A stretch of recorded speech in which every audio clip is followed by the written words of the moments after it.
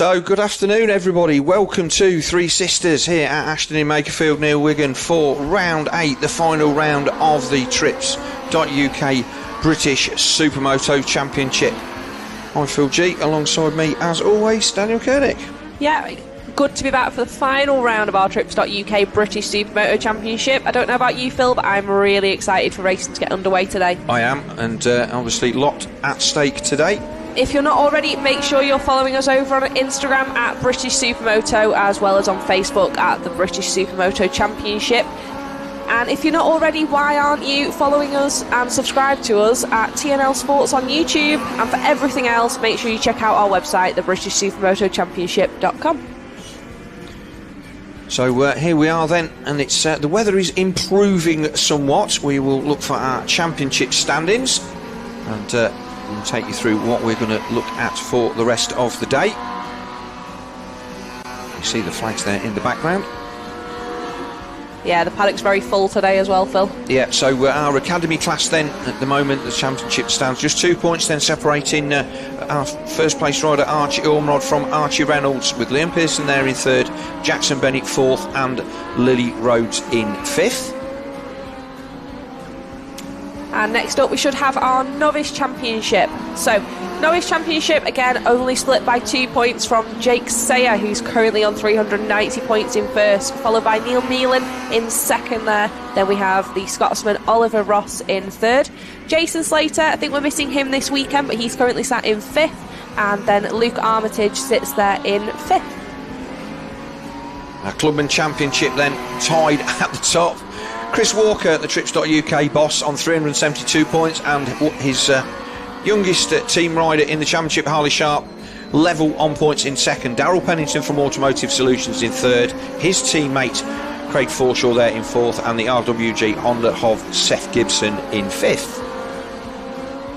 And then the one that it's all to play for, our Trips.uk British Supermoto Championship, currently being led by the Trips.uk rider Jay Smith there on 360 points, followed by the TM UK Leeds rider of Chris Hodgson there in second, the rider that has been out for one round already this season. In third, we've got the Fat and Fast Contract Solutions rider of Richard Blakeman there in third, and then Richard Sharp in fourth, followed by Jamie Dunker, another rider that's out at the moment, in fifth.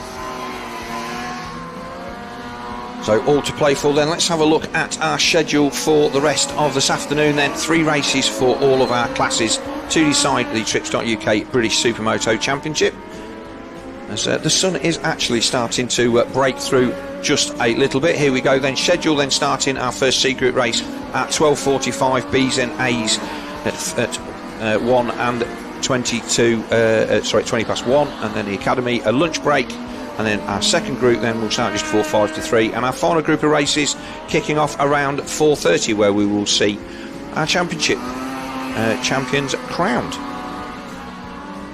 So we'll now take a look at our Super Pole for our riders to battle out for the top 5 places for our A Group Race 1.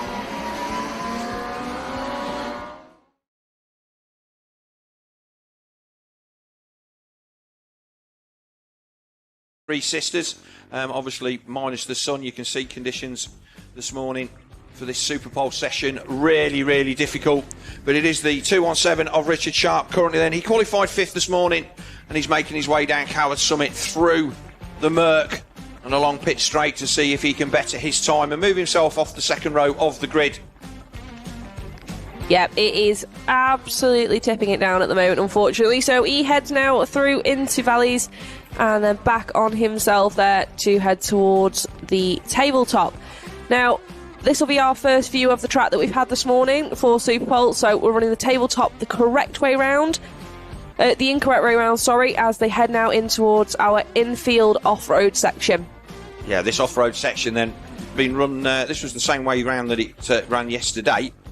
So with the wet conditions, all of the ruts in the right place. Now, though Sharpie's splashing his way through there, the grip levels in that section are pretty good. Not too much muck dragging on. There's a little bit of standing water as they come through this bit onto the Rogerson Straight.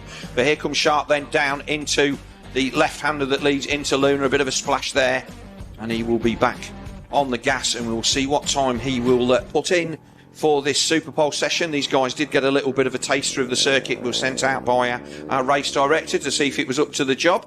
And Sharpie comes across the line, and we'll see what time he does. So here is... right, we've got Chris Hodgson out on circuit then, the number 1.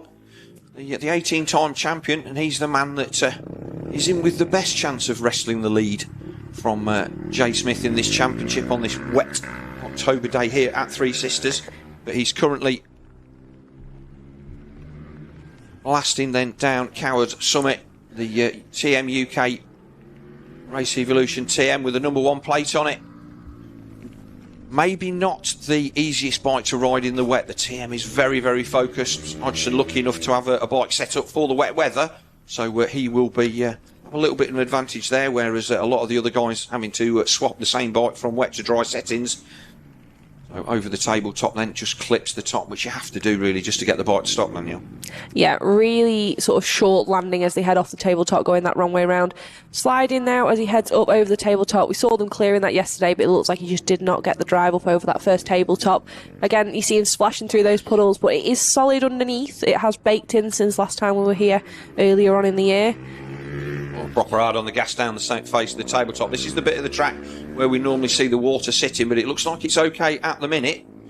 And Hodgson then, he's going to come through. We've not seen the time come through for Richard Sharp, so we'll have to wait for that to update, but that just means our link to what we've got in here is not being updated. And Hodgson comes across the line to complete his lap. Yeah, so that was a red flag there, so I'm not sure if any of our other riders are going to be going out. Just having a quick look. We can see out of our window down into the holding area. Yeah, not quite sure what is going on. Like I say, the weather here at Three Sisters, we had a glorious day yesterday and managed to get the whole race underway and everything done in pretty much glorious sunshine. It was a beautiful autumnal day with good conditions. The track dried out from a bit of overnight rain. But today, what is the tail of Hurricane Milton is... right, so Sharpie's going out again. So maybe we had an issue with the timing and we're going to have to send him again. So we'll go again. So this is Richard Sharp. Let's hope that this time we're going to get some timing. Like I say, the weather is not playing in our favour. There's a lot on the line, so these can give these guys the opportunity that they deserve. And green flag then across the line. So this is Richard Sharp's second go at it. And he backs it into turn 1. He is the king of backing it in. Still one of the old school Supermoto riders and the over 45 championship leader, who was also with a chance of winning this one until he broke a collarbone at Crail in the middle of the year. It's been the best year that I've known for Richard Sharp. Yeah, he's had some absolutely brilliant rides, especially with those reverse grids that we've seen this year. He heads now round down onto Paddock Straight. And then backs it in again as he heads round, taking a little bit of a wider line than we'd usually seen. I think there's a little bit of standing water there on the inside as he heads through into valleys. Again, that rear wheel absolutely sideways, heading up towards the tabletop. Oh, and he's down. I was just about to say that there's a little bit of a river runs across the track there, and it's really, really, especially when you come in the other way with it on slick tyres. So Sharpie then goes down. He got a second go at it, but he's not lost anything. He just hasn't managed to gain anything. So not sure if he's out on his own bike or not, because obviously with son Harley riding as well, he will. He's had a problem with his bike. He's got the 217 numbers on it. So no time then for Richard Sharp in Super Pole, but he's had a great year, and he will ride back to the paddock, and we will get the next of our riders out on circuit, who I think should be the 38 of Ryan Kringle. Let's see who goes out. No, it's Hodgie. So Hodgie back out on circuit next. And here he is. Like I say, for whatever reason, we got an intermediate time there for Richard Sharp. So at least we know that everything's working. So Hodgie gets a second go at it. I think Kringle might have a bike problem, which is why he is not down there.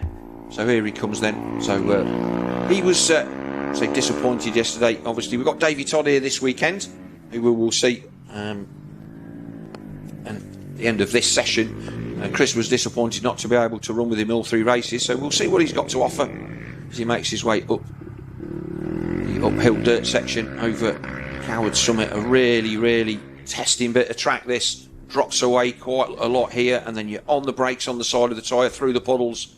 And again, a lot of surface water, standing water there, but it is off the racing line. Yep, again, going slightly wider than we have seen them as he heads round now through into valleys. And again, you can see all that standing water. He'll have seen Richard Sharp go down, so he'll know about that water that runs across the track there. It was quite slippy there yesterday on the inside, so it looks like there was a little bit of moss and a little bit slimy on that inside, so they'll be watching out for that as well, I think. And the thing to remember, he gets over the tabletop nicely there. He did make a mess of that on his original lap. The thing to remember is when the track is as wet as it is, the grip levels are actually far better than you would think. As the track starts to dry out and the water disappears, you then get a level of slime and grime on the top.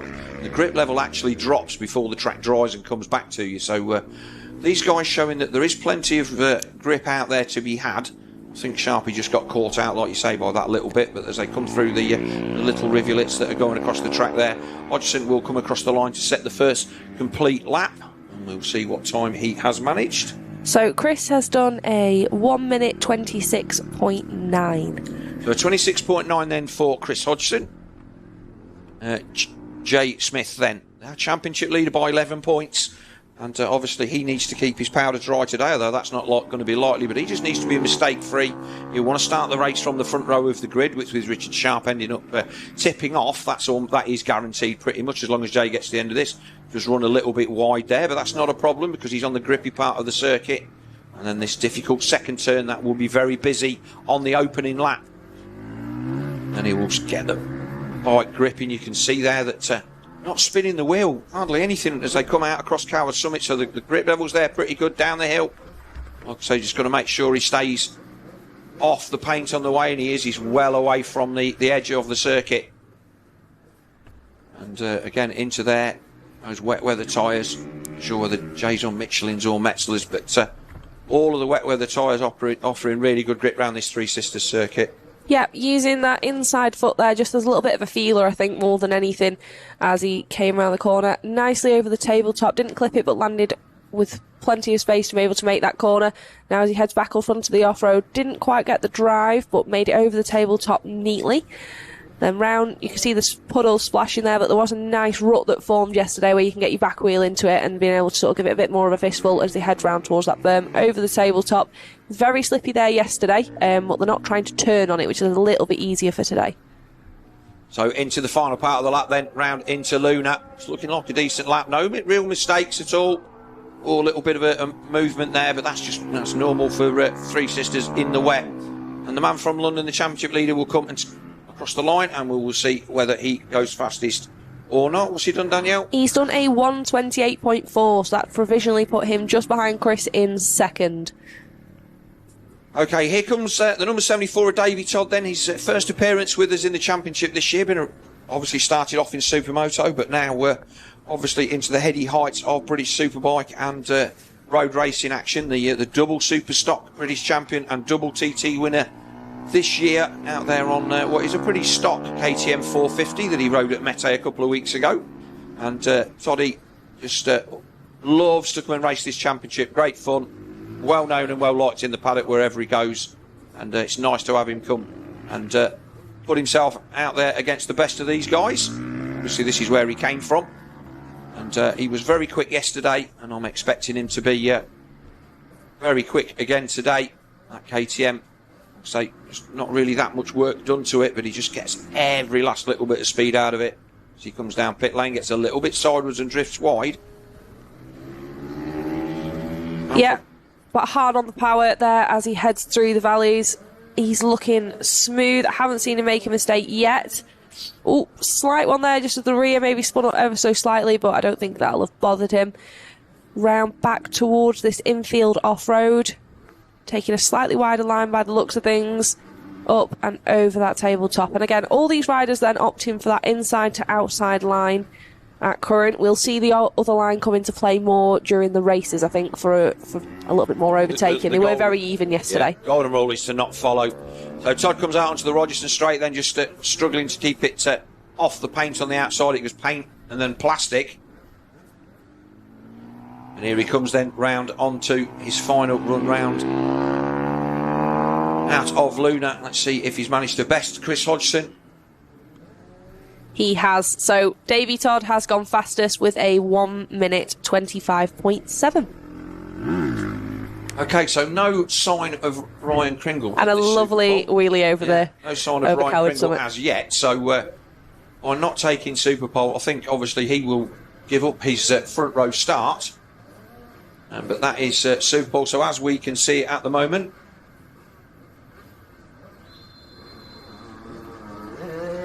Yeah, so it's going to be then Davy Todd that will start from pole with Chris Hodgson second, Jay Smith third, Richard Sharp fourth, and Ryan Kringle will start race one on the second row. And we will wait for hopefully better weather to grace us for the first block of races. And we'll bring on our final day's action for the British Supermoto Championship here at Three Sisters. So here we go then, our first C Group race brought to you by Contract Solutions, Precision Engineers of Jamie Duncan. Away we go. On the front row we have the 183 of Lee Codling there. Looks like he's going for a whole shot, but he's been pipped to it by the 98 of Jamie Wrigglesworth there, who was sat in fourth. So it is Jamie that leads us up onto our first uphill off-road section, followed by the 111 of Duncan Wright. Then that looks like we may have, I think that's a new riders tour there, possibly the 20 of Max Murray. Yeah, Max over from the Isle of Man. We've got a decent Max contingent here with us at Three Sisters this weekend. But our first race action then of the day, and it is Jamie Wrigglesworth that leads past pit lane for the first time, and he's been having some decent races. Talking to him in the paddock over the weekend, and he said, I'm just concentrating on not falling off, too busy at work to get hurt. And then goes and bangs a whole shot, and he's first rider then over this tarmac off-road section. He is renowned for his excellent starts, is the Bathmate rider of Jamie Wrigglesworth. So we're watching now come round onto our infield off-road section for the first time. So this will allow him to have the choice of lines, and we'll be watching. He's taking the inside, and we can see there the outside line there being used by Duncan Wright, not following, doing exactly what he needs to do to try and show Jamie a wheel there, and he makes a pass. That's a proper good pass from Duncan Wright. So Rig did absolutely nothing wrong there, and just goes to show you the dual lines. These two have already checked out the front as they come into Luna for the first time. That was an absolutely barnstorming pass. That was from the Scotsman Duncan Wright. Then on the 450 KTM, again another one of our contingent from north of the border. But Rick's going to have a run down the inside. He is. He's there. He's on the brakes, and he goes to the inside, and he makes that pass stick. But I'm sure Duncan won't be letting him have it easily. Jamie there covering that inside line as they head up this uphill off-road. There's a little bit of a pothole there, both of them then hitting it, trying to get the power down. It's incredibly slippy there as they head out back up onto the tarmac. So Bathmate teammate John Oates came across the line in third position on the number 95. So Bathmate 1 and 3 at the moment. Be interested to see if the number 98 of Jamie Wrigglesworth decides to try and cover off by going to the outside. But as we saw in a couple of races here last time, these inside and outside lines are pretty much equal. So it'll just be a case of, I think the gap is too much. Duncan Wright a little bit further behind than he was on the opening lap as they come down over the tabletop and then into this tight right hand hairpin where it goes from tarmac into anyway. Right, he's back on the back of him, and he's going to do the same thing again round the outside. The Scotsman throws it into the berm. The outside line is a lot better, wasn't used as much yesterday, and he drops onto the inside. Is he going to do it? He does. He makes the pass again. So Rig gives up that lead for the second time in 2 laps, and it is the Scotsman Duncan Wright on the 111 that leads them then. Oakes is he's back there about 3-4 seconds, and a battle then between Sean Jones and Farron Young for 4th and 5th. Yeah, great pass there from Duncan Wright again through that off-road. I'm sure Jamie will then be trying to tee up this overtake down this straight there, but he's not quite close enough. Duncan there braking later, going a little bit deep though, but managing to keep Wrigglesworth behind him. Running wide a little bit there, not a bad thing, because the grip level as you move away from the apex of the corner does go up a little bit because the tarmac is not as polished. So missing the apex a little bit in the wet, not as big a deal as it would be, because if he'd have done that in the dry, Rig would have been straight there like a rat up a drain pipe, and it would have pushed him out of the way Well, there's your top three then. Duncan Wright from Jamie Wrigglesworth with Bathmate team boss John Oakes there in a great third place as well. The track, from our monsoon conditions that we had for Supermoto, which almost didn't happen. Nick Walton said that our race director gave our riders the option, I think, to go out and try before you buy, to make sure that the track was up to muster. And although it was very, very splashy and wet, they went out and did the duty. And now the rain has stopped, and we do have sunshine in the vicinity. So you can see a few shadows there as Duncan Wright leads into the off-road section on lap 3. Interesting to see there that Duncan Wright had the option to take either the inside or the outside, being the leading rider heading into the off-road, and still opted for that outside line. Obviously must just feel more comfortable taking that line, and like you say, it was a little bit smoother after being used slightly less yesterday. On our split screen there, you can see our infield off-road section. Can't quite see the riders we've got going round in there, but all of them managing to make the way round, and as Phil said earlier, we have definitely got plenty of grip. Even though we had all that torrential rain, there's plenty of grip in our off-road. Splashing through the puddles, the grip level will start to go away as the track dries. It will start to get a bit slippy and greasy before it goes fully dry. Duncan right now a decent lead over Jamie Wrigglesworth with 3 seconds almost across the line last time by. Nathan Smith now up to third, so he's got that 555 Honda back into the top 3, but it will be the top 2 that will go to our B final race 2. The top 2 guys in this race will get promoted up into the B group, and I'd say Duncan Wright, he started soon for the first time down here last year, and he was a guy that made the occasional B final, but he's been barking on the heels of a couple of A group transfers this season, so he's definitely upped his game. The difficult qualifying conditions this morning, I think, caused quite a lot of people out. Nobody wanted to throw it up the road last round of the championship. Where they are is where they are, and for a lot of cases, but he's having a decent ride.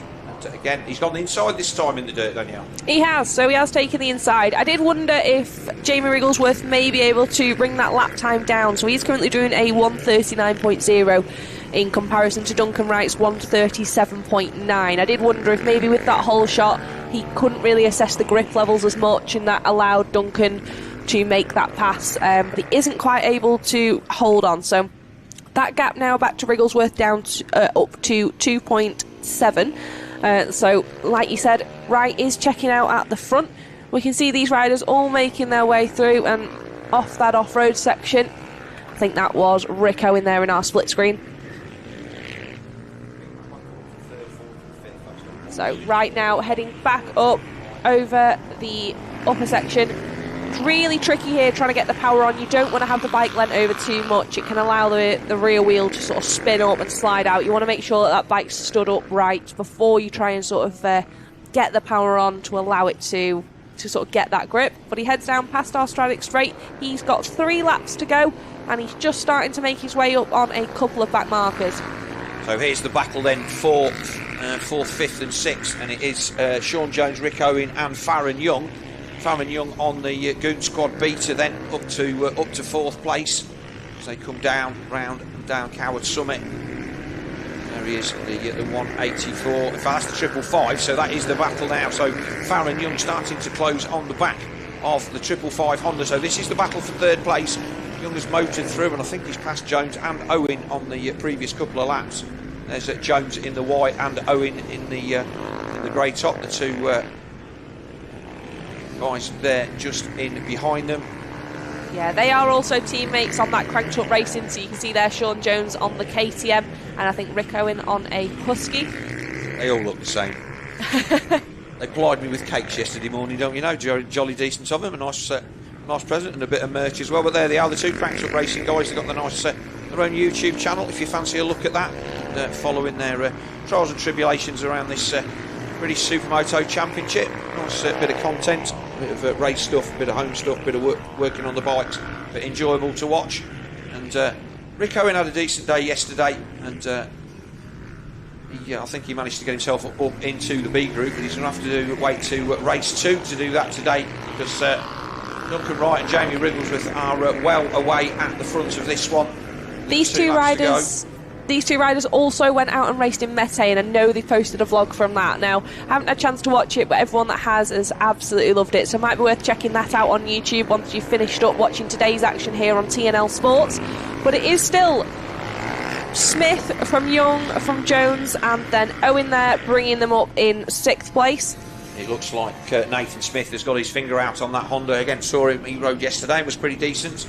A ride that we've not seen before, and it looks like he's just starting to gap out. Young was on the back of him as they came past pit lane last time, but managed to get that gap out a little bit, probably about 0.8 of a second, maybe one. But this is the battle on track for 3rd, 4th, 5th and 6th in this first Contract Solutions British Supermoto C. Contract Solutions, then engineering company up there in Fife, run by Jamie Duncan and his dad, and we wish Jamie a speedy recovery from his broken leg. A man that was in the championship right up to the point where he wasn't. He had an injury sustained at a Scottish Championship round, and as a result that's knocked him out for the season. We hope to see him back on track as soon as we can. So it looks there like Farron Young's caught on a back marker taking that inside line, so that could slow him down now as they head round up over the tabletop. We saw there Rick Owen and Sean Jones taking the inside there, but not able to make a pass. But that gap out to Nathan Smith has opened up due to that. So Farron Young, although Jones is right there behind him as they head round. Another back marker there, looking like they're just getting out of the way of this battle for 3rd and 4th. Yeah, it looks like this one's spread out to the point now where I don't think there's going to be anything else to play for. Jamie Wriggleston 6 seconds adrift of Duncan Wright, and they're almost 30 seconds up on the 3rd place man, so those two guys at the front have absolutely checked out. We'll back and pick up Duncan Wright then. He will, no goggles then by the look of it for the 351 for Rick Owen there. Looks like he's decided to ditch the goggles, and the track will win. We had our super lights out earlier on, which washed a lot of the water away. These riders did take the last lap flag on their last time by, so you can see there just coming up on a couple more back markers, but there is our race leader, the 111 of Duncan Wright, making that off-road section look easy as he flies. So Duncan Wright takes our first race win of the day with a 1st place in our British Supermoto Championship Group C race, sponsored by Contract Solutions. Following him was the 98 of Jamie Wrigglesworth, our Bathmate rider. Both of those now will promote themselves up to the B group for race 2. Not got 3rd place over the line just yet. There he is. So that should be Nathan Smith coming across the line. So he will start from pole for the 2nd C group race of the day, sharing the front row with Farron Young, Sean Jones and Rick Owen. Tommy Sayer in 7th. Max Murray, the Manxman, which should be 8th. Dean Clark 9th, and Lily Rhodes having a good 10th out there on her 250 KTM. Who, there she is coming across the line. There she is. She looks like she's just trying to pip up the inside, but just didn't quite have the run out of Luna she would have liked.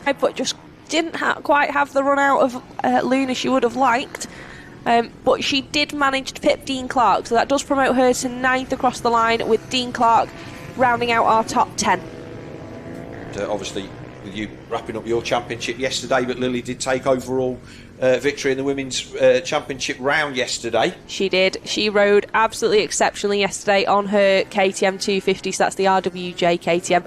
I could not keep with her in the first 2 races. Not sure if I was just fancying around with grip levels, but she rode absolutely immaculately.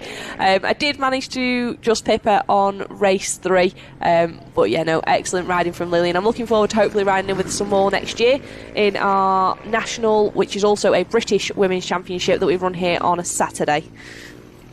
So that's our Supermoto Group C race 1 in the books. Then last few riders coming across the line. The sun is out now to a point where I won't say it's t-shirt weather, but I actually sat in my nice TNL Sports polo shirt. The sun is out. It's stopped raining. We do have what can only be described as also beautiful clear skies, but it's a high cloud. There's blue skies over there in the distance. We do have a little bit of sunshine. This is our British Supermoto B, brought to you by Race IQ. Visit raceiq.com. They are your go-to place for all your race information, to download your lap times and all the other info that you have. As we just see Duncan Wright down there in pit lane, and he took victory in that C Group race 1. So congrats to him. There he is, Duncan Wright, on looking a little bit forlorn, but that was a cracking ride from the Scotsman, and he will be up there for B Group race 2, starting from the back of the grid. And I do expect him to get quite a long way up that B Group, because it's his kind of conditions drying out, I think, and as a result he will probably find himself maybe all the time he's done 2 races, 10 to 15, and him and Rick will go up to B Group. So here we are then. This is the B Group. We'll have a look and see who we have for the grid to form. You can see the shadows there, Danielle, on the grid. So the sun most definitely broken through the crowds as they send off. So Pennington and the rest of them go off on their warm-up lap to see who is going to be starting this one from pole. I think it's going to be the 289 of Kyle Casement. Again, another one of our max contingents on the 450 Honda come across to have a go, and did pretty well yesterday. At the moment, just keeping an eye on our live stream on YouTube. We have got the live chat on there, so make sure that you're cheering on your favourite riders that we've got out there. There is our starting grid. So, as you said, we've got Kyle Casement there on pole, followed by Darrell Pennington, Jake Sayer and Ian Bremner rounding out our front row. Then row 2, we'll have Kyle Eccleston, Paul Groom, Oliver Ross and Craig Forshaw. Row 3, we have Michael Craig, Luke Armitage. Oh, we just lost that there. Luke Armitage, Dan Billum and Blake Wilson. Then we have the 101 of Neil Meelan, Perry Hillier, Kevin Crowthers and Dax Almond. And then rounding out our B Group, we have Dan Spencer and Andy Hayes, alongside Noah Guillory and Paul Reynolds. We were surprised to see Paul Reynolds at the back of that. And Dan Spencer finding his way up into the B Group from qualifying, so he will make his life a little bit easier than he did yesterday. But here is the 666 then of Darrell Pennington, and he is again another one of those guys that is always right on the bubble for our A Group qualification.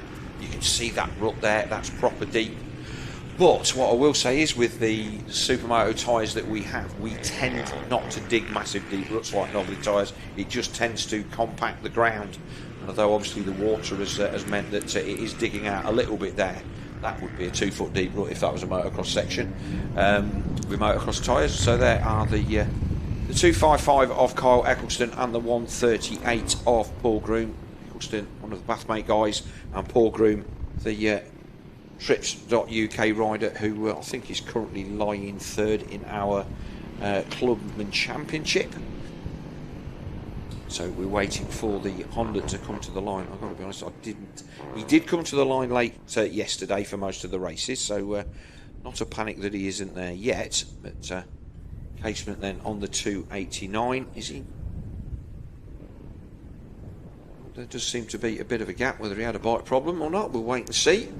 Yeah, we did see them in the paddock over the weekend. I feel like they have been having a few bike issues, just sort of setup wise. Like you say, a lot of these Manxmen that have come across are on sort of begged, borrowed and stolen bikes to try and get out there. So we've all borrowed bikes. I know we've got a few there in the A Riders. We've got both the Kringle brothers out there. But there is my dad there. He waves the red flag, points them at our lights, and we'll get ready for racing to get underway. Pennington then looks like he's got a good jump, and Groom as well as they come down to turn 1. Jake Sayer on the outside, run around the outside also. Oh, big moment there for Forshaw. Looks like he got pushed wide. Not sure who that was. Might have been Ian Bremner. Not sure whether he's in that one or whether he's gone up into the A's. We'll have to check that later on. No, Bremner is out there at the moment. So Bremner, I believe, started on our front row in 4th. Oh, he did. So it might have been Ian Bremner then just sat up a little bit and everybody get concertina out. But it is the 666 Automotive Solutions KTM of Darrell Pennington that leads past pit lane for the first time. That's our commentary box on a very, very rapidly drying track. And he will hopefully manage to convert this into a victory. He's been there or thereabout so many times.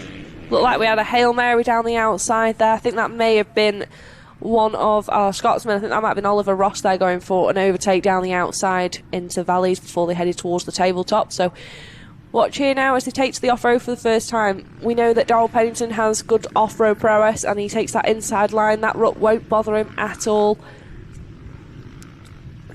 in fact, looks like most riders are playing follow me leader, so it's obviously they will all have been getting themselves ready, won't have paid much attention to what the guys in the C group were doing, so they won't have seen what Duncan Wright managed to pull off with regard to making passes in that off-road section on the first couple of laps. We've got a rider down there. That's Dax Almond. Yeah, he's just gone down there in the off-road, but he's picking himself back up. I will say yesterday that on the outside line heading up towards that tabletop on the exit of our off-road, there was a deep rut forming on the outside there as well, so there might be some riders sort of clipping that.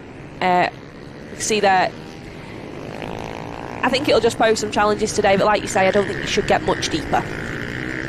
So across Coward Summit then for the second time. Pennington then decent advantage across the line last time, 1.4 seconds with 3.11 of Jake Sayer there in second. It is Ross now that crossed the line in third, and Ross the Scotsman on the number 43 Race Evolution Honda. He's again been riding up in Scotland, and this is his first full championship season down here at the Full British. He's acquitted himself fairly well, had a few up and down days, but has the speed to run at the front of this B group, and he's proving that today. Looks like Paul Groom in there behind him as well. Paul Reynolds up to 6, so Pecco was starting from the back row of the grid, so he's absolutely on a mission.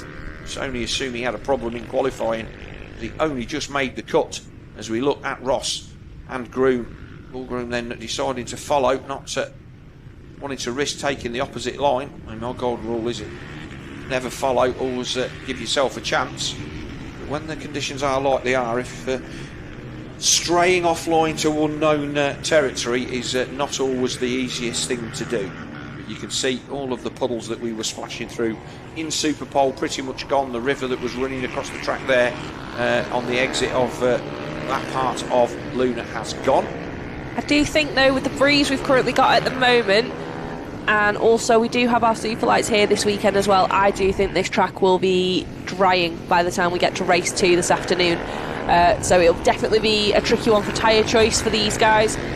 We know the off-road's wet and it always is slimy as you come off the off-road, as you can see there as they head up over Coward Summit, but I do think it'll be a big choice for these guys what tyres they go for, whether they go full wet, front wet, rear slick, full slicks. I think it's really going to be a big decider with these tricky conditions. Yeah, I don't think for the first group of races anybody's going to be anything other than full slicks, although I will give a hat tip to Jamie Duncan to say he would be putting a slick in for the first race here. He was always the first man to brave a tyre. But yeah, seriously, there's still too much standing water, and although it is drying out really, really quickly, it'll be a long while before the lap times are anywhere near what you would be able to do on a wet, and the surface of the track is wet enough that you're not going to melt a wet anyway. So Groom then still trying to find his way past the 43 of Ross. In fact, he's dropped off a little bit. So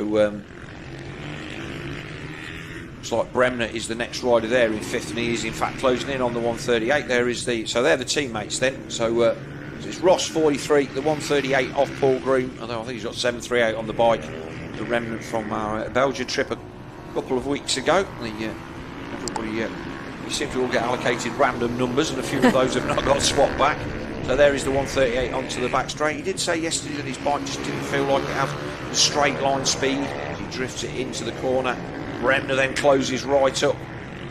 He'll be looking to make a pass. He always is. And on the Race Evolution Husky, so teammate to Ross. So they're all running out of that unit down there. Tyre supply, Race Evolution supplying the paddock with Michelin and Michelin tyres now at this British Supermoto Championship. But Pennington still holding strong at 1.3, with Sayer posting the fastest lap there in second position.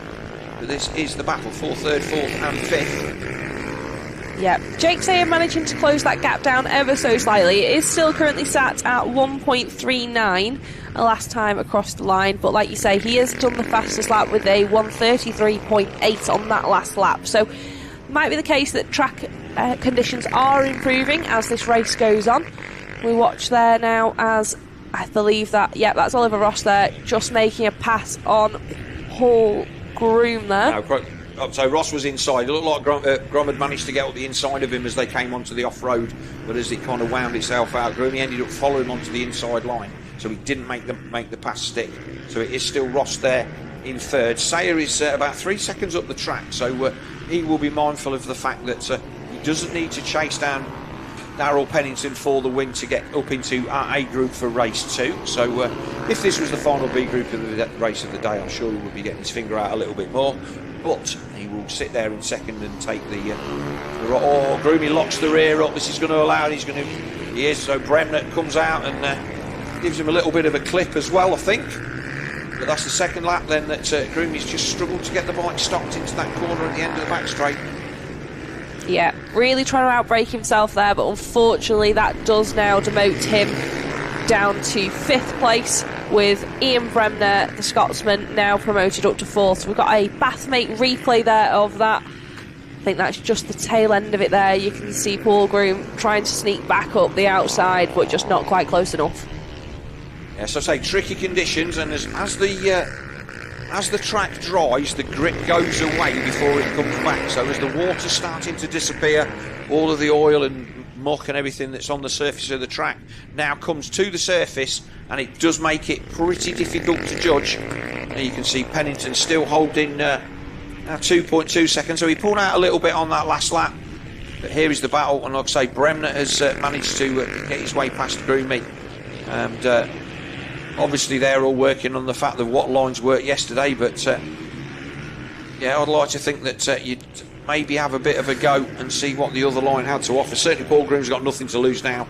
Nobody on the back of him, so he could make that turn, make that outside-inside work, maybe. We'll see if Bremner has anything for his teammate as they come round Luna. No, but I will mention, it is actually the number 10, the Automotive Solutions team boss, Paul Reynolds, who we saw was actually at the back of this grid. He's made his way all the way up to 6th, so great ride from Paul Reynolds there on board that Husqvarna. He's currently sat in 6th, but he is a few seconds down the road from the 138 of Paul Groom, who's currently in this battle with Ian Bremner now for 4th place. On that last lap, there was 0.2 between them across the line, so it's still very much all to play for in the closing laps of our British Supermoto Championship Group B race. Well, I think Paul Groom's got brake problems, because he just did the Chris Hodgson line down into the pit turn. He was right out on the grass. He may even have gone down. We'll just wait. So it's 2 men there. Groom has gone. There's Groom, so he lost a massive amount of time. Let's see if we can just catch that. But there's Groom, look, going straight on. He's almost off into the barriers there. He just disappears out of sight. So great Pathmate replay there from our crew, catching Paul Groom then. So I think that he's got a brake problem. That's obviously why he's struggling at the end of the straight. So here are the 2 Race Evolution teammates of Ross and Bremner. Reynolds then now will be on the back of Paul Groom. And also let's give a mention to the 108X of Perry Hillier, brother of Dean, riding Dean's old bike. Now Dean's gone to Yamaha. Perry making a return to the Supermoto paddock yesterday and out there again today, and running currently in 8th place, just in front of Kyle Eccleston.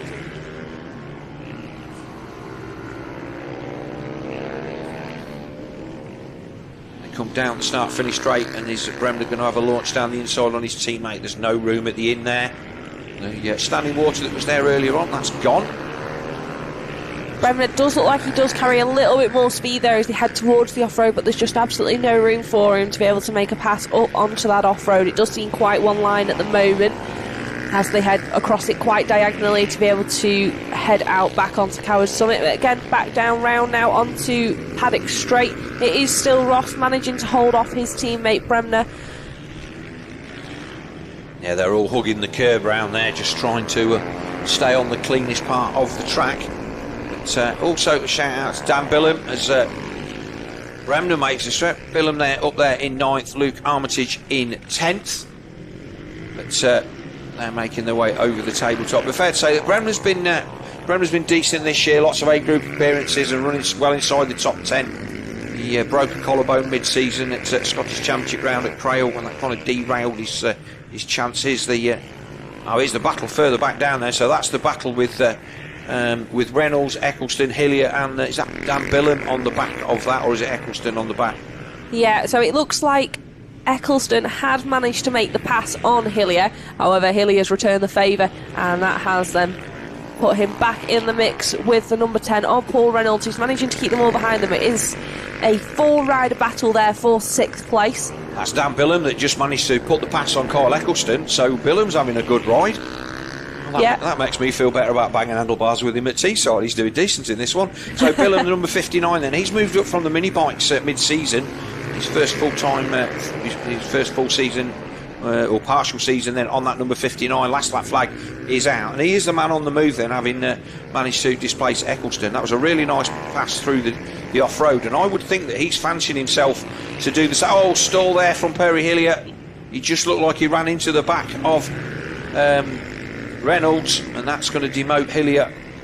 Yeah, he was having a great race there, but unfortunately just stalling it as they head up onto that top off-road. So that does give Reynolds now a little bit of breathing room. Not very much though, as Billum is now chasing him down now as they head into our paddock bends. I think it will come down to the off-road section, because obviously I think that Reynolds will go inside outside, and Billum will do the opposite, and we'll see if he makes the pass. He's close enough. Like I say, they've got the gap on Eccleston, who's just struggled a little bit in these changeable conditions. We saw him win a B final yesterday quite early on. So here we go then, Billum into the dirt. He's going to go the long way round down the outside, I would expect. There he goes. Yeah. Nice run, and you can see from me it rolls out here. All of a sudden the track shortens and Billum gets up the inside, gets on the gas. That's an absolute candy from a baby pass by the number 59. Pennington then across the line to take the win. This is the run to the line then between Bremner and Ross, and that will be Ross will take that from Bremner. Sayer took second, having took the fastest lap of the race. Now that was a great pass by Billum at the end. I'm glad we caught that, because that just shows that this off-road section is very, very balanced, and Billum sticking his neck out and making some good passes through there to come home in what I think is probably his best result of the season, a 6th in the B group, from Paul Reynolds, Kyle Eccleston, Perry Hillier and Luke Armitage. I think that is a battle between Neil Meelan and Blake Wilson there as they headed through the off-road. We can see how much that off-road has dried out from this morning. No more splashing through puddles as they make their way round, and both those inside and outside berms looking absolutely solid. But it looks like it is Wilson that has managed to make that pass on Meelan on the last lap as they come across the line. It is Wilson to take 15th place, followed by Meelan in 16th. So Wilson, one of those pesky kids then, coming up off an 85, getting onto the big bike. So good to see him there in the B group, finding his feet on the bigger bike. And it's, like I say, he's been the class of the field in our some of our youth races and stuff like that earlier on in the championship. But moving up onto the big bike now. That is our B group race then, brought to you by RaceIQ.com, and it was a win for Darrell Pennington and from Jake Sayer. They will go up to the A group.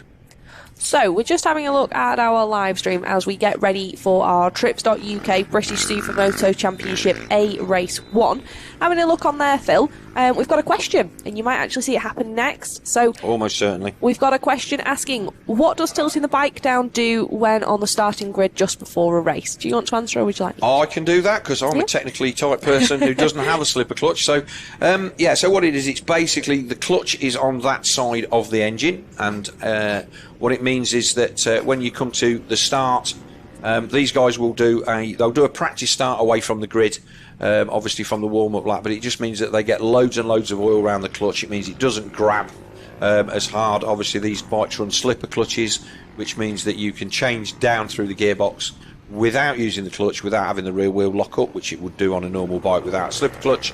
And obviously on some of the more finely tuned bikes, the slipper clutch setup is really, really difficult to get right, and obviously you want to make sure that you've got loads and loads of oil around it, so that it actually blasts off properly and it doesn't end up throttle bit away from the line. I think that was a very, very detailed description of that one. Thank you, Phil. Another one here, just a mention for our marshals that are currently out there in these very changeable conditions this morning. I think they all deserve a mention for standing out there. If it wasn't for them, we wouldn't be able to go out there and race our bikes. So big thank you to all our marshals and helpers that are currently out in the weather at the minute. It has stopped raining. It is very sunny. And I know that a lot of them actually enjoy watching our racing.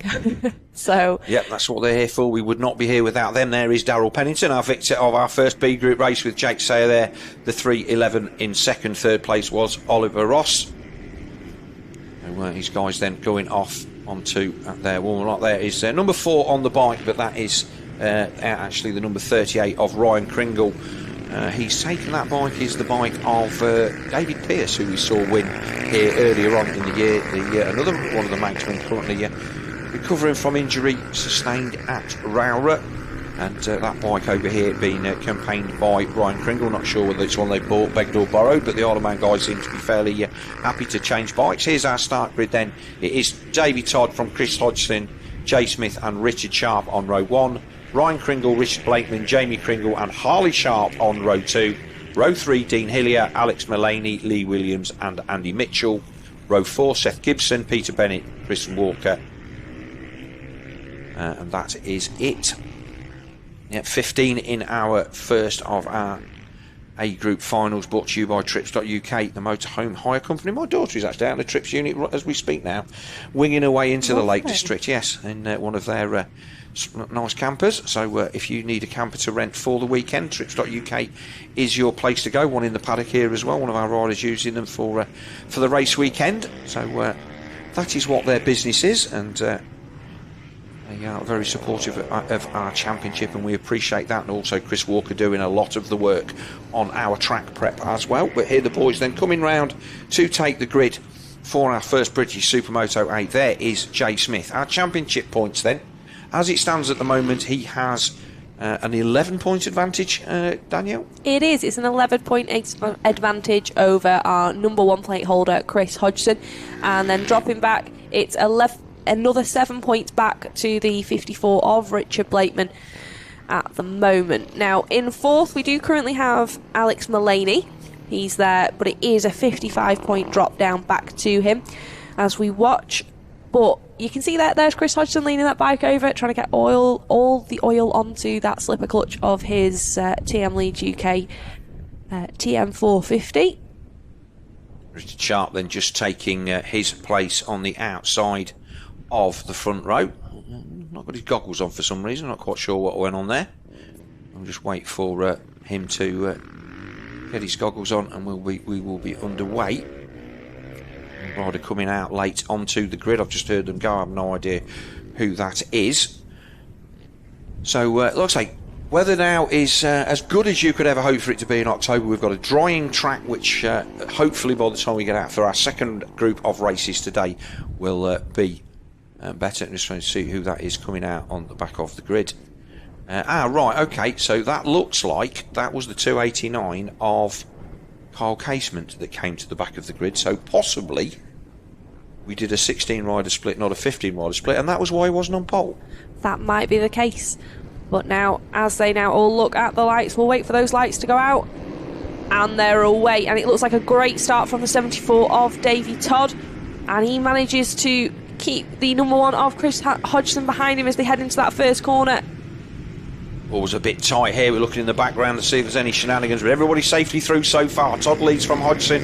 Jay Smith in 3rd. Looked like Richard Sharp got to jump into 4th there. Didn't manage to make any places around the outside on lap 1 as they come off the top of Coward Summit. I think that was actually Richard Blakeman there that managed to make a pass on Sharp as they headed up the off-road. So I think it is cool.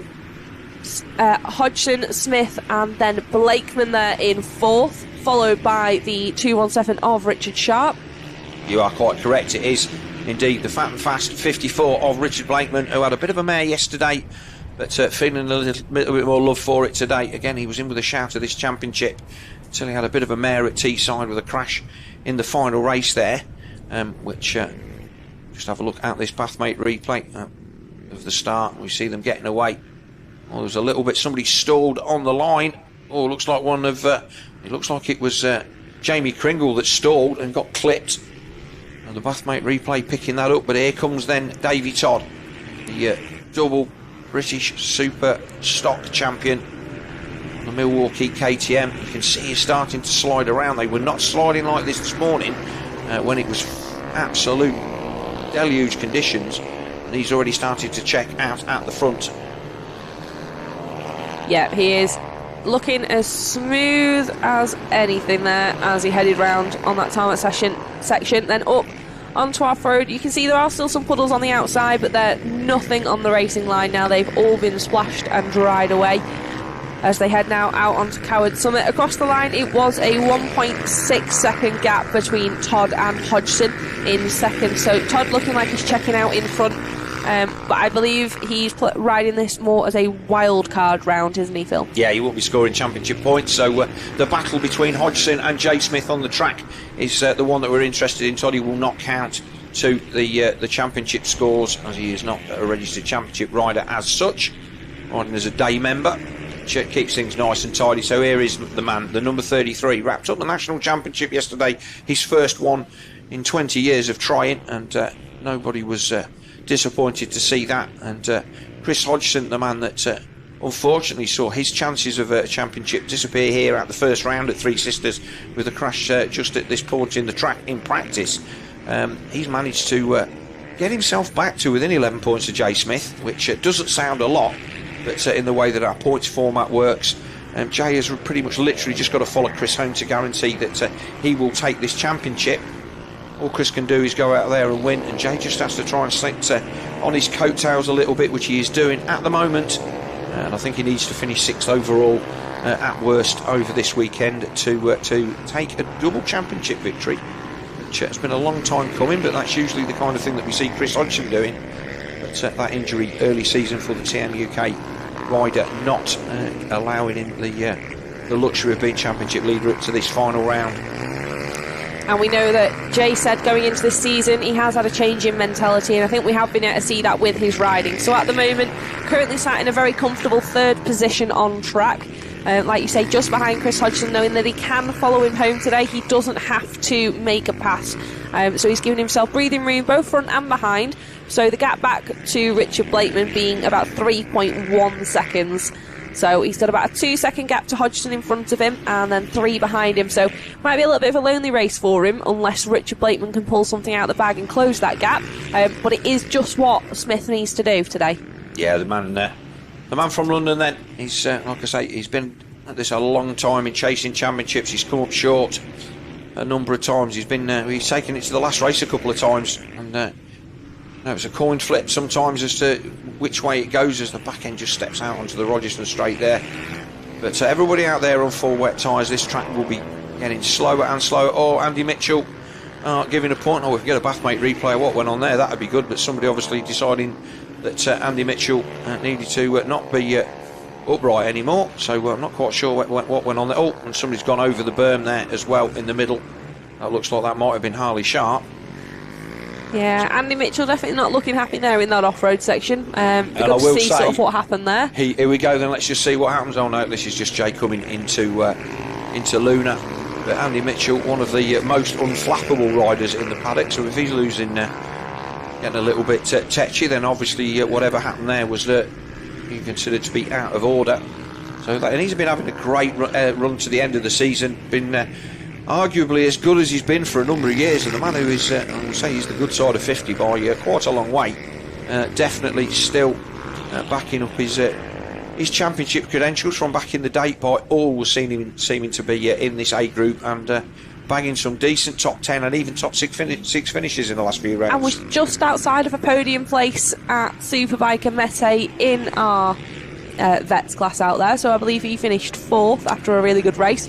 But it was the 217 of Richard Sharp who managed to take the win over there, so congratulations to him. He again is currently sat in 5th place, just behind Richard Blakeman by about 2.7 seconds. He will take our championship for our over 45 riders as Dean Hillier. Then he's the man that got a lap down. I would hazard a guess that maybe the fact that he's a lap down and Andy Mitchell ended up on the floor may not be unconnected, but we will try and find that out for sure in our lunch break. We will be hopefully having a few words with our championship chasing riders, Chris Hodgson, Jay Smith, Richard Blakeman, Richard Sharp. Hope you're going to chat to us during the lunch break so we can just get a little bit of insight into what they're up to and what their thinking is for this final round of the championship. But here is Chris Hodgson coming into the pit bend, and like I say, got a decent lead now over Jay Smith, 4 seconds, and so Jay just needs to sit there and take the points. All Hodgie can do is win races, and that was his mentality at the start of the season.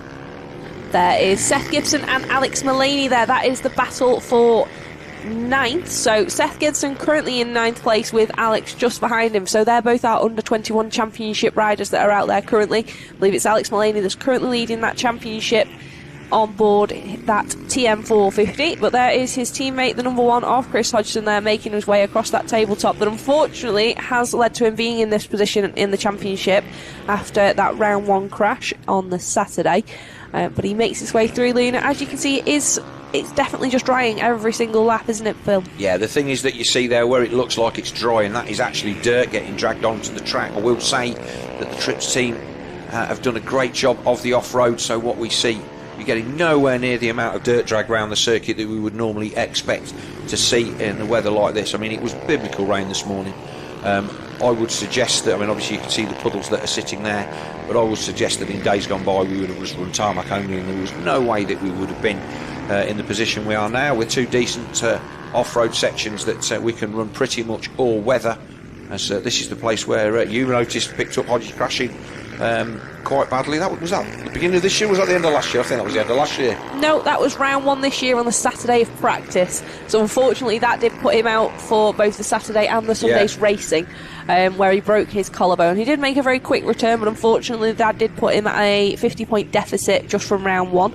So he has been playing the underdog all season long, and like you say, to get back to within 11 points of Jay Smith going into this final round, it's a great achievement from him. But I don't believe TM have ever won a British Championship, and I think that is something they are looking to do. So you can see there on board that TM, he's absolutely inch perfect there across that tabletop. Yes, it's the track then riding really well. You can notice he's just staying a little bit tight there off the dirty part of the track. I think we saw one of our Kyle Eccleston, I think it was at the last round, when we ran a similar layout, but in the dry he got caught out with a dirty tyre as he came onto the Rogerson straight, which slid him out. So Hodgson then is Smith in third. A little bit drawn out, these kind of conditions, I guess, where people are obviously they don't want to be falling off, but there's also so much at stake, risk against reward. You can see that Smith, no point in him chasing Hodgie down. He's got no pressure from the rear. Blakeman then still, he's probably 8 seconds adrift now, so a little bit of a quiet race as far as the as battles are concerned, but still interesting to watch these guys. They're still pushing the limit. They are definitely, Phil. Just looking out of our window, and you can see there just on screen, on the outside of the track we are starting to get some dry patches. So especially with our super lights going out after these guys have finished, I do think by race 2 we should have a dry line forming, which is positive in one aspect, but like I explained earlier, with that tyre choice I think it's going to be really difficult. Now, I myself went down yesterday in those changeable conditions. I just managed to lose the front going round Luna, and Chris Hodgson actually said, it's slippy on the dry bits, isn't it? Yeah. He's absolutely right. It was really slippy, and when it's in these conditions, sometimes it's best staying off the racing line and trying to stick to those areas where there is still grip with it being wet. But I think it may be the case that by race 2 we've got a lot more interesting sort of excitement over, I think, slide-offs, I think, maybe happening. Yeah, so Smith then comes through, and again he's just drifting out. You can see he's off quite a long way wide there, and he elected not to do the Belgian trip after a couple of little issues that he wasn't quite happy with the bike at the end of our Teesside race, and that he decided to go through the bike thoroughly and not risk racing a race that didn't really mean anything in the terms of the championship for them.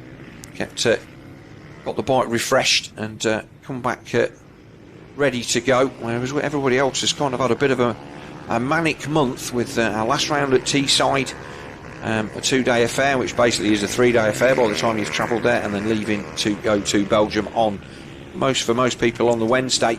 It's a tight turnaround with just a couple of days at home, and Smith opting to give that a miss, whereas obviously Richard Sharp, Richard Blakeman and Chris Hodgson and Davey Todd all were out there performing at the highest level in the European competition.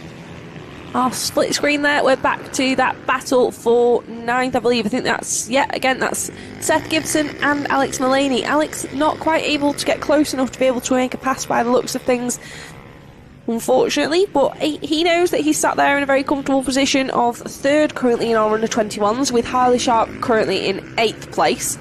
So great ride from Harley today. He also rode really, really well yesterday, didn't he? Yeah, he did have a bike problem yesterday, which didn't really. His results didn't reflect how well he rode, and he's out there on the wet bike of his team boss Chris Walker. Walker currently. I'm not seeing Chris Walker out there on our timing screens. He may be 14th or 15th. I've not seen him out there on circuit. So. No, I'm missing him as well, actually. Maybe try and find out over lunch what's happened there, as he is our current Clubman Championship leader. And obviously he is tied on points with this man here, Harley Sharp, so whatever has happened to Walker is... That's actually Richard Sharp there, so I believe that's the battle for 5th with Ryan Kringle there. Oh, right, we've got as that they head one, up, yeah. So that is Sharp Senior as they head down now off Coward Summit into our paddock straight. You can see there Richard Blakeman there. He's got a bike currently in again. 4th. He was like making gestures as he came past pit lane that bike was not doing what it needed to be doing, and all of a sudden, after being quite a long way clear of these guys, he's now only a second and a half in front of him, and looks like he's struggling again. He's just had one of those weekends. A couple of really random things have held him back in 2 races. Had a good 3rd race yesterday in our national series, but he's getting closed down quickly then by the 217 of Richard Sharp and the number 34 of 38 of Ryan Kringle, but it is actually number 4 on the bike. And again, Kringle has absolutely no dog in the fight here. He's just here for the experience, and as you can see there, as Kringle and Sharpie, you can see the rear end then breaking away as they try to tip into the corner. This is where the track is starting to get slick. The lap times then, fastest lap for David Todd at 1:27, but the last lap for him was a 1:30, so the track is going away. Last lap flag is out. Yep, Kringle then not quite close enough to be able to make a dive up the inside on the 217 of Richard Sharp on this last lap. But he'll be now trying to keep as close as he can as they head up to this off-road. And like you say, they are definitely closing in on the 54 of Richard Blakeman. So across Coward Summit then, down the other side. We come to, is that Hodgie? It is indeed. So backing it in, and Sharpie still starts to go a bit of a panic rev there from Kringle. Obviously, you're going to get up pretty early in the morning for Richard Sharp to fall for that. He's been around a long time. And the Manxman then, the road racer, not a Supermoto regular by any stretch of the imagination, as we catch our race leader Davey Todd. Yep, Davey Todd now coming round Luna for the final time of this race. And he's put a little one up there as he comes and cruises across the line. Is he going to show off and put it on the back wheel? Of course he is. So Toddy takes the win then. We're looking for the battle in the picture-in-picture there. Chris Hodgson will take 2nd, and Jay Smith will come across the line and he will take 3rd. And this is the battle here for 4th, 5th and 6th between Blakeman, Sharpie and Ryan Kringle. And it looks like Blakeman might just get to hang on. He is indeed. So nice to see that he's not got mugged off at the end. So Blakeman will take 4th, Richard Sharp 5th and Ryan Kringle 6th. Then it should be the 74 of Lee Willow Williams, and just right on cue, there he is in the picture-in-picture, the man on the 94 high-tech coatings, Husqvarna. He will come across the line in 7th, and then it will be the battle between Harley Sharp, Seth Gibson and Alex Mullaney, which will come across the line next. There's Sharp then on the KTM this time, and Gibson is going to have held on. Yeah, Gibson comes across the line, so he's managed to pull out a decent gap on Mullaney. Then it's Peter Bennett. Dean Hillier was a lap down, so we lost a couple of riders in that one. Looks like we lost Chris Walker. Did not see him out there. So a few riders adrift, only 13 finishers, as according to the live timing, which you can follow on speedhivemylaps.com.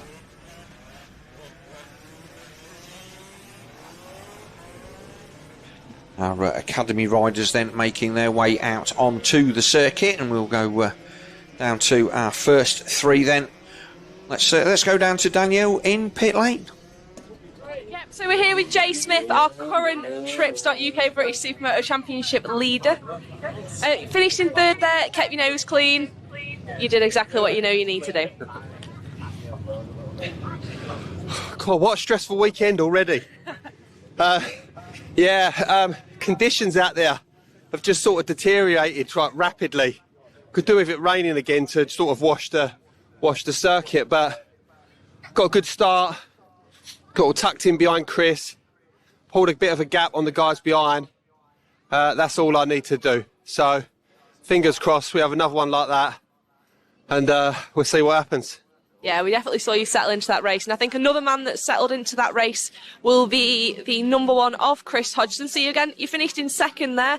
But again, you kept your nose clean. You did what you need to do. You know you need to try and get in front of Jay.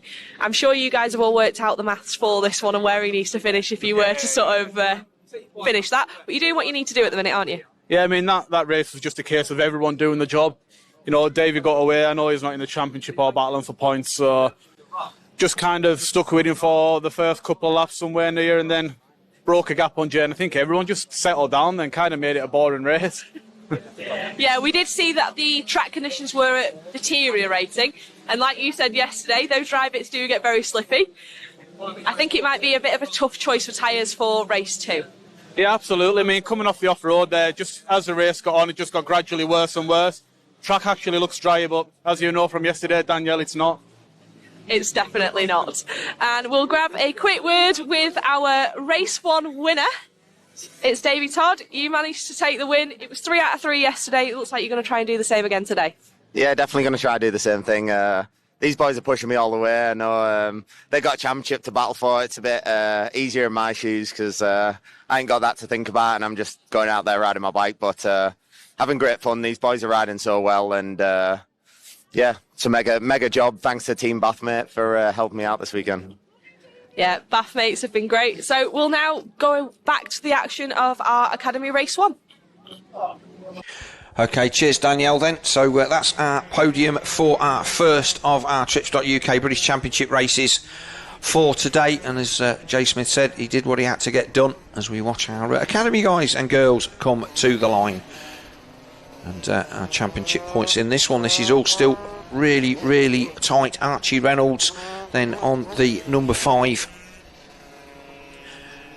He is, I think, our current championship leader. And he will start from pole position. We'll wait for our grid to appear on the screen.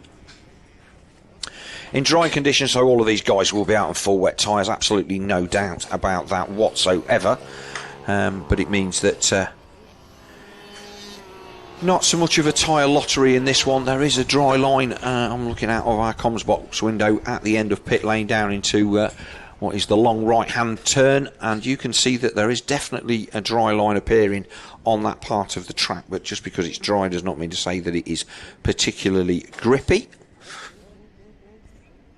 So if we can get the championship point up for this one, I'm pretty sure Archie Reynolds is the man that is there or thereabouts. This one brought to you by FF Solutions Design and Build. That's Jay Smith's company, and this is Supermoto Academy Race 1, and it is Reynolds on pole on the number 5. Away they go, and he is going to get the whole shot by the looks of it from the number 8 of Blake Wilson. It looks like Ormrod's going to come down there into third, and it's the 41 Yamaha 65 of Edward Darnton as they make their way up into the off-road for the first time.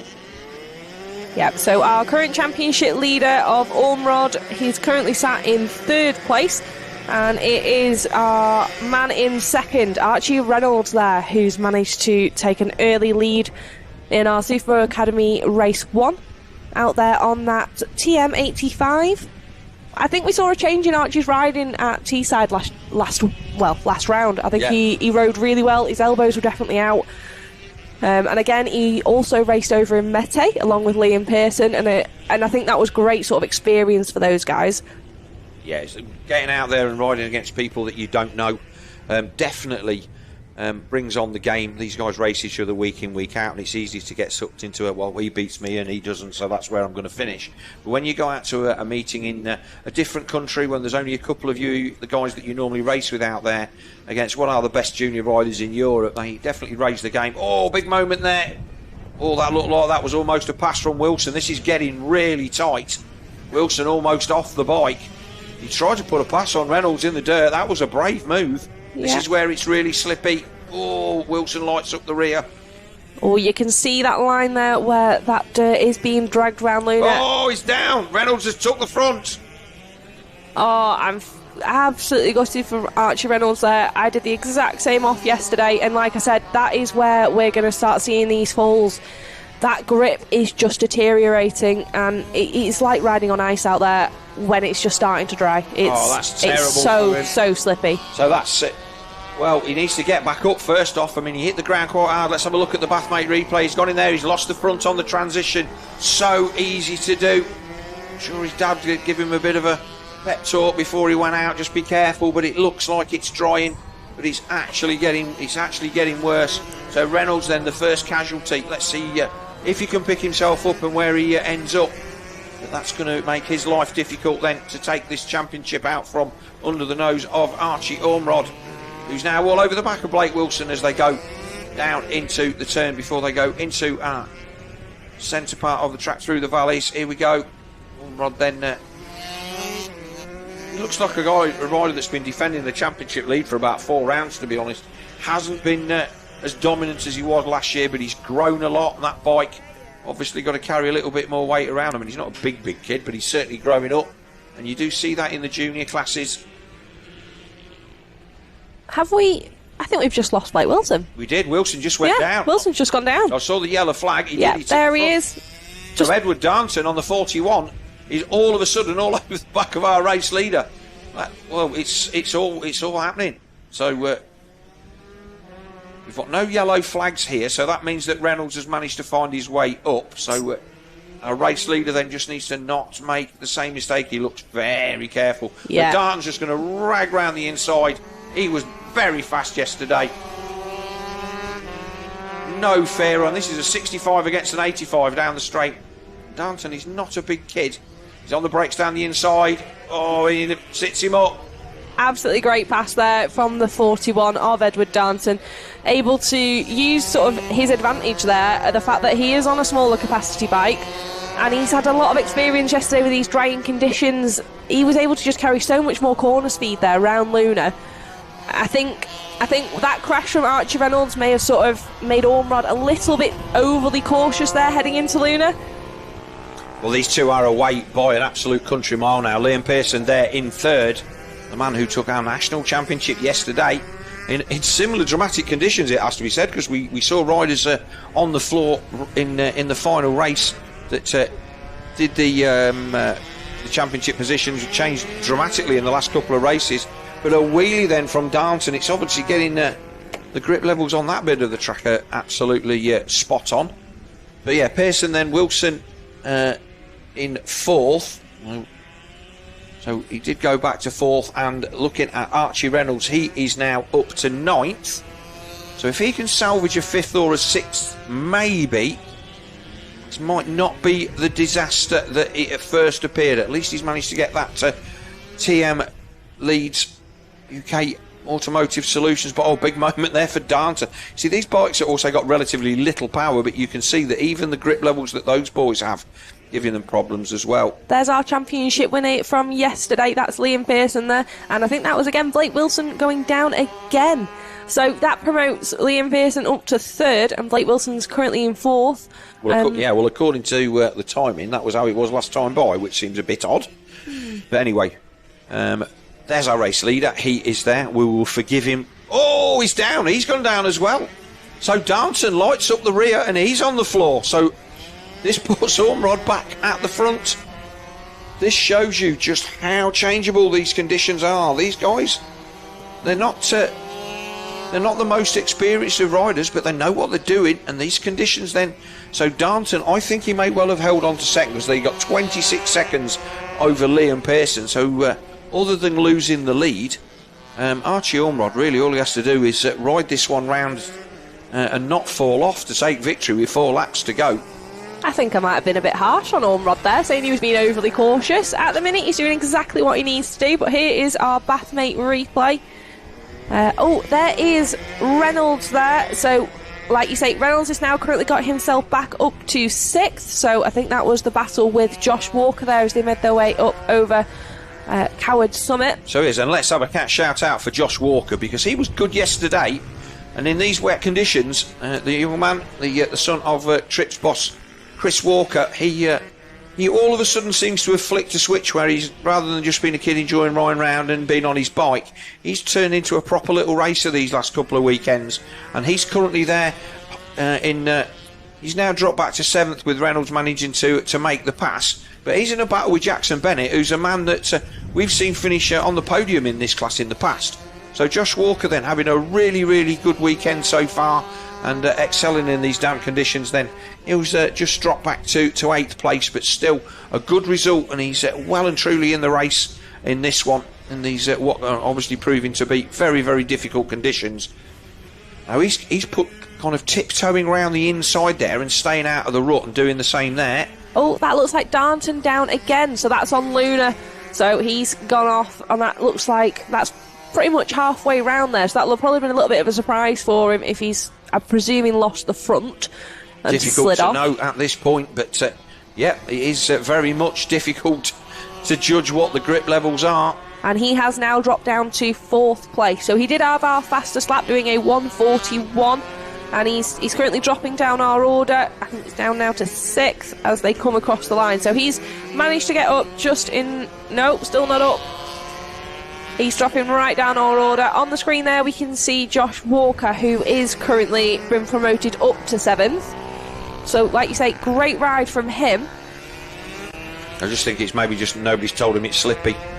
but joking aside, he's riding really, really well as we now look at Archie Reynolds. He's closing in on the back of Max Rhodes. So Reynolds then just needs to not get giddy. I think this is as far as he's going to get with 3 laps to go, but he will put the pass on Rhodes as they go into this section here. I think the next rider in front of them is a lapped rider. I don't think he's going to catch Liam Pearson because he's about 8 seconds up the track in 3 or 4 laps, and if he does, that will be absolutely unbelievable. Yeah. Reynolds then managing to pull something out of this race, provided he doesn't go down again, with everybody else making a bit of a hash of it. But Ormrod then, he's out front now to the tune of 26 seconds, purely by being not throwing it down on the floor, as Rhodes then tries to come back at Reynolds in the off-road. Fair play. Max Rhodes not taking that line down, and again he shows that line, you can see, look, you see how Reynolds then kept to the inside, staying off the dry, dirty part of the circuit. Now he's gonna go up the inside. Darnton down again. Well, he's having a mare in this one. I was just about to say, oh, forgive him the... I think that is Cole Reynolds there, just down there as they headed up towards the tabletop. It is Cole so Reynolds Cole there, just having a little tip off. Brother of Archie. I've been very impressed with him as well this weekend, and the last couple of rounds. Man, that riding around there, little guy on the 65 again, a bit like Josh Walker, taking his time to get into getting out there, being used to being on track, but he's now knocking on the back door of a top 10 pretty much every weekend. 2 laps to go then in our FF Solutions Design and Build Supermoto Academy Race 1. Reynolds then, like I say, in these conditions there is no warning. You're up and then you're down.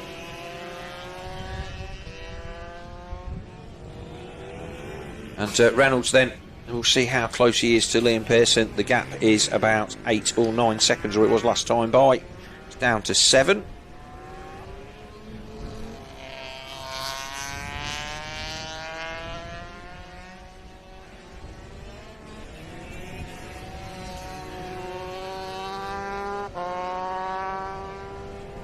And he will just need to bring this home now in 4th place, because that is obviously his as good as he's going to get.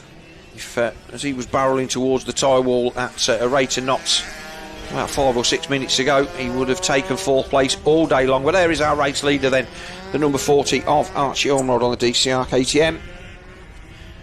And because he looks like a man that has been defending the Champions League. There's the 101 of Oliver Mullaney.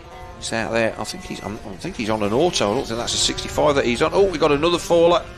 Not quite sure who that is. I don't think that's Darnton again. That definitely does not look like a Yamaha. Oh, it's Reynolds. Reynolds has gone down again. Didn't recognise the colour of the bike because obviously the sunlight on it there. Let's see if he can get it to fire up straight away. No, he's not. He can't get the bike to fire. There we go. Let's hope he doesn't spin it up and crash. We saw somebody do that yesterday. Now, has that cost him more than a couple of places? So he's lost a couple. He's lost a place to Max Rhodes and Jackson Bennett.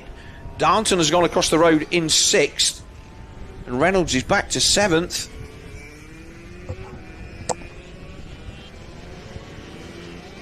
In fact, he's back to 8th because Walker's already gone across the line as well. So this is the final lap with Ormrod now enjoying a 17-second lead over Blake Wilson. So Wilson's took 10 seconds out of him at some point over this race, but I think this is just Ormrod just trying his best not to throw it at the scenery. But Reynolds then 2 crashes, and this is going to mean that he's going to have to get he's going to have to win. As we checkered flag goes out to our race leader Ormrod, he's going to have to win both races and hope that enough people can get between himself and Archie Ormrod to close that points gap.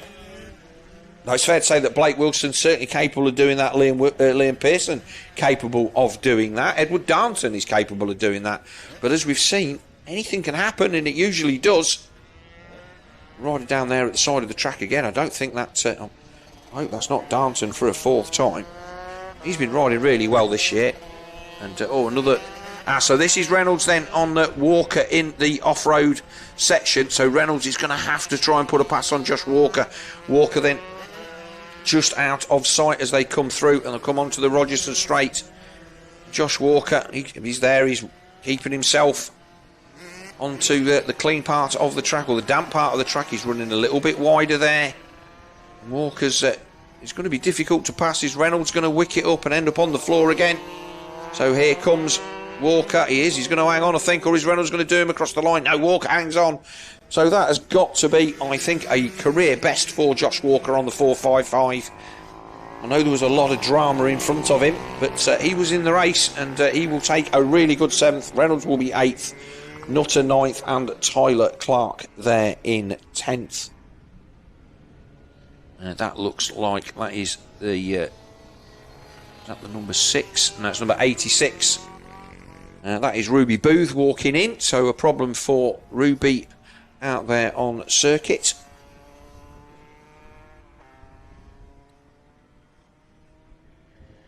As the last few riders come across the line.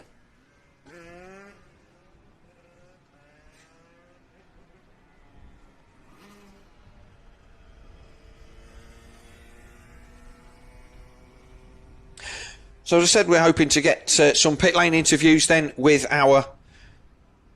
some of our top guys down there in pit lane as soon as we've got our academy podium out of the way. So Chris Hodgson, Richard Blakeman, Jay Smith and Richard Sharp, we should be talking to those guys if they're making their way down to pit lane for us now. That would be great.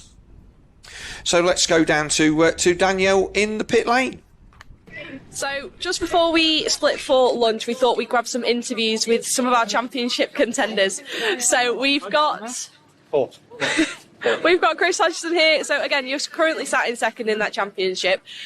Going into these final 2 races, is there anything that you're going to be changing? We know that you just know you need to stay in front of Jay.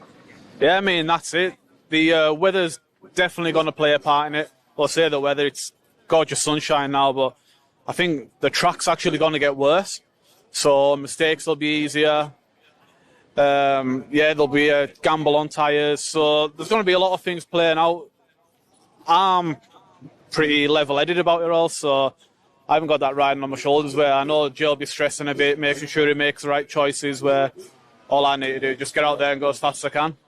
We know you're a multiple British Supermoto champion, so trying to remain level-headed is something that you've sort of done. You've got experience in managing a championship. Has it been different for you this year, knowing that you were already on the back foot after round one? I mean, absolutely. Like I say, we went to Plan B. Plan B was just raise exposure for TM and win every race that we can and just get the brand out there. And coming into the last round and to being with a chance of actually winning the championship, just shows how much of a good, strong season that we've had. Like I say, coming into it 11 points away, we just didn't expect that. And is there anyone in particular that you feel like you can thank for where you're at today? So you've made it up to second in the championship. That's no mean feat. Is there sort of anyone in particular that you'd like to thank for getting there so far today? Oh, massively. There's a lot of people to thank, and I'll probably forget a few, but the guys at TM Leeds and TSV from coming over from Italy, right at the very start, Ian Hutchinson, who actually paid for my collarbone plated and got me back on track. And yeah, just everyone else that's helping out. Michelin helping me out with all the tyres all year, Rip and Roll with the goggles, DRC with the leathers, Rocco with the oils, the list goes on, and I can't thank everyone enough just for helping me out and getting us into this position. It shows that it definitely does take a village, and I don't feel like everyone really appreciates sort of all the effort that goes in behind the scenes. But I think we're going to now jump to Phil, who's going to try and now grab a word with Richard Sharp. Yeah, right then. So here we are then down in pit lane with Richard Sharp, then the man that's currently leading the over 45 championship. You were also in with a shout of this main championship until you were injured at Crail. But just saying that everything out there absolutely disastrous for grip, hard work. I mean, this morning when it raining, loads of grip. Now it's drying up. It's just getting greasier and greasier. And as the race went on, it was getting slippery and slippery. So it's just survival mode. Just tiptoeing around, trying not to crack. So obviously we saw you have that moment at Crail, which kind of derailed your season a bit. But I think you can be really happy with what you've done this season. Obviously, over 45 championship, that's a nice thing to have. But you've been challenging for race wins, and you've been there. You're still mathematically there in the points right up to the end of both rounds.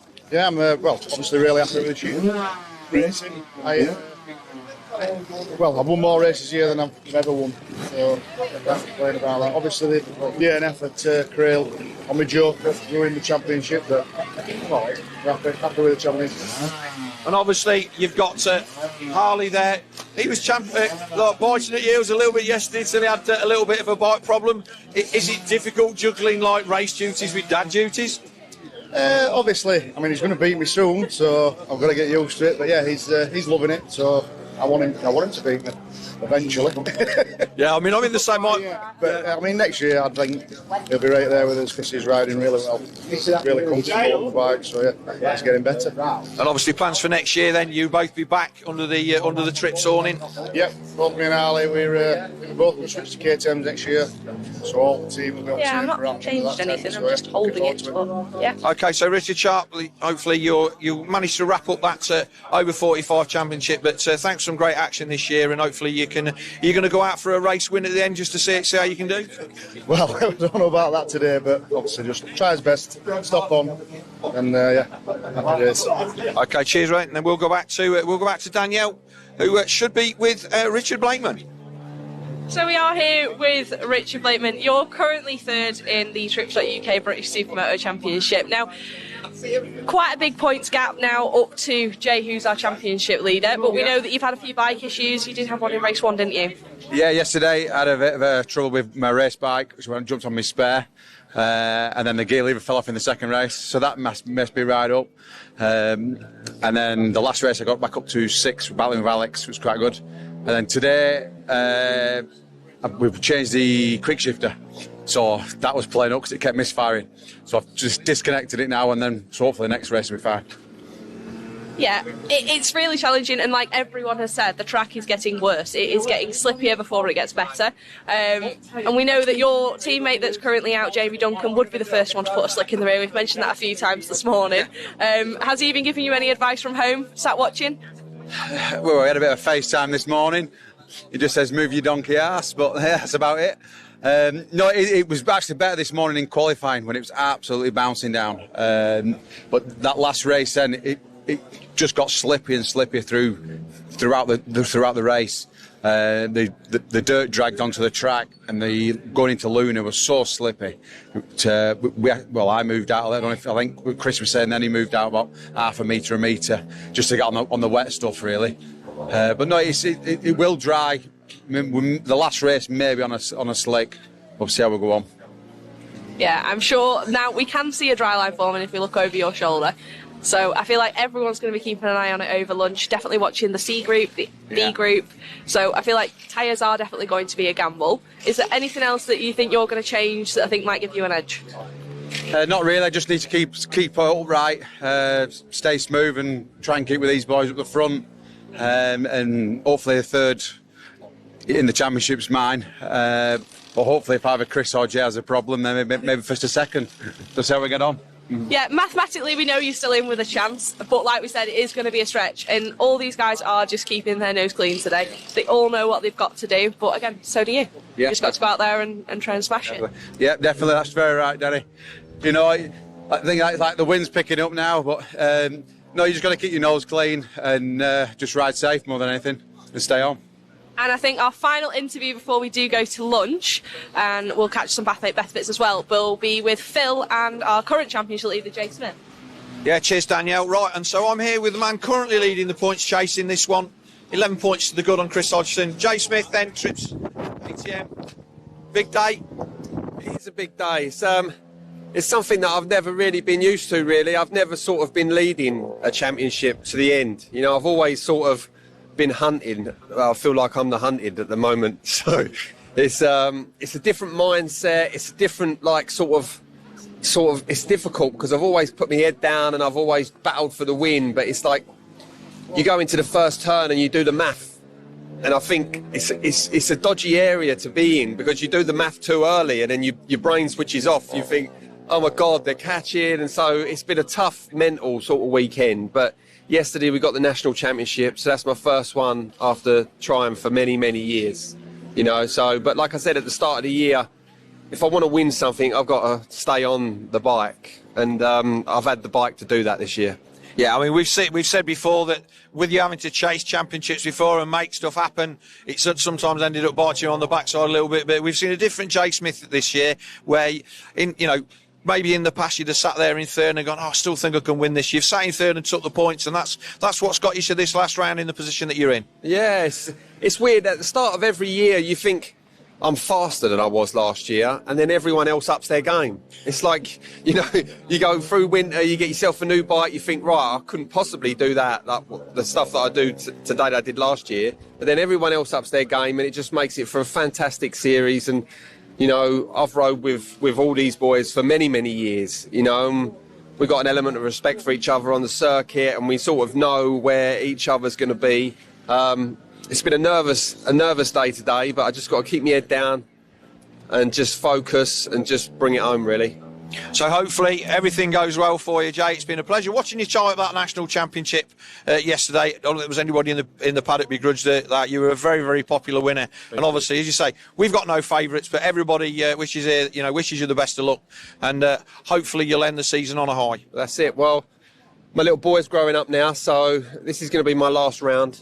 So I'm retiring as of today. This is my last meeting, so I'd like to pop back and still be a little bit involved in it and maybe help the little academy riders come through and stuff like that. So Supermoto's been a big part of my life for many, many years. So I will miss it, but hopefully I can stay a little bit involved and bring my little boy, if he fancies it, bring him to a few races and see if he wants to have a go. So it's been great to watch your race, so wish you all the best of luck for the rest of the day and the championship. Like I say, all the best on your retirement, it's well deserved. Lovely. Right, so that's it from us then. We'll be back a little bit later on. Oh no, what? Come here with your microphone. So let's have a little catch up with our ladies champion, Danielle. Women's trans whatever or Transgender. So Danielle, good year for you again. Yeah, definitely a lot more challenge in the women's class this year, I'd say. Lily definitely kept me on my toes. She managed to beat me yesterday on the overall. Yeah, Jess was quite close in the championship. You got Lily to think about next year. Going to do anything different over winter? I think I need to rebuild my bike. I didn't. She did a burnout in the paddock. I did a Blow it burnout. No, she did a mini burnout. All right. Apparently you weren't doing it very well. So I've been told your interview skills aren't quite up to par. But I think we are going to now show the bathmate best bits. But That's thank all you right for the then. Over to interview. the bathmate best Thank bits. you. Mate, best bits.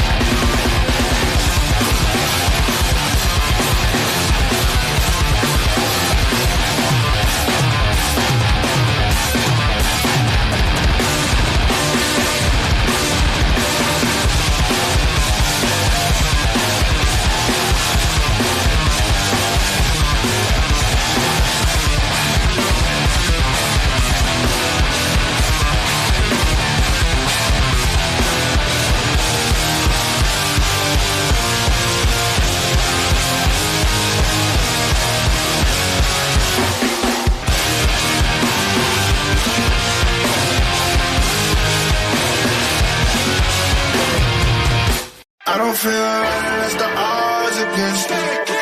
Back against the wall with my strength. Yeah. I can't let it break. Everything I've been through, it made me better. Ooh, a little hate, it just made me better. Been through everything, it just made me better. I can't waste the pain, it just made me better. Working every day, it just made me better. If it's hard to make it, what you think they giving greatness out? Now you gotta take it, yeah. Serve it to the people, they need hope. It's no delay. It's the odds against me. Back against the wall, my strength, yeah. I can't let it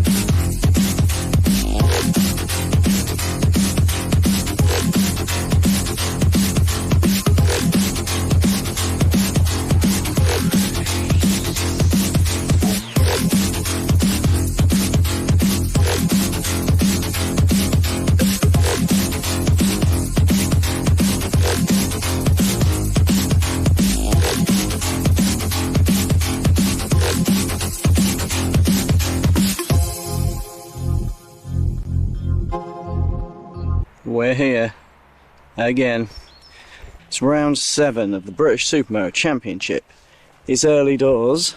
Refreshed dirt once again. That seems to be every round at the moment. Chris, or should I say Dr. Dirt, has been hard at it. Hopefully today we'll get to use it all. Jay's played his joker. He came second yesterday, so I think my maths reckons, hopefully it's right, he's about 16 points, maybe 18 points in the lead of the championship going into round 8. So you get 50 points for first, 48 for second, 46 for third. It'll take a lot of rounds to close the gap, as long as he can be consistent for round 8. If you're watching this, Jay, don't take this to heart. Don't worry about it. Don't think about it. Just cruise on. You look so awake. I am awake. We're all right. What do you think? I think it's good. I think it'll be all right. Jay. Inside, outside. Too early for that. Outside, inside. You played yesterday. Morning. Did you get through all your Haribo last night? Old man Joe did. He had a whole bar of fruit and nut. Oh. A tray of cherry Bakewells, packet of Haribos, massive blood sugar spike, and passed out. That's it, just woke up.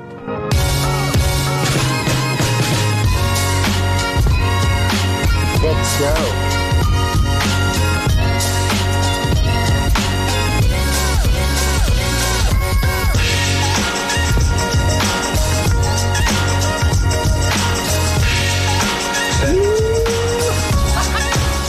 It's really sort of slippery and it's like setting the bike up a little bit softer.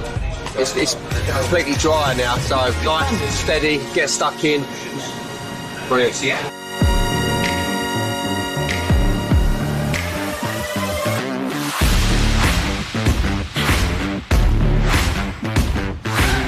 Contract Solutions C Group races. Here he comes down the inside as they come out from behind the tree, and he's got a battle here. Wadsworth.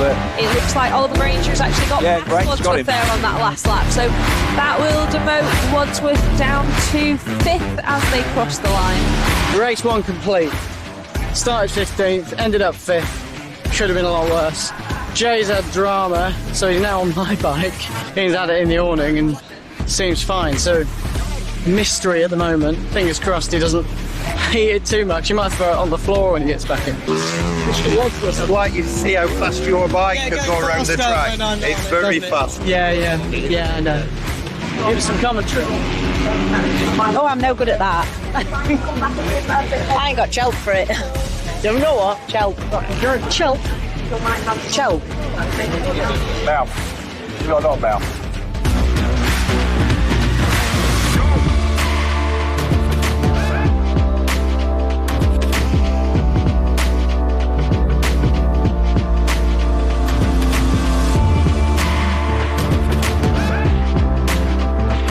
Smith isn't on his bike. Jay Smith is riding the number 5 of Simon Wadsworth KTM by the looks of things.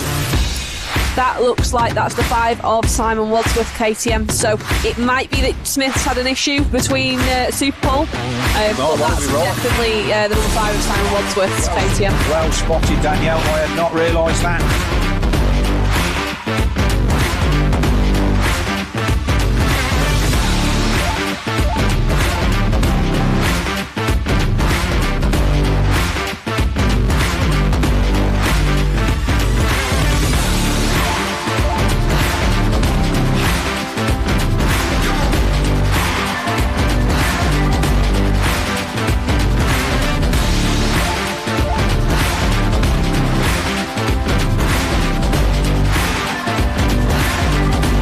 He's going to come across the line in the bottom box, but this is the battle for second, and it is going to go the way of Richard Sharp. That's a really good ride then from the Trips.UK Husqvarna rider. I didn't think I was going to catch Richard actually, but I think he tired of it, so I knew it last lap. If I went the other dirt line to him, I'd have a good chance of getting him, so yeah, pleased with second. The whole race like that? Yeah. Tell you what, driver, I was just passing. Honestly, that side's dead easy. You know, the outside, just rail it, it sends you lovely. It's sketchy. I'll get it from inside, but I was just getting over it from inside. No inside. It was sketchy when we went out in quali, and you only just did it then. You had a bit of a moment. Yeah, I wasn't prepared to do that. Squeaky bum time. Yeah. It was just like It come right round, didn't it? I was like, this is too fast to be coming off here. Yeah. I didn't even attempt to turn, did you see? I just Yeah, you were like, nope. I can see some gravel, I'm going through that. His bike was knackered at the start, so he took mine. Oh, no. Yeah, so, and like, it was the only one we could really lay a hand on. That's all I could put my hand on. What a lifesaver, thank you.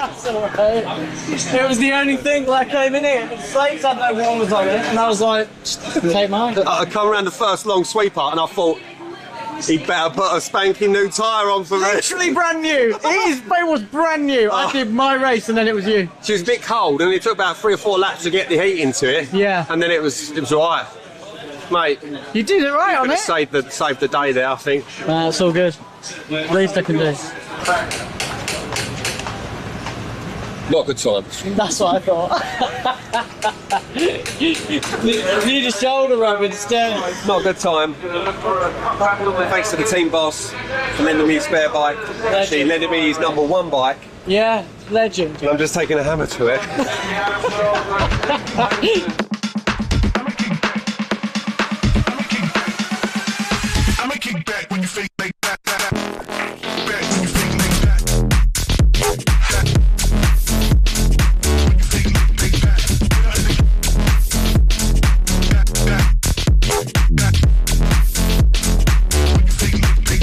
Close enough, I don't think, to make a move down this straight, unless it's going to be a very ballsy move on the inside. It is. Oh, he squeezed through there. It is Rig that takes the victory. Second place will be Wadsworth. Race 2 done. Managed to come second, which was nice.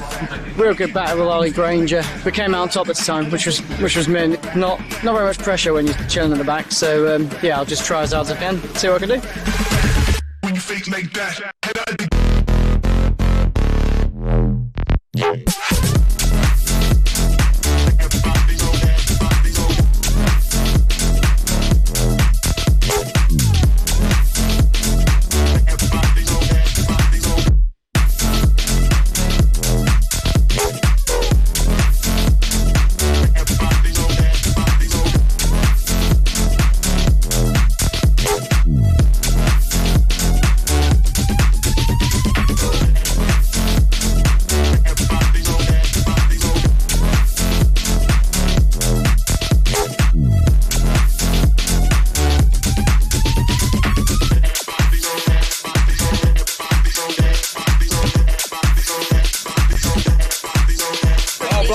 Blakeman lost the rear.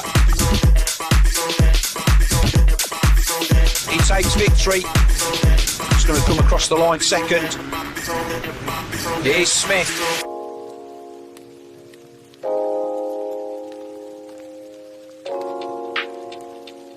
That was ninth, yeah. Yeah, man, got a shit start. Then just worked my way back through.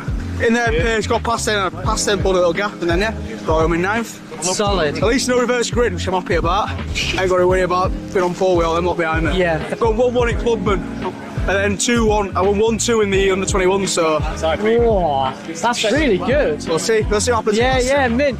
Made a few mistakes, but I'm happy with that. I'm so comfortable. I'm not even, that tabletop round. I'm trying to do it. Just keep safe.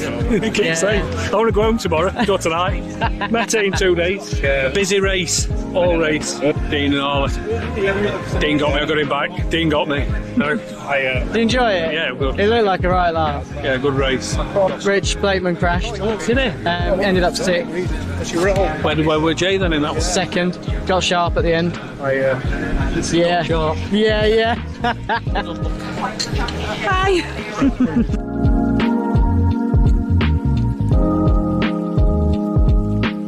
Your mum was having a nightmare. I'm like, I am not standing near your mother. Not a chance. Who's mind? That's what you don't do. Nail marks in you. You don't stand. Schoolboy error. Squeeze you. I just sit away from it. Why do you think we love her, but no? Oh, Ali! Yeah. Oh, Ali! I'm not bothered about Rich. Not bothered about her husband. Oh, no, don't put that. I got over. Yeah, what does Kelly say, Sam? Oh, Ali! But a lot louder. And that's not in their language. Go full loud. Go full Kelly. No, I can't. You need to just ask Kelly. I'll just film her in the next race. You do. Please do. Yeah, I'm not going to go down well if she sees this footage. Oh, it's going in. Right, No, it's don't. out. Honestly, she was. What do you do? Second? Third. Happy? Yeah, I'm happy. I'm unhappy I didn't get any A's. Yeah. But it's coming together bit by bit. So let's just take it for what it is. We're all right. Yeah. But yeah, it was. They got me. Paulie Baxter.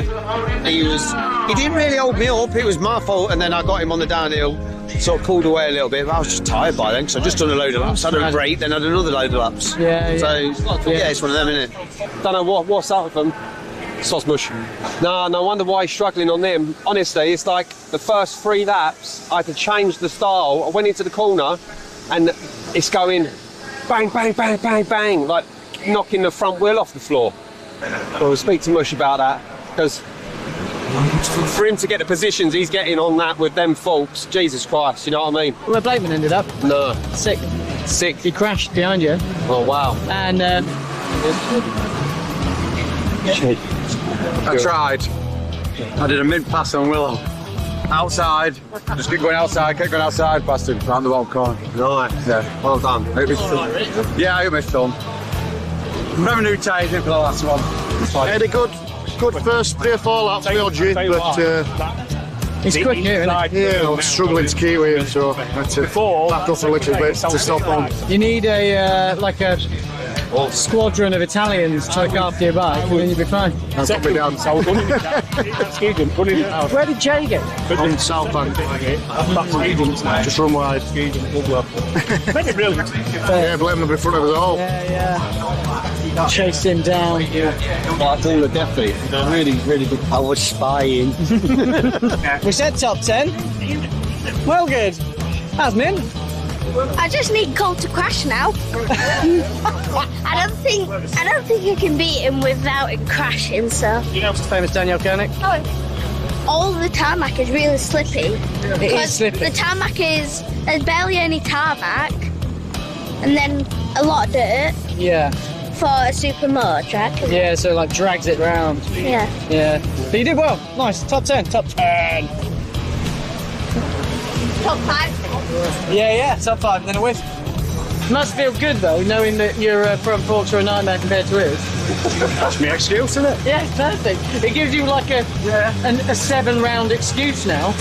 Mate, honestly, as a hero, definitely, because I've been in front for something internal must have happened. So yeah, like no rebound or anything. It just feels like you're on spring.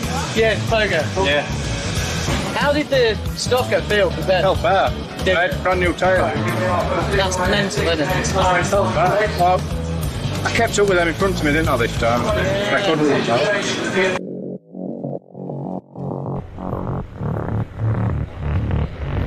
Away they go then. There's Slater that takes the whole shot from Baxter. A good decision here. Goes Slater then in the off-road. He's going to... Yeah. He decides not to do the tabletop, but he's going to have the advantage round the outside here. Is he going to manage to get Baxter down the back path, mate? Drop? No, he isn't. Oh, he is. He's right there. Oh, about to bar. Oh, Baxter goes down. He takes Slater with him. Oh, how he missed that bike, I will never know.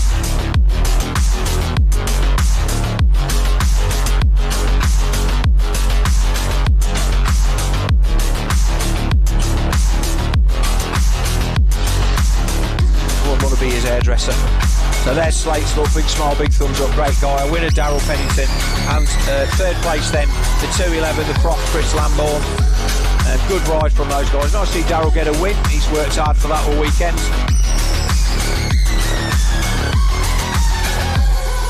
Here we go then.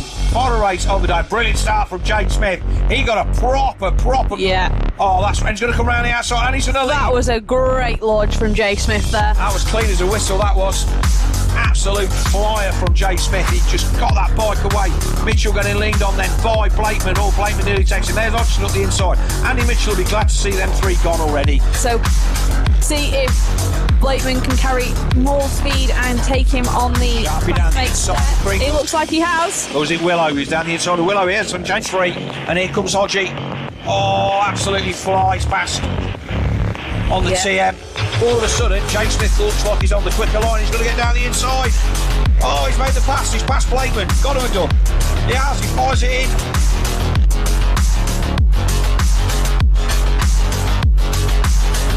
If he didn't have a tash, he'd probably be faster, but it's weighing him down. I think he's going for the Danny Rick look. I think he's using it to get more weight over the front.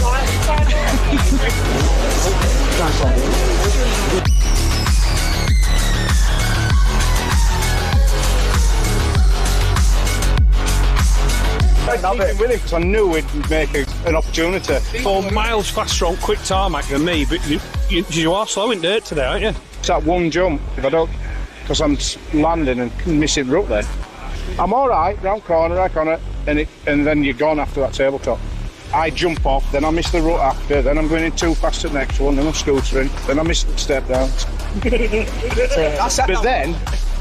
But then you do fancy pirouette every lap and I catch you up. Hey, Mario!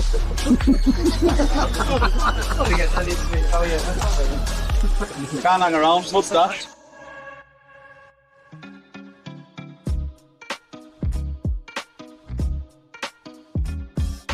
It's Alan. Oh, he's up there. Okay. What are you doing this dickhead? What, on the dirt? You got done. Was she, when she said this dickhead, was she talking about herself? No, you. Oh, okay. She shot me. Well, she's happy now. They're all up there. Live killer. Don't be stupid with that chuffing camera.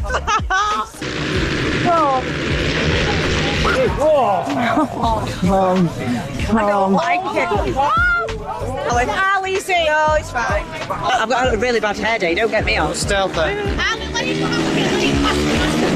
him question Ali. Ali, let him fucking pass. Sorry for the idiot. Ali.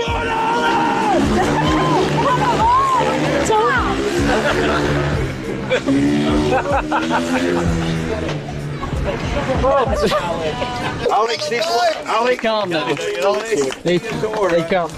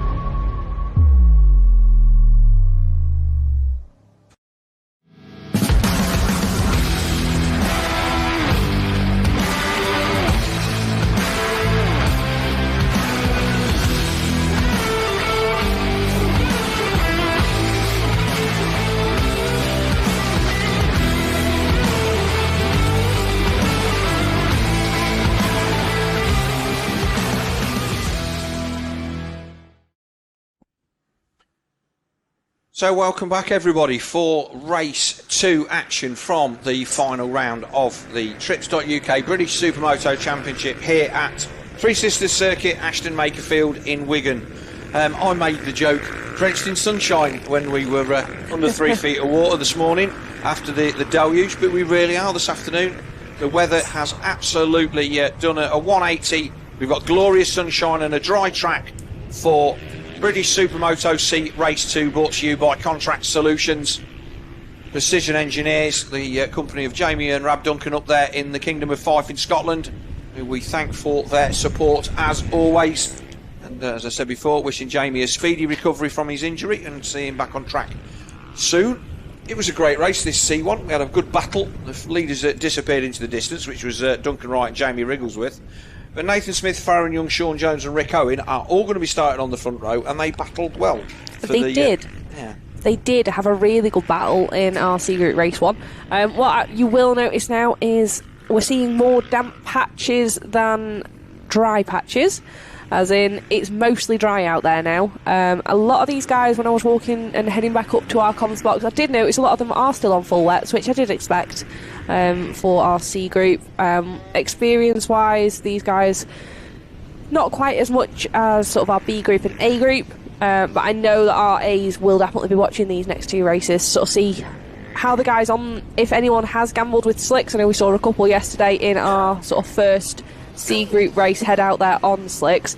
And right on cue. Look, some nice damp patches up the track. They are actually off the racing line, but if you look to the right, sorry, the left of that there, that turn there is turn 2 going up into the off-road, and you can see there's a lot of moisture there.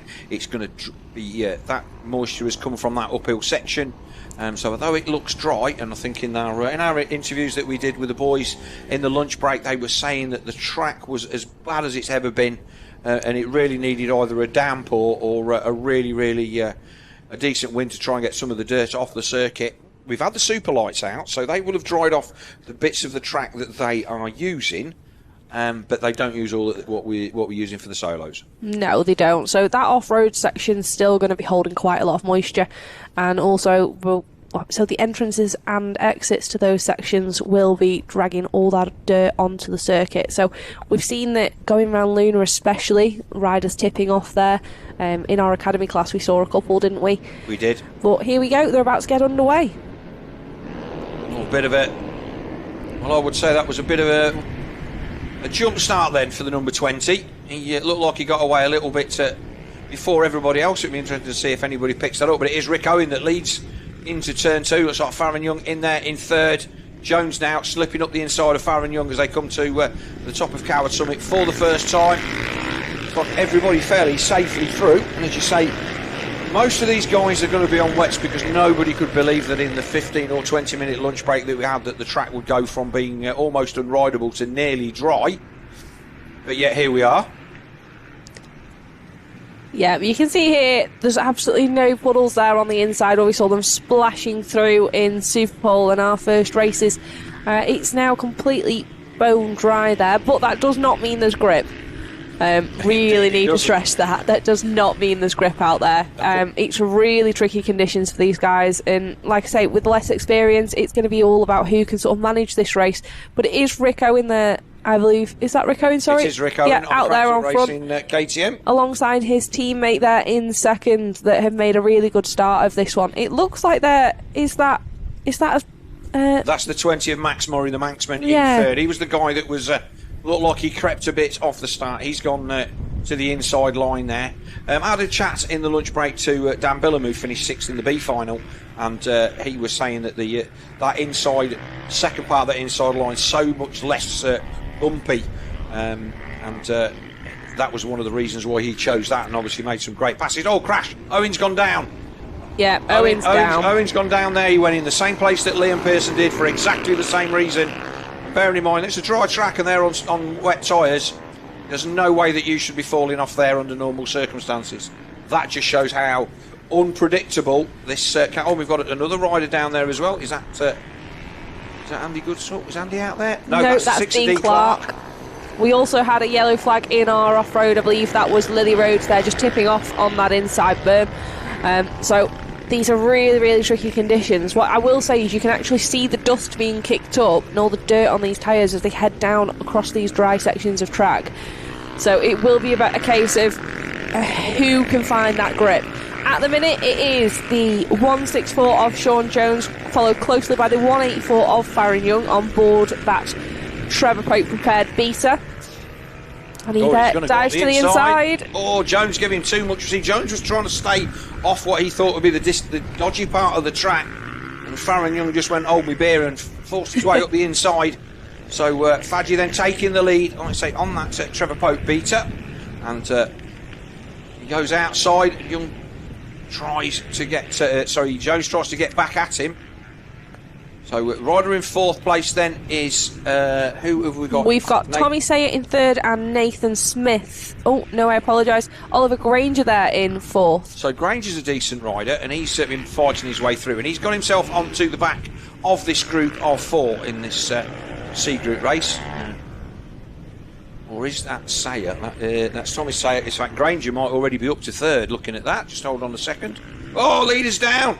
So Young goes down as well. So, well, they're falling off for fun. Yeah, it's they're on a absolutely dry track. treacherous out there. And they're not crashing because they're on wets on a dry track. They're crashing because there is no grip anywhere. And so, yeah, Jones then from... That's now Tommy Sayer back past Granger there, I believe. Or, no, I apologise. That is Max Murray there on the 20. Yes, it is. So it's all changed. It's in and out. Is that Lee Codlin in there in third as well on the 183? So Codlin's another rider that's been doing decent things. Let's have a look at the Bathmate replay as we watch Fadji will go in here and just watch what happens. Look, just front, just lets go, just tucks the front, down he goes. Yeah. Longs his backside on the track, gets himself up nice and quickly. But that's a crash we're going to see plenty more times this afternoon, I feel. Oh, big punt down the inside. But Sean's isn't letting it have it. He gets straight back at him there. Sayer there not able to stop it enough and then block Jones. But Jones will now know that he really needs to now push as they go through this off-road section. Now Sayer coming from a more off-road background, taking a really wide line to head up over this tabletop. You can see him there clearing that. And then not following, taking that outside to inside line. See if he can make any places up here. Yeah, a little wobble there from Jones. Sayer, Codlin. Sayer there sideways up over that tabletop. I'm going to have to say minus 1,000 style points for Lee Codlin wearing a road race helmet with a tinted visor. This is not riding now, but anyway, he's been good. And we'll just see. This is where the transition. Oh, you see Codlin had a bit of a moment there. So this is where all the grip's way outside. The grip is where you don't need to be. And all of these guys are all struggling like hell. A new race leader across the line. So no, still Jones at the front. Sorry, apologies for that. Yeah, Jones from Sayer from Codlin. Yeah, Codlin currently with our fastest lap doing a 1:43.5, which is about 2 to 3 seconds quicker than those guys in front of him. So he's definitely the man to watch at the moment if he can get past the number 16 of Tommy Sayer. Shout out to John Oakes in the background as well, because he was on the floor in that. He was well up in the first one and then disappeared down the leaderboard to about 12th or 13th. He's already back up to 5th. So the Bathmate boss, John Oakes, John O there, up to 5th. There he is in the background. But again, there's going to be somebody on the wrong side of this because there's 3 riders battling for the lead and only 2 of them will go up to the B final as Codlin tries to force his way down the inside of Sayer through this difficult little part of the circuit. Again, he's going to go around the outside, so Codlin's going to fire it down here. It's smoother. Like I say, talking to Dan Billum, he's going to be going out on wets in the next one because I said it was a good idea. Very close there not to go over the top of that inside berm. But yeah, a good pass. And is he going for a dive up the inside? Oh, it always looks dodgy. Oh, that was close. That was very close. And now he's going to ride around the out, and he will literally just ride straight around the outside of Sean Jones because he's gone offline. He's gone round the outside. Jones is sliding all over the place, and Codlin's just gone over 3 or 4 feet to where the track is still a little bit wet, maybe, and not as dusty, and just rode round him, and now he's getting mugged. So all of a sudden, Jones is back to third, and now he's going to be back to second. Oh, there's handbags here. Yeah, and He Granger. chops across the front of him. Granger getting in on the mix there as well, so he's now done a fastest lap of 1:43.2. So look at him there, trying to dive up the inside of Sayer. And like you say, Jono, he's closing in as well now. He is. I mean, he's not the fastest man on the track, but he's catching up with all the people in front of him, which sounds a bit daft. But the lap times are a little bit up and down. Our race leader Codlin now, he's run away at the front. Big move down the inside, not able to do it. So Granger getting the door shut there by the 16 KTM of Tommy Sayer. Oakes then, he's now past Max Murray on the number 20. Oh, that was a proper block pass. Oh, Granger trying to find his way through as well. Not able to. There's just not enough of a gap there for him. Say the 164 at Jones then. His teammate threw it at the scenery early doors. Not seen where he's managed to get back up to, if at all. I have seen him. He's currently sat in 13th, is Rick Owen. Farron Young, our fall around Luna, he's now sat in 7th behind Max Murray. There they go again. Granger taking that inside line, trying to get past Jones. Obviously, Jones will have probably have some onboard footage of this on their YouTube channel at some point in the next couple of weeks. You will see just how difficult it is for these guys. Now this is the one. Is Granger going to try and run around the outside? This is where you don't follow. If the guy on the inside isn't crashing, you can ride around the outside of him on the grid. Where it goes wrong is where he does crash and then he takes you with him to the tyre wall. But we will see this in the next few races where the line will be all over the place, and then suddenly the track will be clean and everybody will be out on slicks, and it will be back to what we would expect a dry Three Sisters to produce in terms of lap times. Granger then on that Husqvarna, you can see the dust being kicked up there, Danielle. Yeah, that was exactly what I was pointing out earlier, Phil. The dust itself is it just provides the sort of a film over the tarmac that just means you just can't get any grip. So those wets, the bonus to having wets on in these conditions is maybe that movement on the tyre can keep a little bit warmer. However, they're not doing their job of dispersing water here. They're really more sort of trying to keep that movement in the tyre.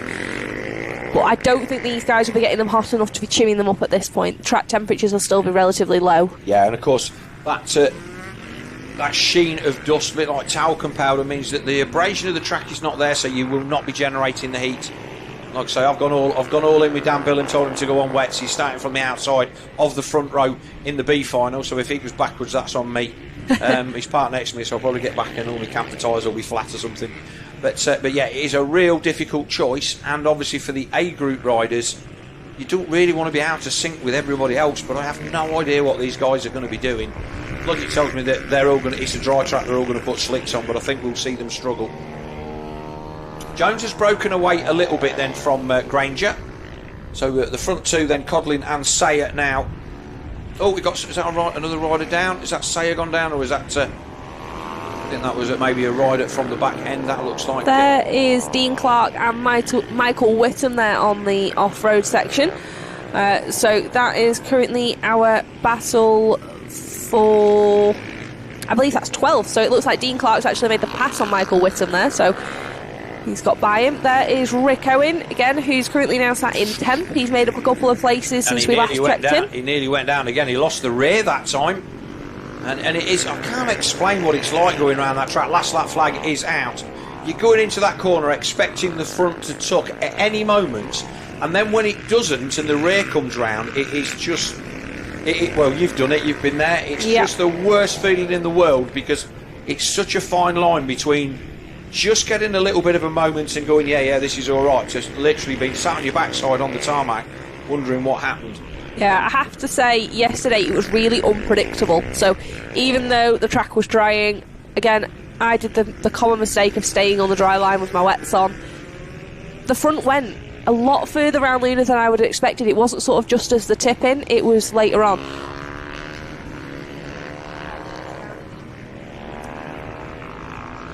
So it looks like we've had our leader go down in the off-road section, which has meant that Tommy Sayer, who was over 6 seconds behind Lee Codling, has now caught right back up. Here we go. This is the battle for the lead on the final lap. Well spotted, Danielle. That was, here we go. Is he going to Hail Mary it, or is he just going to go 1 second and we'll take that? Pussyfooting their way round. Sayer's going to have a proper run at him down the start-finish straight. Here we go. He's going to take the win. Oh, that's close. I think that's Sayer. I think Sayer's nicked that on the line. He did. He has. By 0.062 of a second, Phil.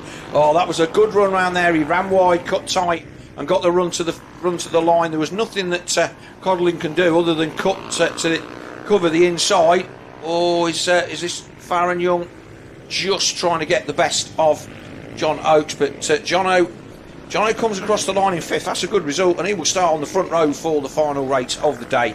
Sayer and Codling will go up to the Bs, and it will be Sean Jones, Ollie Granger, John Oakes and Farron Young who will start on the front row for the final race of the day for the C Group riders.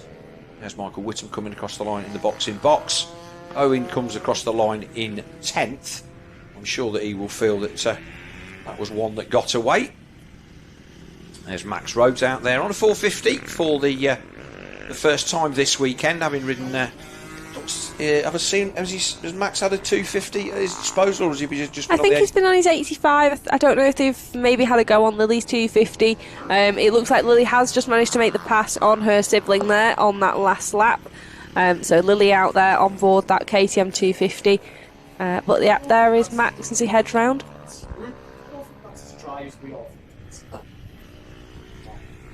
I've told my mate in the Bs he needs to be out on West. So we're watching now. We're just waiting for our Supermoto Group B riders to make their way through. There is May Chalice. She had an absolutely brilliant ride yesterday. Really impressed with May. Me and Phil were both saying how impressed we were with her on that new bike. Yes, that gas, she's absolutely gelled with it. There she is. She's coming around Luna, and chatting to her yesterday, she was saying she was convincing herself that she is good on the off-road. She rides enduro on weekends, and I think she showed that, and I think it was probably a really good confidence boost for her. Definitely, and obviously while you were just saying about that, we just had Chris Hodgson. He's up here on the stairs outside the commentary booth watching this C Group race because he needs to know what's going on. And he's just stuck his head through the door and he's just said to me, he says, I don't think that's anywhere near as dry as people think it is. And so he's almost committed to going to slicks. As we look at our winner there, Tommy Sayer at number 16. The third place then of Sean Jones as the B Group go by. Nobody there in second place. But so Hodgie then, he's obviously deciding that he's going to go with the full slicks, but he's more than aware that the track is still a long way from dry and grippy enough for that to be the ideal tyre. So we will see. Let's see what happens in this race, because as we've seen over the course of the weekend and many other race weekends that we've had in the past, this track dries very quickly. Our Race IQ then Supermoto Group B. On to www.raceiq.com for all your race timing and information needs. New system enabling you to track your lap times at whatever track you are at, amongst other things. So Hodgie up here having a look and seeing what's going on, and these are the things that as a champion you do. You go round to riders who may not necessarily be at the level that you are, but you have an inkling of what kind of feedback they can give you, and they will tell you what tyre you need to be on or what tyre you're not on. Just looking at our starting grid, so we've got Oliver Ross on pole, alongside him teammate Ian Bremner. Then we've got Paul Groom and Dan Billam, who we know is on wets. Yep. Row 2, we've got Paul Reynolds, Kyle Eccleston, Perry Hillier and Luke Armitage. Row 3, we have Michael Craig, Craig Forshaw, Noah Guillory and Kevin Crowthers. Row 4, we'll have Blake Wilson out there on the big bike, Neil Meelan, Andy Hayes and Dan Spencer. And then rounding out this grid, we have Dax Almond and it's saying Kyle Casement. Yeah, not quite sure what went on there with Cole. I didn't get a chance to talk to him. There was no. They were busy working on the bike, and I just walked past. I've got other things to do. So, but is he out there? That is Noah Guillory down there in the off-road. Ah, right, okay. And that's Blake Wilson trying to keep on as well. Running out of short legs. They're crashing for fun here. This is the warm-up lap. Yeah, come on, guys. Who's that? That's Dax Almond. He's already fell off there once. So, again, Those ruts, though, we're laughing here. That track is beat now. Those ruts in there are very deep. What we did see in some of in the academy classes, there were some of the guys there were keeping inside of the ruts on the wet stuff, so they weren't basically having to ride the deep stuff. Yeah. So there's Neil Meelan. He's again another rider that was out there. Just nosying out of our comms box. I was having a look, and I have definitely seen a couple of slicks out there. So it will be interesting to see if we notice anyone sort of noticeably dropping back. There was somebody definitely had a new one in the back, so I saw it go by with the label on, but I can't remember who it was. As Chris Hodgson makes his way down off the steps to go and get ready for his race, which is coming up in about 15 minutes' time. Yeah, so we're just looking there. Again, that front row, we've got Oliver Ross there and Ian Bremner alongside Paul Groom and Dan Billum. So those are the guys we'll be watching into that first corner. Yeah, it'd be interesting to see who's on what. Like I said, I didn't see anybody out there that looked like they were going to be on full slicks, but let's see what everybody else is doing. So pointing then to the lights, and we will be underway with race 2. Our B group, here we go. Good start then from Pole. Billum's got a good one from the outside. Groom there as well. They come in. Luke Armitage round the outside on the 145. If he get a good start, he'll be there. Oh, Bremner cuts right across the front of Dan Billum. Puts him into the tyres. Groom is going to come through. No, Billum then holds on to third. So Billum was really, really fast in the off-road in that previous race and made some really good passes, which we were lucky enough to catch.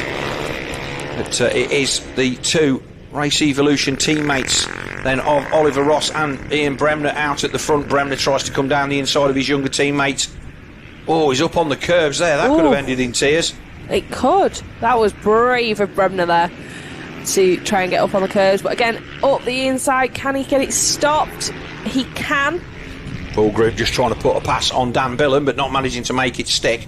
So I fancy Billum to have a go at Ross through the off-road. And I also fancy Bremner to disappear into the distance, providing he doesn't bin it on the first lap going into Luna. That's my prediction. I think anything's possible out here today, Phil. It is. Bremner goes to the outside. Billum goes to the outside as well. So all of a sudden, we'll see what is going to happen. Groom is there as well. Oh, this is tight as anything, isn't it? Oh, we see now Paul Groom's come round the outside and he's nearly made a pass. Yeah, Ross there almost alongside Bremner as they headed up over the tabletop. Groomy lost the rear on the way in there and he's ended up on the grass. That's the second time we've seen that happen to the 138. So the Trips.uk KTM rider off into the undergrowth as he got onto the Rogerson straight, and Billum all over the back of the number 43 as they come down the start-finish straight. This is for the A group. Oh, Billum right on the... Who's that? That's gone down. That's Forshaw. That's Craig Forshaw. He's gone down the same position. Those bars look pretty bent, and he looks like a hand injury for the number 58 Automotive Solutions Honda. So this is what we're on about. That's Groom. He's looking a bit second-hand as well. Yeah, standing up round Luna's not the normal way round. But it is our race leader, Ian Bremner, who currently leads us as they head round through to Valleys. You can see there. Oh, it looks like we've got a change. Is that Eccleston up to third? I think it may be, yeah. Our live timing at the moment is currently not updating. But I believe you're right, that does look like Eccleston has found a way past Billum. And it looks like he's also trying to find a way past Oliver Ross. So I will say, out of this battle, I would expect this one to go the way of Eccleston on speed and experience, but as we've seen many times before, it's never quite how you think it's going to be. Billum then round the inside, making some ground back up on those, and I think what's happened is Eccleston... We saw Billum go make a mistake at the end of the straight and run wide, and then we cut back to Forshaw on the floor. Oh, there we go, round the outside then for Eccleston, and then up the inside for Billum. So Billum back up to third, and the Scotsman drops to fourth. So now it's a chase to see if either of these can catch. This is where we saw Billum run wide on the previous lap. This time he gets it stopped. Yeah, so that is a change. At the moment, it's showing that Ian Bremner is still our fastest man on track with a 1:35.5, but Kyle Eccleston promoting himself up to second, currently doing a 1:36.2. So a decent race then. I say Bremner away out the front, but you never know. Is he just going to steady himself up, take the win and go up to the A group for the last race? We've seen him spill it a few times when you'd think that the job was done. Having said that, you can say the same for Carl Eccleston. And he runs really wide, struggling to get the bike stopped as they go into the first of our off-road sections. And they're obviously tarmac now after many years. Originally it was road planings like we've got in the off-road section here in the centre. So Billum then, like I say, come up from mini bikes. Was riding an 85cc Husky at the start of the season and got himself onto a 450 KTM. And surprisingly, I think I said this at the last round at Teesside, he's enjoying not having to throw lots of money at tyres every weekend, which is something that I never thought I'd hear somebody say, because apparently those mini bikes are quite heavy on tyres when you've got a big guy on it. We actually had Ian Bremner out on, I believe, a mini bike last weekend up at their Scottish Championship. Now, he's still currently nursing a hand injury sustained at Oliver's Mount. So that explains why he is normally an elite rider, but he is currently still in the Bs at the moment. So it's probably down to that hand injury that he's got. But Eccleston now, fastest lap, doing a 1:34.9. So maybe the track is starting to come to them slightly. Haven't been able to see what tyres these guys are running at the front, but if I was to hazard a guess, I would have guessed at wets. Yeah, I wouldn't think that there's anybody out there out to sync. What is going to be interesting is to see how many of them stick with that tyre choice for the final race of the day. As we look at Eccleston on the Bathmate KTM coming through past our commentary position.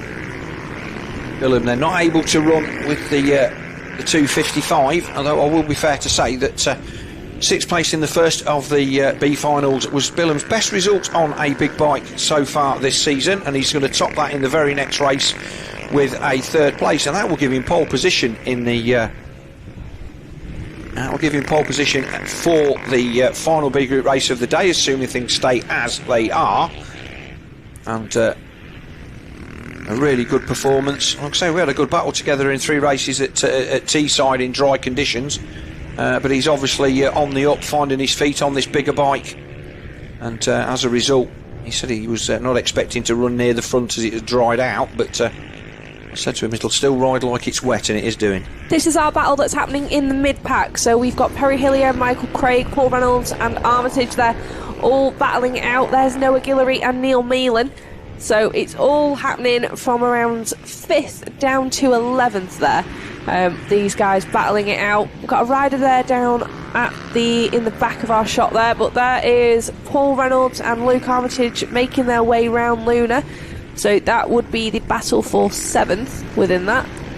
Now, looking at Paul Reynolds, I would have expected him to be much further up in this field than he is, based on what he did in the previous race, which was come from absolutely miles back. So I'm wondering if he was the rider that we saw go to the line on slick. We will try and find out. There's Neil Mealy making a pass on Kev Crowthers. And there's Blake Wilson making a pass on Kev Crowthers. Yeah, nice clean pass there from Blake Wilson on board his big bike. We'll see him back in action a little bit later on for our Academy Race 2. As they head down now round past our paddock straight. You can see there's still the odd patch, damp patch out there. There's Noah Guillory right on the back of Luke Armitage. Yeah, Guillory with a knee-down style, which doesn't suit these weather conditions at all. He's a brave man riding like that. And he's no stranger to him. We saw him fall off on the warm-up lap, so I don't think it's unfair for me to say he falls off a lot. But when the conditions suit that knee-down style, we saw him yesterday absolutely, or in one of the earlier races, I think, blast round the outside of somebody in Luna, so it definitely picks. He's definitely on wet tyres. That's a slick, I think. Oh, maybe Meelan's bike. No, hard to tell. No, I think that was a wet in Meelan's. Looks like we've got a yellow flag there. We've got a rider down in the off-road. So that's Michael Craig. And he finished second in the Scottish Championship behind Ollie Holmes. Obviously, Bremner receiving a mid-season injury, and also Jamie Duncan meant that that championship was wide open before the taking. It is Paul Reynolds, I think, that is there on a slick rear. That does look like the colour of wheel that I saw go out the pits with a slick on. So that will explain why that Pekka is not closer to the front in this one. but it will also say that it's not that far away from being ready for slicks if he's managing to do mid-B-pack lap times as it is at the moment. Very, very dusty still as they come over the top of Coward Summit, but Paul Reynolds then on the number 10, although he's another rider still sporting his Mete number boards, so well, he's got 8-10 on the front of that one. Just peeping out of our Comsports window, so we've got Michael Craig definitely on a rear wet. You're right, Paul Reynolds, and I believe that was also Luke Armitage on a slick, by the looks of it. So I think then it's fair to say that the track is certainly slick ready, and we will see, obviously, as our A group start to form, who's doing what. And they're getting called up to the line now. But Bremner then currently leading then, not by very much. And we could we're going back to the battle for the lead then, because it doesn't look like there's much between Bremner and Eccleston. Eccleston has closed him down quite quickly over the last couple of laps. Yeah, Craig there not quite getting the run up to the tabletop he would have liked, and that allowed Armitage to close in on Reynolds on that last lap. Yeah, fastest lap for Kyle Eccleston then.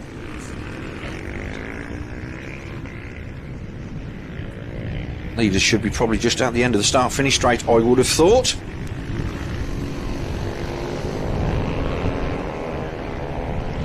As they head down start-finish straight, Michael Craig there just covering that inside. Again, Paul Reynolds there sort of doing a bit of a combination of that knee off and foot off style there as they head up the tarmac.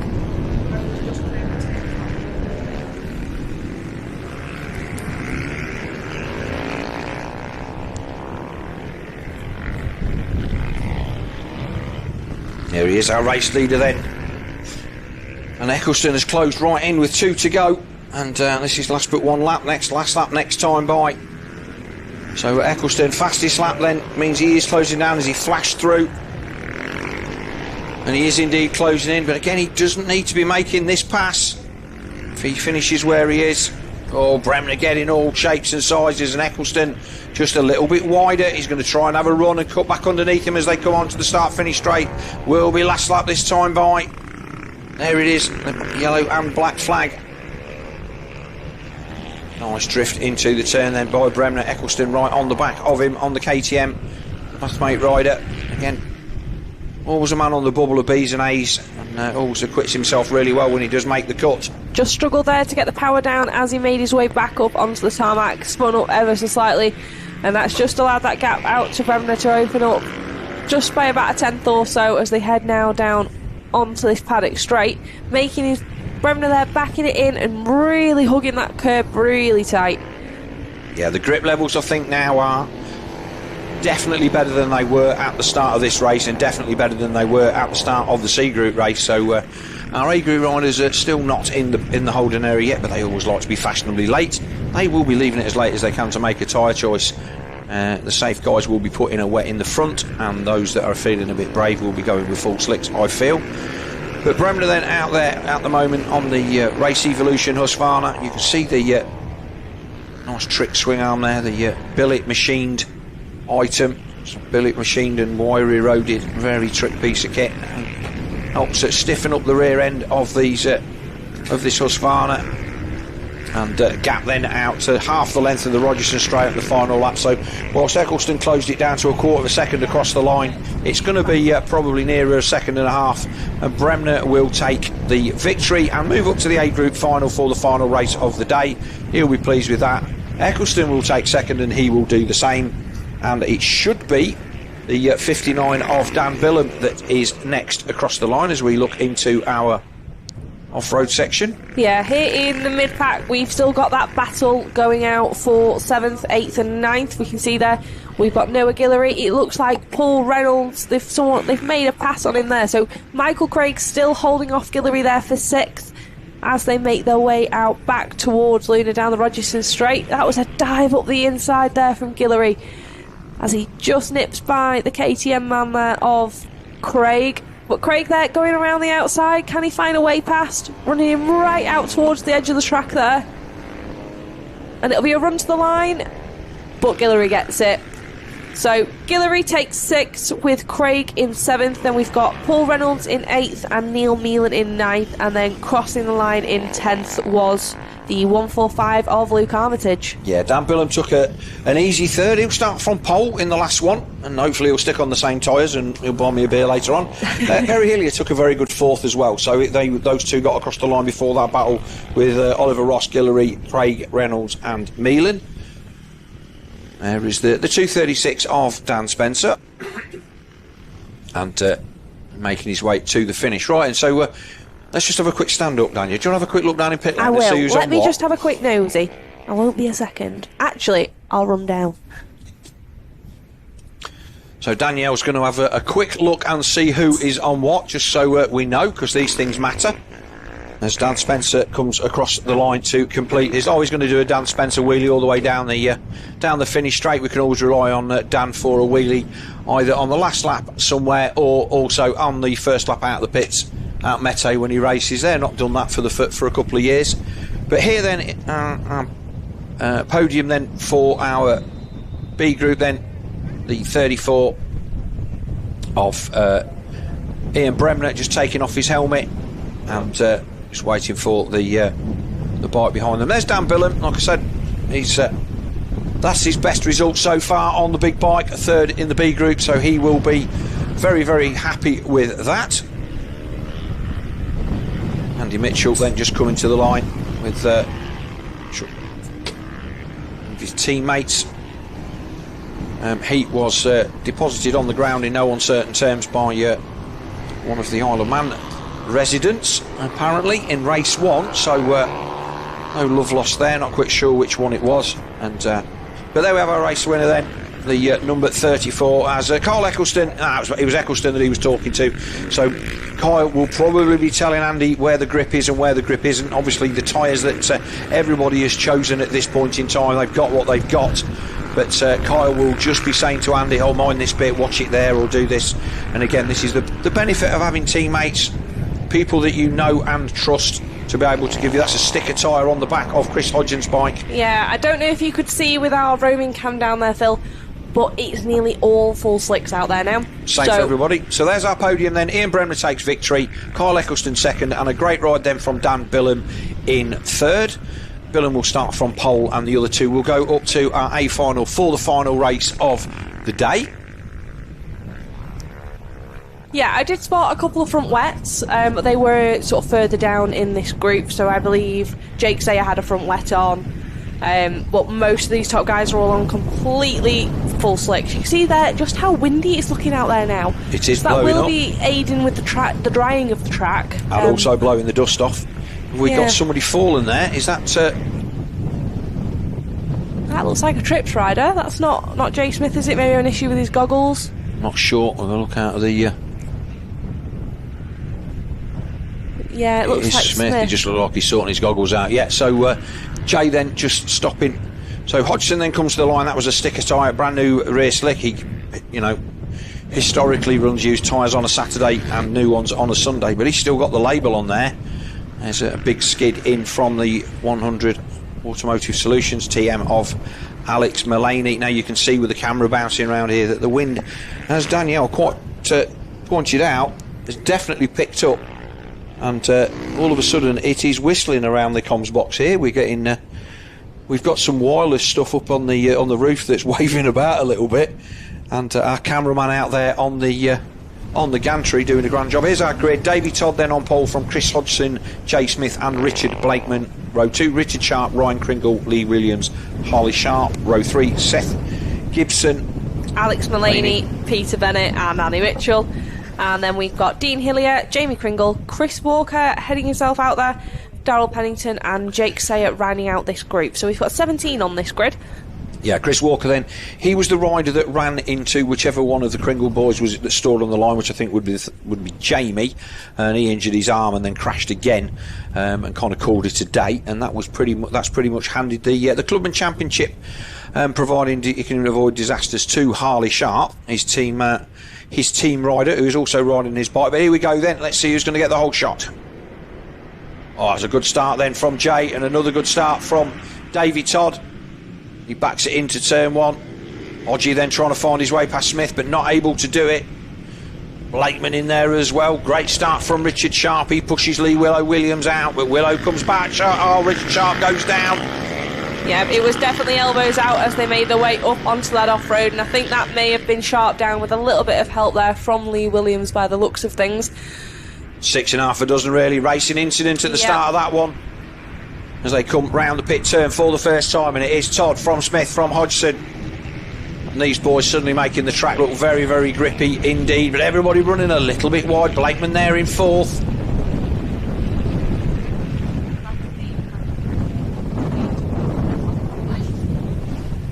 So all of this means that with Sharpie going down, there's a little bit of a gap there back to Willow, and I think he ran a little bit wide in there, and you can see that off-road there virtually perfectly dry now, Danielle, on the entrance to that rut, and also dry around that bank part of the corner.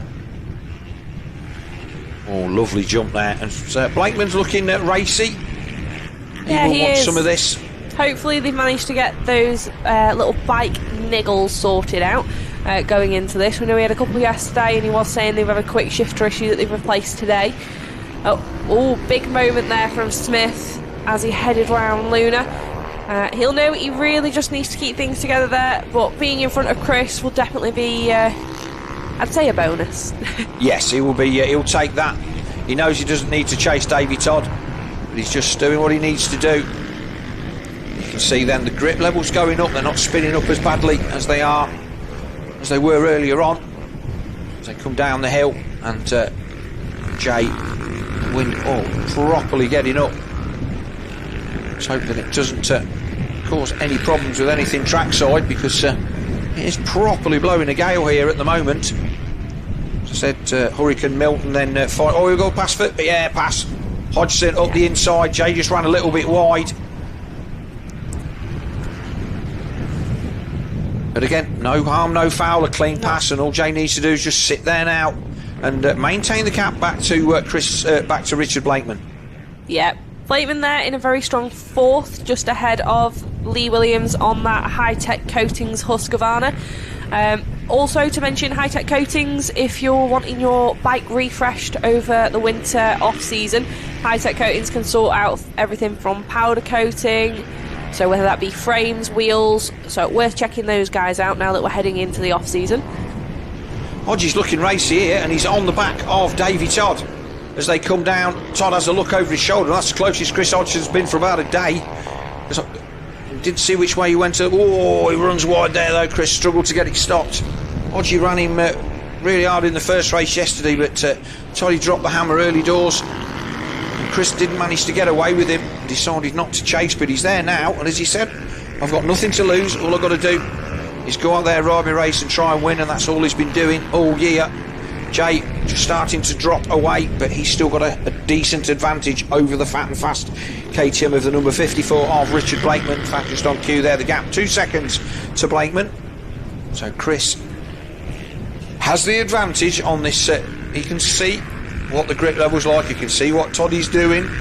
He is also our fastest man on track, doing a 1:25.5, which in comparison to Davy Todd's best lap of a 1:27 shows Chris must have found something on the track that's really gaining him an advantage here, whether that be from grip to a line, going wide, tight, I don't know where it is, but he's found something, and it's really showing out here now. This off-road section he's riding absolutely fantastically this weekend. Cannot commend the guys at Trips highly enough for making that what it is. We've had a change for fifth, so Ryan Kringle on board number 38 with the number 4 on it for today has managed to find a way past the 94 of Lee Williams on that last lap. So that promotes him up to fifth, and there's about a 1.4 second gap now to Richard Blakeman. But again, Hodgson all over the back of Todd as they make their way down the start-finish straight, and he tries to look for up the inside, but just not enough room for him to squeeze that TM through there past the KTM rider. Chris is definitely faster down the start-finish straight. As you would expect, that TM is a quick bike, but he's also really quick. Looks over the shoulder then, I think.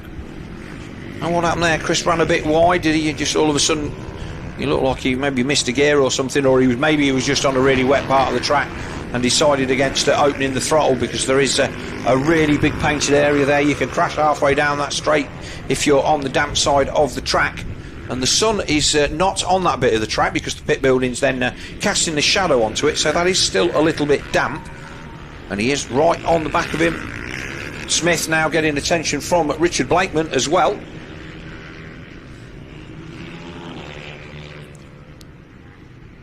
And there is Smith there, just in the background, in a very comfortable third place. So he's got about a 1 second gap back to Richard Blakeman now, who is definitely doing his best to try and close that gap. So Hodgie, this is where I think Hodgie's quicker than Davey Todd. Look over the shoulder from Toddy again. He does do that, he likes to look over his shoulder. I don't think he does it that much road racing. I did not see him do it at all at Brands Hatch a couple of weeks ago when he, or last weekend in fact, when he clinched the second of his British Superstock 1000 titles. Again, double British champion in that discipline. There's the battle then between Smith and Blakeman. It's hard to know where to look, but this is kind of where the championship lies at the moment. Smith can afford to let Blakeman through, but he doesn't want to let anybody else, or Blakeman makes the same kind of mistake. It looks like he took the front the same as Hodgie and he's lost the same amount of time, so yeah. I think there's a damp patch just on the way in there. Oh, that's Ryan Kringle down there on our off-road. So he's dropped there, that number 4. So he had managed to make his way up to 5th, but he's losing places hand over fist there as riders find their way past him. But there is Smith and Blakeman heading over our tarmac tabletop, then back around on themselves up into our infield off-road. So the gap out to Todd and Hodgson now opened up to just over 5 seconds. But again... Oh, Hodgson's down, Hodgson's down. So Hodgie spills it, and this is going to... Oh, that's big news. So with that Hodgson falling, and bearing in mind, that's literally 10 feet away from... where his season went awry at the start of the year with a broken collarbone. So with Hodgson falling and Jay Smith now moving up to second place behind Davey Todd, that has given him a massive advantage going into the final race. Hodgie needed to win them all to put the pressure on Jay Smith, and it looks like the man from up there in the northwest of Cumbria has made that little mistake. He's got to chase Davey Todd. You can't just ride round. It sounds daft, but you've got to give yourself something to concentrate on, and it looks like Hodgie just pushed the front a little over the burr maybe, and that TM UK Leeds bike ended up on its side. So let's see what he can recover to. He looks like he is there in 4th place still. We will wait and see. He did come across the line 4th, so this will play into the hands of the number 33. So Toddy there now out to a lead of 9.8 seconds on Smith. However, this is the battle that we're all interested in. It is Smith and Blakeman now as they make their way through onto the off-road. So Smith knowing he just needs to keep it together. Even if Blakeman managed to find a way past, championship wise, Jay has got to keep his head on straight and know that this is all okay. At the minute, where he's at, he's doing everything he can. I'm sure there may have been... I think he may have been, I'd say, not impressed, but I'd say relieved seeing Hodgson on the floor. Look, it's a racist thing. You don't like to win anything in a way like that, but these are the kind of things that swing championships. We've seen Richard Blakeman do the same thing at Teesside at the last round, and that kind of moved him to a position where his championship was... aspirations were pretty much over mathematically, and I say Jay Smith doing un-Jay Smith things, just keeping his cool, taking the points that are on offer, and as a result of that, he is now in the box seat with what will be basically a win, with Davey Todd not scoring points, and this was not something that I had in my list of things that would happen today. Also worth mentioning, Richard Sharp, our faller on lap 1, currently sat in 7th place behind the number 100 of Alex Mullaney. So good recovery ride from him to get back up to 7th. And you know what that will mean, don't you? Front row start for Richard Sharp in the reverse grid final. Yep, you're not wrong there. So that normal service is resumed as Smith and Blakeman. Hodgson is closing in fast in the background. There he is, the number 1, with 4 laps to go. Yeah, Blakeman really needs to try and find a way past before he's now going to have to start riding defensively for Hodgson. He needs to keep riding on the offensive. Oh, we've got a yellow flag. Who's gone down? Well, it can only be Toddy, surely. Unless we've got one of our back markers gone down. Not sure who that is. It is, again, looks like one of the Pringle boys. Again, definitely not Davy Todd. So, here we go then. Smith from Blakeman with Hodgson closing in. Toddy 10 seconds up the road. But this is the battle for the championship and the battle on track at the moment. This Trips.UK British Supermoto Championship Race 2. And all to play for. Jay Smith doing a sterling job at the front of this one. This is where we... Oh, it's gone wide there and pushed the front. Oh, that was a moment. Now, all three of those guys have done that down into that corner. Yeah. We saw Chris do it first, then we saw Blakeman do it, and now Jay has dropped back to third. So this is not the end of the world for Jay Smith. He is Blakeman is far enough back for him not to be an issue. Hodgie needs to pass Blakeman for this to be a big deal, and it still will not be enough as it stands at the moment with 3 laps to go. What will be interesting is, has Richard Blakeman got the pace to ride away from Jay Smith and Chris Hodgson? Because he was tucked up behind the Londoner a little bit for a few laps. As Hodgie gets a proper leap through there. But Smith then, here we go, the Bathmate replay. As we're watching, he's gone wide, the front's gone. Oh, he did well to hold that up.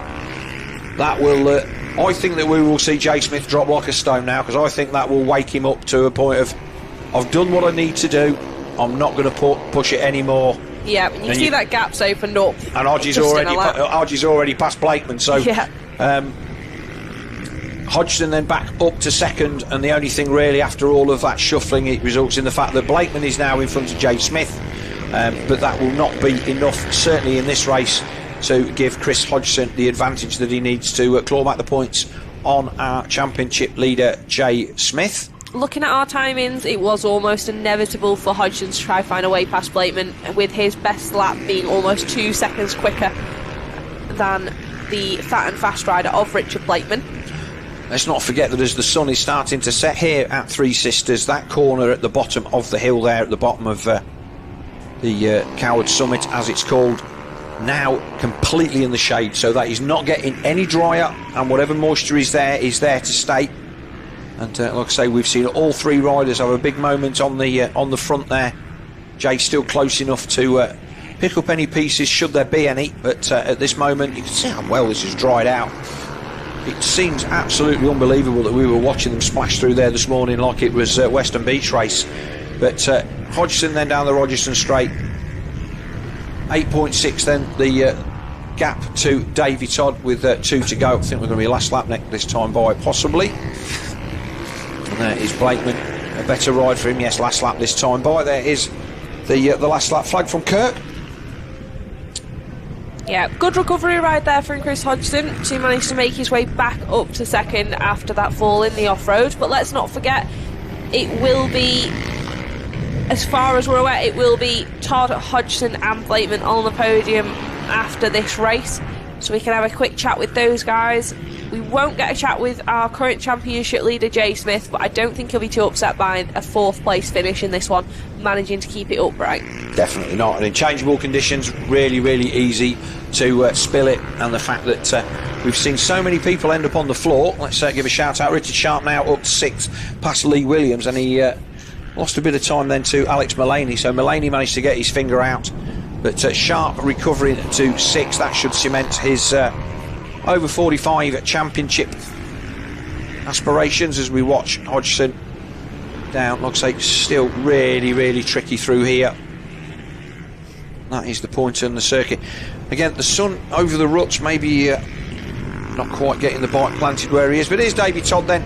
He's been out front pretty much on his own. And the Milwaukee Bathmate KTM rider. Again, double TT winner and double British Superstock champion. So he's the only professional rider in this field. Chris Hodgson then puts his hand up. He'll take a second and he'll be pleased with that. 3rd place will go to Richard Blakeman. You can see the wind blowing the trees there on our camera. 4th then, that looks like a big wheelie then for Jay Smith across the line. So that's the job done for him with 1 race to go. He just needs to bring it home in race 3, and he will take his second championship of the weekend. Mulaney comes across the line in 5th, the number 100 on the Automotive Solutions TM. So another good result from our under-21 championship leader. He is currently leading that championship. Again, still only 18 years old. Andy Mitchell comes across the line. Where's Andy? Andy's in 8th. Another good ride for the veteran, number 61 Bathmate KTM rider. And then the battle then further down the field. You were waiting for Peter Bennett to come across the line, but all of these guys all battling for positions. Gibson across the line in 10th. That's a good result for him. Even recovering from having a big off at Teesside at the previous round, which caused the race stoppage, if you remember.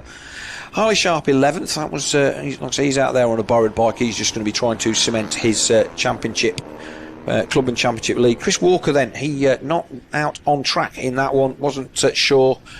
Like I said, businessman with a lot of commitments and just did not want to get injured and give his arm a bit of a bash. And I think he was still undecided as to whether he was going to ride when I spoke to him in the lunch break.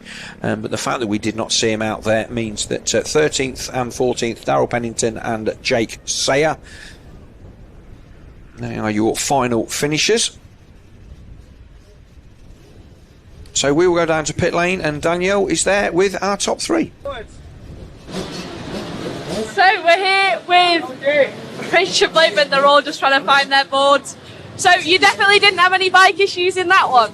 Definitely not. We disconnected the quick shifter, and she's like a missile. She's good. We just got to change gear with the clutch, but no, I enjoyed that. I stuck with him a bit more with that one, so that's quite good. I was fighting behind Jay, but yeah, I enjoyed that. Good ride. We all saw what looked like you took the front just down the bottom here. Is that the case? Is it still a little bit down? Yeah, just this bottom corner where the sunshine's not been. There's about a line which is about a foot wide, and the rest of it's wet through. So you've got to be on your point every time with that. But no, she's running well. Yeah, the end of the season, we're on the box, so that's a good thing. So yeah, enjoyed that one. So yeah, on to the next one. Yeah, one more race for the 2024 season, and we'll grab another word with Chris Hodgson again, managing another second place. We did see your little tip off in the off-road there, but great recovery ride to come back to get past both Jay and Richard.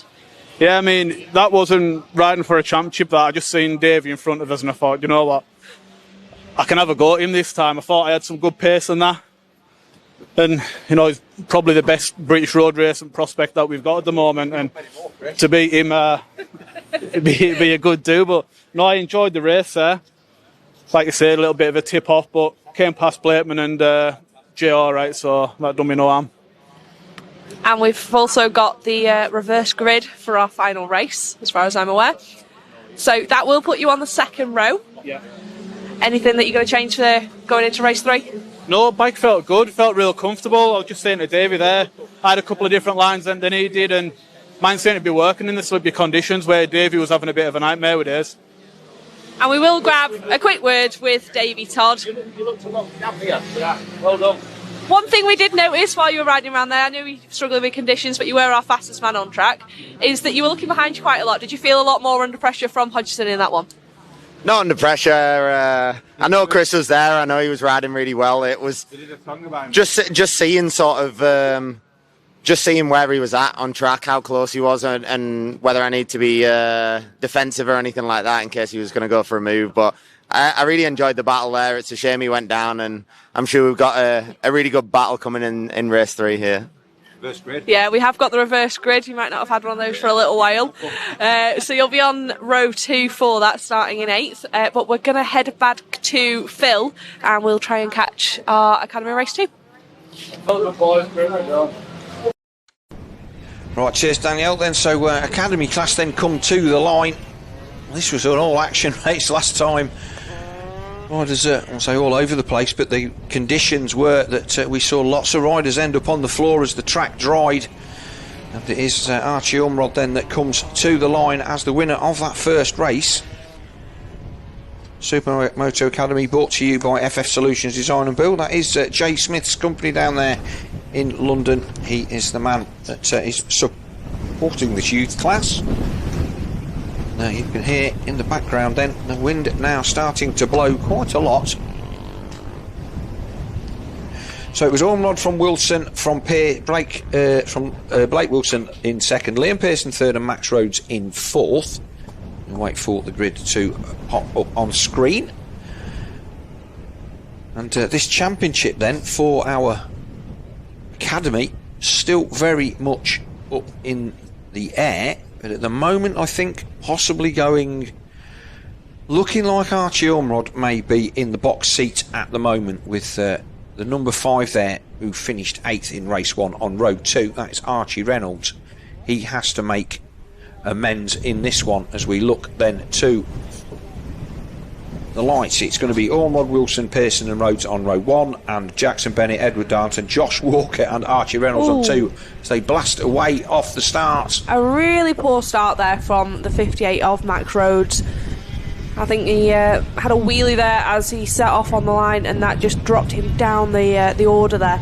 But it looks like it's Blake Wilson that's managed to get the whole shot from Ormrod, Bennett, and then that's Darnton as they head up over onto Coward Summit. And then I think we've got Pearson and I think Reynolds. Yeah, I'm not expecting to see as many dramas in this one as they come round the corner as we quite rightly pointed out, and Richard Blakeman underlined that bit of the track not drying out anywhere near as much as the rest of it. But Wilson then, his knee down style, I'm expecting to see him right away from the field in this one as Ormrod tries a little bit of a move up the inside. Looks like Bennett there in third, unless that is that Jackson Bennett? That's Jackson Bennett.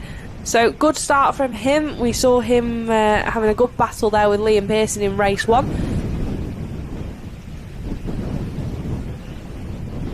And then we've got Blake Wilson, Ormrod clearing that tabletop, so really good from those guys taking the outside to inside line there. Interesting to see that most of them are taking the outside line because they can get really easily round the tighter inside further round the lap on these smaller bikes. But the wind is properly picking itself up. I don't know if you're picking up what I'm picking up in the earphones, but certainly the wind is blowing. This is where we saw a lot of riders end up on the floor. Wilson right out wide. Now he's done a lot of mini bike stuff around this circuit, so he will know where the grip is in these changing conditions, and he comes across the right line at the end of lap 1 with Wilson with Ormrod tucked right up under the back mudguard. Darnton that's come across the line in third, then Bennett, Reynolds, Liam Pearson, Max Rhodes.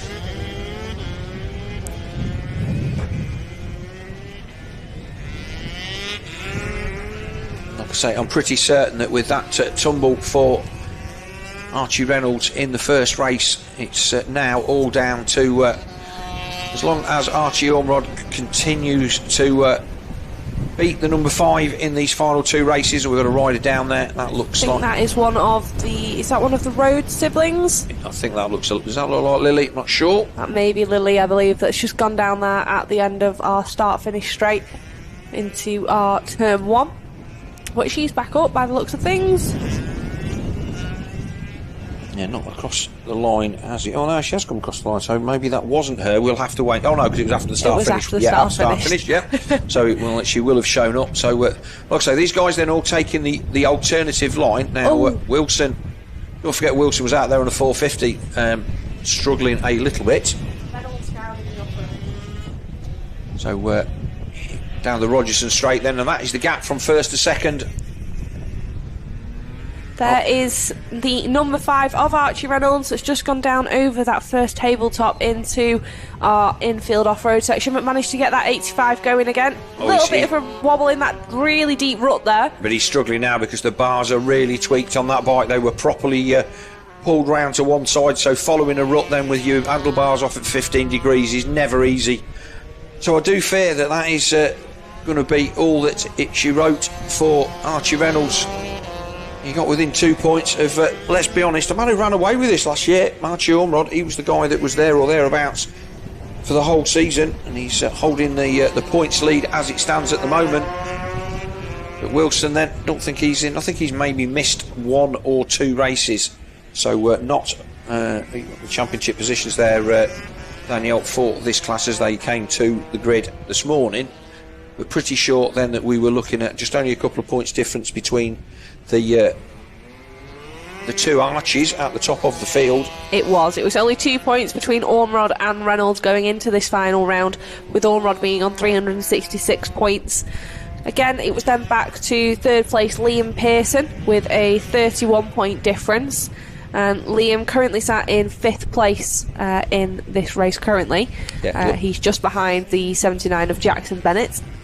So Wilson not at the first round, so that's why he's won all the rounds that he has competed in, but not done enough to be at the top of the championship. And he's got the length of the Rogerson Straight then over Archie Ormrod, whose mum was watching from behind the pit box, from behind the comms box on the start-finish straight, which we used yesterday, and she was definitely well down her fingernails watching that one, and I'm sure she will be doing the same thing again. Hopefully we will see him back to defend his championship for a second year. But another one of our academy riders that's looking at a switch to road racing on the 300s. We've seen quite a few of the youngsters doing that, and that's fine. It's a good stepping stone. Yeah. This Supermoto championship gives them a really, really good appreciation. A lot of them riding mini bikes as well, but I feel that the Supermoto side, when you look at the likes of Davey Todd and Christian Iden and the guys that have come from this paddock into the top end of British road racing, I certainly think that it is a very decent path towards a career on tarmac full time. But there is Ormrod then. So currently now 5 seconds behind our race leader Blake Wilson, who's banged in the fastest lap, which is 1:37. So these guys riding the full track today. Yesterday they ride a shortened version with no off-road. So it really is a different ball game from one day to the next, which our solo classes do not have to deal with. That was lovely, wasn't it? Absolutely inch perfect, that, from Archie Ormrod. Absolutely. Style points definitely given there to Ormrod on board his DRC 85. He's got an orange frame. I think that's a KTM. I thought it was red. I thought it was a gas. Oh, well, how many times can we be wrong? Oh, race leader down. That is our race leader down. That was Blake Wilson down there on the entrance to the Rogerson Straight. So that has promoted Ormrod up to first. So for the second time today, Ormrod has benefited from being the man there when everybody else is falling off. And that's no disrespect to him. He's doing what he needs to do to wrap up a championship. Yeah. But it just goes to show Wilson's knee-down style. You only need to get a little bit offline. Now, whether he managed to get that bike up and running, Darnton is across the line in second already. Yeah. So I'll keep an eye on our timing screen to see where Blake Wilson slots in. I did see a bit of a wheelie there from Ormrod, which was, let's just say it wasn't accidental, so he knows the significance of what he has just seen. And although Wilson wasn't challenging for the championship, he is scoring points. So the fact that Ormrod is going to take his second win of the day really, really puts him in the box seat for retaining his championship. And that gap now out to Edward Darnton has opened up to 6.7 seconds. So Wilson has slotted in third. How well they've done from the start of our season, where we were here, to now the final. I think they're a credit to all of them, all the effort and time and practice they've all put in. They've all come on absolutely leaps and bounds. Yeah, and Blake Wilson jumping into this championship, he's like I say, he's got a good pedigree, rides a lot, and as a result, he's given Archie Ormrod a run for his money at all the races that we've had so far. But Ormrod riding smart, and we're starting to see him close in on the race leader all around the outside of I think that was Lily Rhodes. Yeah, she's currently sat in 11th after her spill off at the end of the start-finish straight. So she's, up to 11th. She'll be back out in the C Group race on a 250 though, let's not forget. So she's riding two classes again, absolute perfection. Not rushing into that berm, and Wilson following. Does look a lot easier for the inside. Yeah, Wilson. Oh, he's down. Oh, he got a bit giddy. He could sense the victory, and let's be honest, he's got nothing to lose. He's not in the championship as such. So Darnton's managed to go by.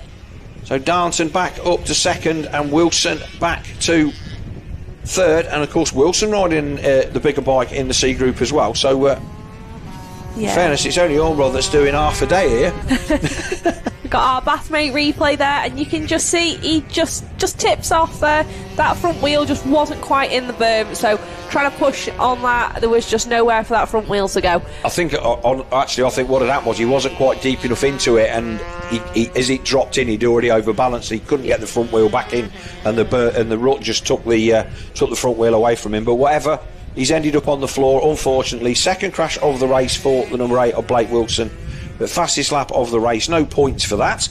But Ormrod then reaches up and pulls a tear off, but adjusts his goggles, and he will be getting some signals from Dad in pit lane, no doubt, telling him that he now has an 8-second advantage over the 41 of Edward Darnton, who was very much been a feature in the front end of a lot of these races. It'll be interesting to see what he rides next year, because obviously that's 65. Spoke to his dad and asked him if he was going to be moving up to an 85 next year, and why he was on a 65, and he just said, look, we've got it running that well, and it is not that much slower than an 85, and you'd have to say that on judgment here, that is not a bad decision. He's got a lot of money invested in those bikes.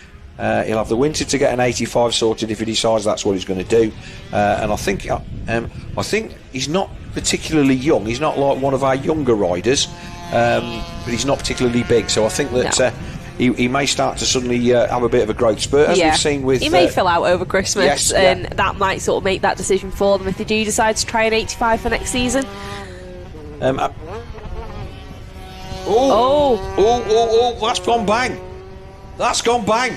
Oh, and he's just crossed the line. It's never over till it's over. You heard that splutter as he came out of Luna, and he went God. I've got goosebumps, Phil. I've never seen a lad so lucky there. One more lap and that'd have been it. Oh my lord. Oh, the man in the boxing box there, Archie Reynolds. Oh, that's after what we saw yesterday with Liam Pearson. The championship ebbed and flowed right to the end. But he will see. We will see that again, hopefully. But we heard as he came out of Luna, the bike just a little bit of a speed. It didn't sound like it was running out of fuel. It just sounded like it coughed enough, and he managed to get the clutch in and coast it over the line. Here comes Oliver Mullaney on the 101. Again, he's another rider that's getting a little bit racier these days, having found his feet in the class. But that was the lead will show. It was 1.4 seconds, but oh my lord. These last championship rounds have always got something to offer, haven't they? Yeah. I mean, like you say, it's not over until it's over, but I think that was some luck there for Ormrod to be able to coast that 85 across the line, knowing that if he hadn't, he's pushing back in. He's pushing back in across the infield. There he is on our split screen there. Yeah, there he is. So Archie Ormrod, a man who should he be old enough, really needs to go and buy a lottery ticket, but that. I've never seen someone look so happy to be pushing a bike back. So Dad Steve will have some he'll have some work to do. He won't. They are fortunate enough to be in a position where they do have a spare bike, so they will be swapping the wheels over into the spare, hopefully, and they will get him out for the final race of their championship, the FF Solutions Limited Design and Build group sponsoring this championship. But it is I will say it's one of them, the longest walk. But he's got to walk in and get on the podium as well, so you'll be able to have a good look at him. We're not interviewing these guys, unfortunately. There's Dad Steve then just running towards the bike. We'll try and see what has gone on there. And in fact, Danielle, just have a nip down and see if you can ask him what's gone on. And I'll try and ask. Yeah. But the bike being run in. Oh, she's right. It is a gas. It's definitely a gas. He's got a gas jumper on. We'll call it as that. So Danielle just winging her way down to pit lane as we will. We're just going to have a quick couple of minutes. We'll see if we can find out what that is, and then we'll let you know. And then we're going to take a short break when we will be back to... yeah, definitely gone pop. So Podium guys then just making their way down there as you look at the trees blowing in the wind pretty severely. Oh, look at those flags. That's the building we're in. That's us. That's us. Yeah, look at us. Yeah, us. There's our cameraman in the corner doing a grand job. And at least we're not getting wet. We've had some weather here this weekend, so... yeah, just speaking to Ormrod there, he did say it just went pop as he came round Luna. So what we'll do now, we're going to cut to a quick break while we get ready for our final block of races for this final round of the Trips.UK British Supermoto Championship.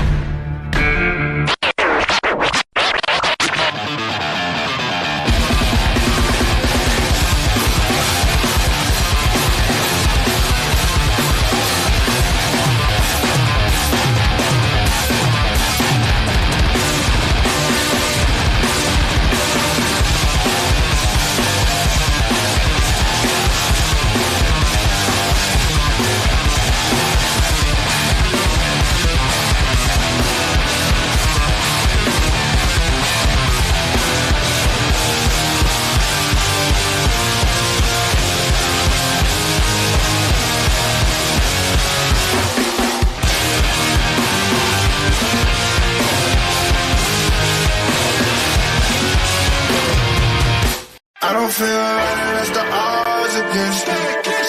Back against the wall with my strength. Yeah, I can't let it break. Everything I've been through, it made me better. Ooh, another hate, it just made me better. Been through everything, it just made me better. I can't waste the pain, it just made me better. Working every day, it just made me better. To make it what you think they giving greatness out, now you gotta take it. Yeah, serve it to the people, they need hope, it's no delay. It's the odds against me. Back against the wall, my strength. Yeah, I can't let it break. Everything I've been through, it made me better. Ooh, another hate, it just made me better. Been through everything, it just made me better. I can't waste the pain, it just made me better. Working every day, it just made me better.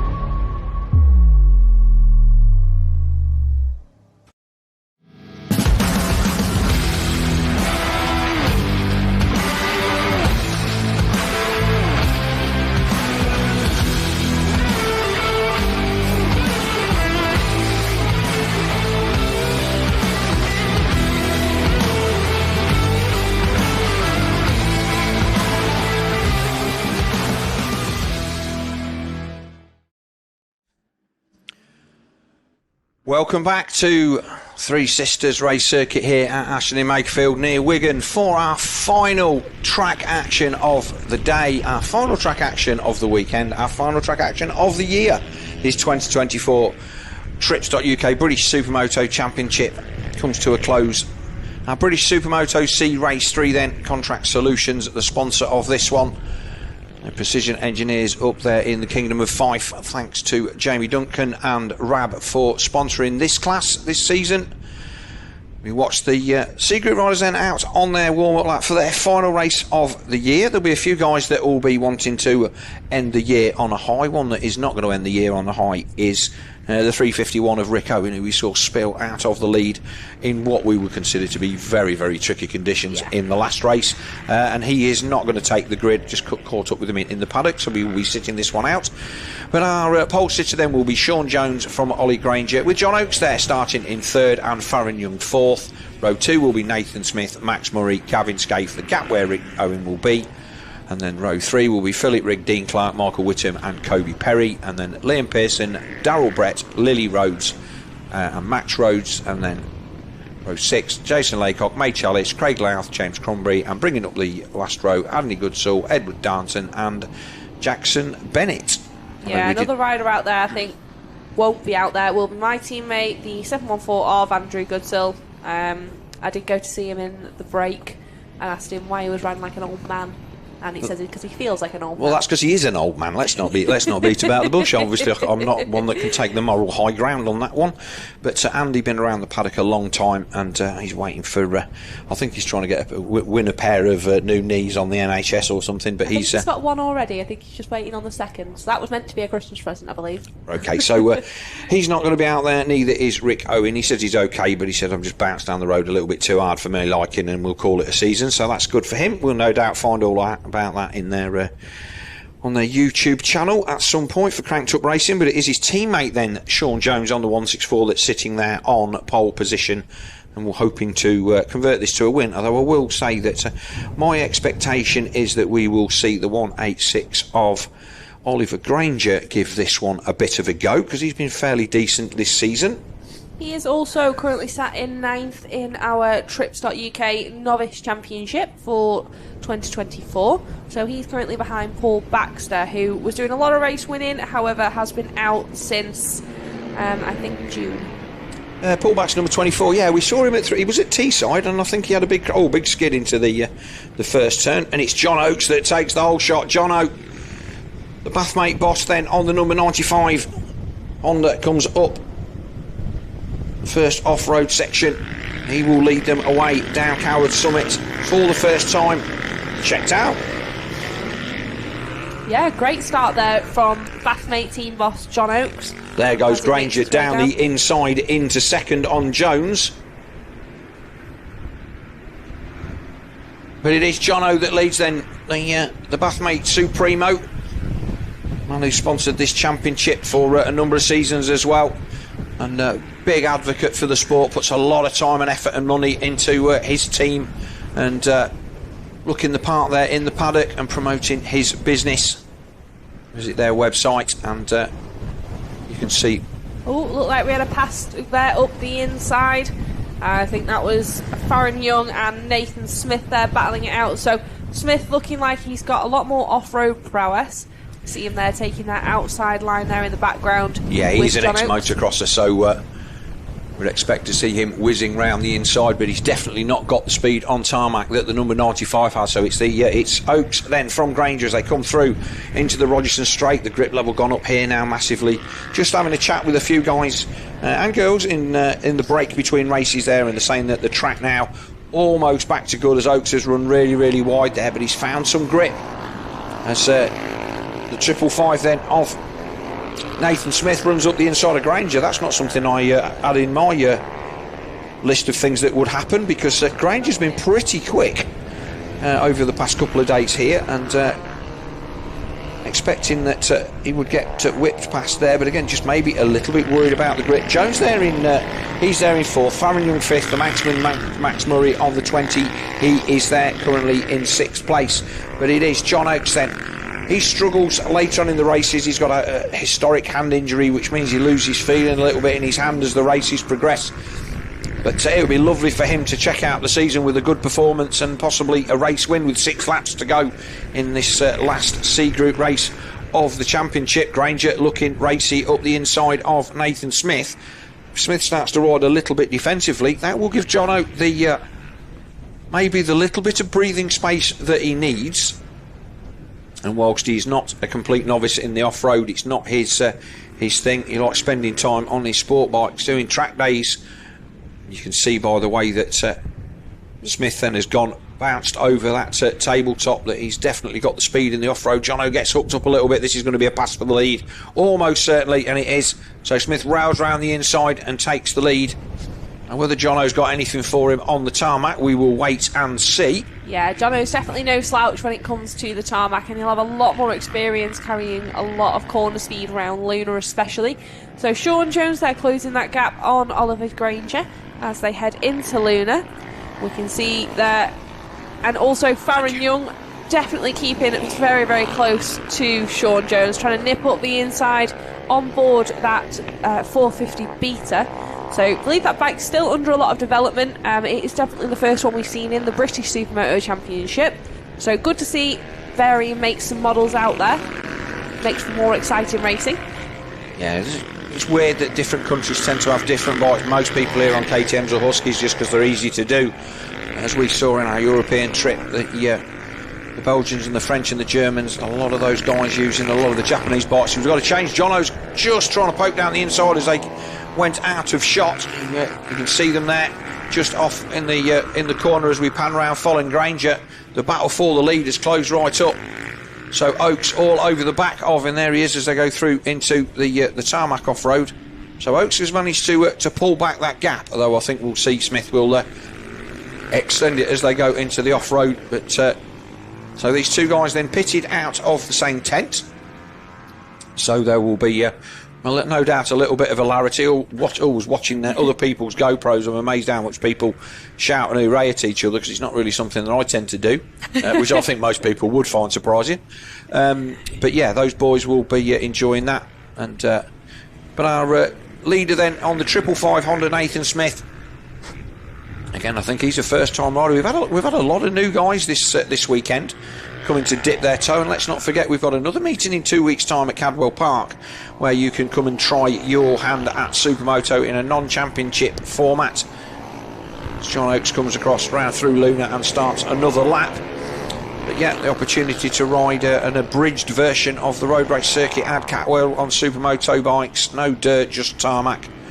And that is going to be happening the first weekend in November. I think it's just a one-day affair, so it is. It easier is Sunday to do. the 3rd of November, that one, and it is the King of the Mountain event. Yes. Still undecided as to whether I will take part in that, but I think there's a fair chance I will just be talking about it as normal. So, but yeah, I've had some good times around there. So good to see that we've got some new riders here, and hopefully we'll see a few more at Cadwell. But it is Nathan Smith on the 555 then that currently leads. There we see Farron Young on the Beta, not managing to make that pass on Jones, and in fact he's lost quite a bit of time on that lap. So whether he's made a mistake. But all of these guys finding their feet with the grip levels, because let's not forget this track was dry but very, very slippery for their second race after lunch. So they will be watching the lap times tumble. 139 then for our race leader, which is not what you would call a fast lap time round here under normal circumstances. But it is a cold but now dry October day. Yellow flag in the off-road. Looks like I think that's Jones that's gone down. Yeah, that gap has now opened up a little bit there out to John Oakes. It was 3.4 seconds last time across the line, but it's definitely looking a lot larger than that now as he makes his way around Luna. Surprising to see sort of more of a feet on pegs style around there. Yeah, he's was knee out a little bit yesterday, I think, but yeah, you can tell he is just sort of getting to grips with things out here, but doing a really good job. Don't think he'd ever ridden tarmac before yesterday, from what I'd heard, or certainly not on these bikes. But I'll say lots of new riders. So John Oakes then still, he's a really, really comfortable second hour. I'm not expecting that he's going to let that go with 3 to go. And And let's have a look and see who it is. So it's Farron Young now up to third, Jones in fourth. So I think it was actually Granger that went down.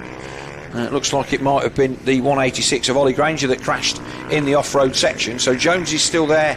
Young has actually made some ground up and made a pass. So whatever went on there, I'm wondering if Jones had already made the decision to follow Granger into the off-road and ended up getting caught up in that incident with a 186. So Young has found his way through to third, with Jones there in fourth, and then in fifth place is the number 6 of Dean Clark on the Husky. Again, another rider new to us this season. Done most of the rounds, as you see Oates over the tabletop. Yeah, Granger has slotted in 8th place, just behind the number 14 of Gavin Scaife on board that Automotive Solutions Husqvarna. You can see there, these riders are now going to start coming up on back markers, so these always do play a part in the latter stages of our races.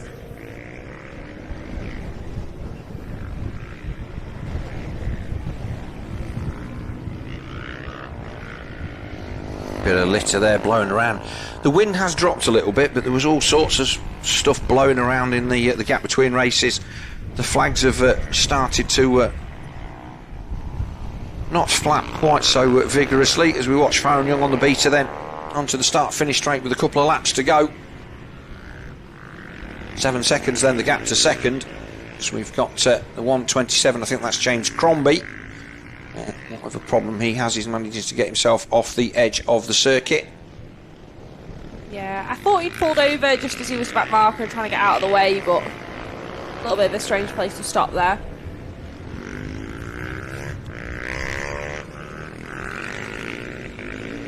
So sometimes this last C Group race can be a bit of a barn burner, everybody wanting to try and get themselves to the front, but Smith then a 4-second lead from Oakes, who's got 7 seconds over Farron Young in third, and as a result of that he is it's a little bit spread out at the front.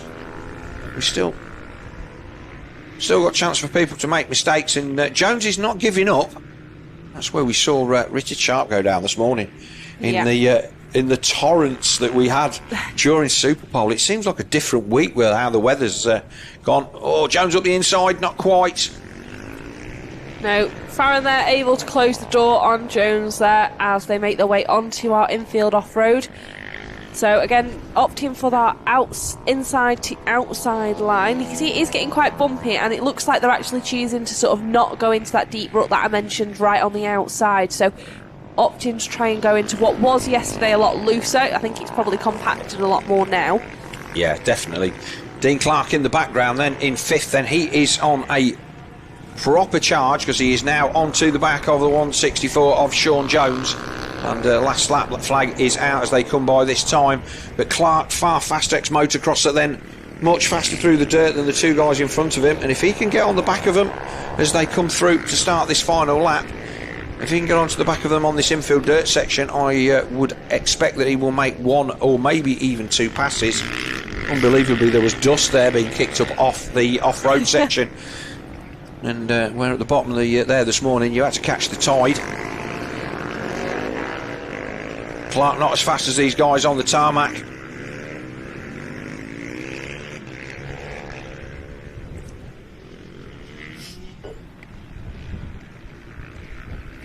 Don't think he's going to be close enough. Smith then already over the tabletop. Oakes as well, and the gaps then at the front, 4 seconds to Oakes, 13 seconds to back to 12 seconds back to Young. So there's John Oakes just holding safe there in second. It's a decent ride for him, best ride he's had for a while, and able to keep going. So this was where Jones tried to nip up the inside, just couldn't quite get close enough. So it looks like Farron's taking a wider line on the entrance to that off-road, and Jones not able to sort of capitalise on that and sort of shoot up the inside.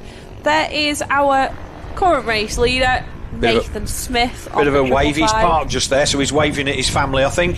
And that could have all gone all sorts of wrong, knowing what we've seen this weekend. But he will take a deserved win then, and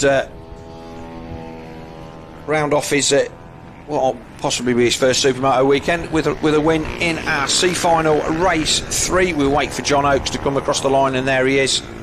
So John Oakes just looking down. He will take second place. Young will come across the line in third. Sean Jones fourth. Dean Clark fifth. And then the Manxman, Max Murray, should be next across the line in sixth. Granger, who fell, he will come across the line in seventh or eighth. In fact, he's gone missing. No, he's not. He's managed to find his way up to sixth. So he passed Murray on the final lap. Then it was, so Murray will be seventh, Scaife eighth, Cody Perry ninth, and Philip Rigg in 10th. There we see our national junior champion of Liam Pearson. He's out there having a go with the big boys as well. He'll be out there, he's going to be out again in a race in a bit's time for his final race of the year. So that is our C group in the books for 2024. Just watching out of our window, we can see some of the riders trying to do wheelies over Coward Summit. Always a photographer up there, and they will be all over the internet at some point in the next couple of hours, no doubt. I have to say, I did a wheelie across the mountain with a number one plate on it, and if someone got a photo of it, it's made my year. I did notice that you stopped and did that yesterday. You handed your dad a beer on the start-finish line, which was really cool, and took the final race with the number one plate on, as well deserved, and enjoyed seeing you get mugged off there by Chris and Richard Blakeman at the end of our interview section.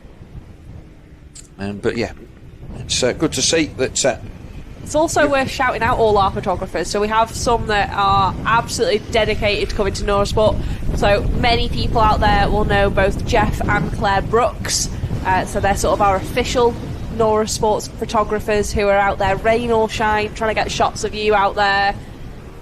And we also have some others. So Mick, we've got loads of other photographers that have come, and you see their photos posted online, and a lot of the time post them either for free or at a small charge, and I just think it's really great, as well as our marshals. But I think it adds to the sport. Everyone likes to go out there and go, oh look, I look really good doing this. So in fact, is that one of them handing out the it is, that's Claire. Yeah, she's absolutely brilliant. So handing out the trophies. We should go to, there we go, there she is. So there is our race winner, Nathan Smith. As you can see, he's a man of let's just say he's no youngster. There's John Oates. He was second. John Oates, the boss of Bathmate. He's happy with that. Got a bit of a bead on. There's our race winner, Nathan Smith. And then we should go to our third place rider. There is Farron Young. So Fadji then taking third. That's his, I think that's the best result he's had on that beta so far. Yeah. So there are your top three for the C Group Race 3. And they will all enjoy that. They'll get the photographs and bench race into the sunset. Although I'm sure that they will be watching with interests the last 2 or 3 races of our championship season here. This 2024 championship season seems to have gone by in a blink of an eye, but here we are then. British Supermoto B, round 8, race 3, brought to you by Race IQ. Visit www.raceiq.com for all your race timing and information needs for the launch of that product. So dry but blustery conditions. The track is decent. Blake Wilson's out there on his small bike this time, electing not to take the 350 or 450 that he's been riding. Looking at our starting grid, we do have Dan Billum on pole. And did you say he's still running wets? He's going to have a slick in the back this time. Slick in the rear. Followed by Perry Hillier, Oliver Ross and Noah Guillory. Row 2, we'll have Michael Craig, Paul Reynolds, Neil Meelan and Luke Armitage. Row 3, we've got Kevin Crowthers, Kyle Casement, Duncan Wright and Dax Almond. Row 4, we'll have Andy Hayes, Paul Groom, Blake Wilson and Dan Spencer. And then rounding out our grid is Jamie Wrigglesworth and Craig Forshaw. And then I think we've got our 2 from our C group. So I know we've definitely got Lee Codling and Tommy Sayer. Yeah. So again, there might be a couple of gaps on the grid in this one because there's a few guys went down in those challenging conditions. But it will be Dan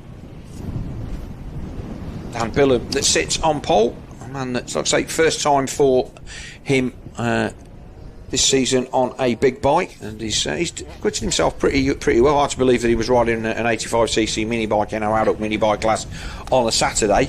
But yeah, he's getting the hang of that 450 KTM, and he will start from pole after he had a few moments in that second one. He went straight on.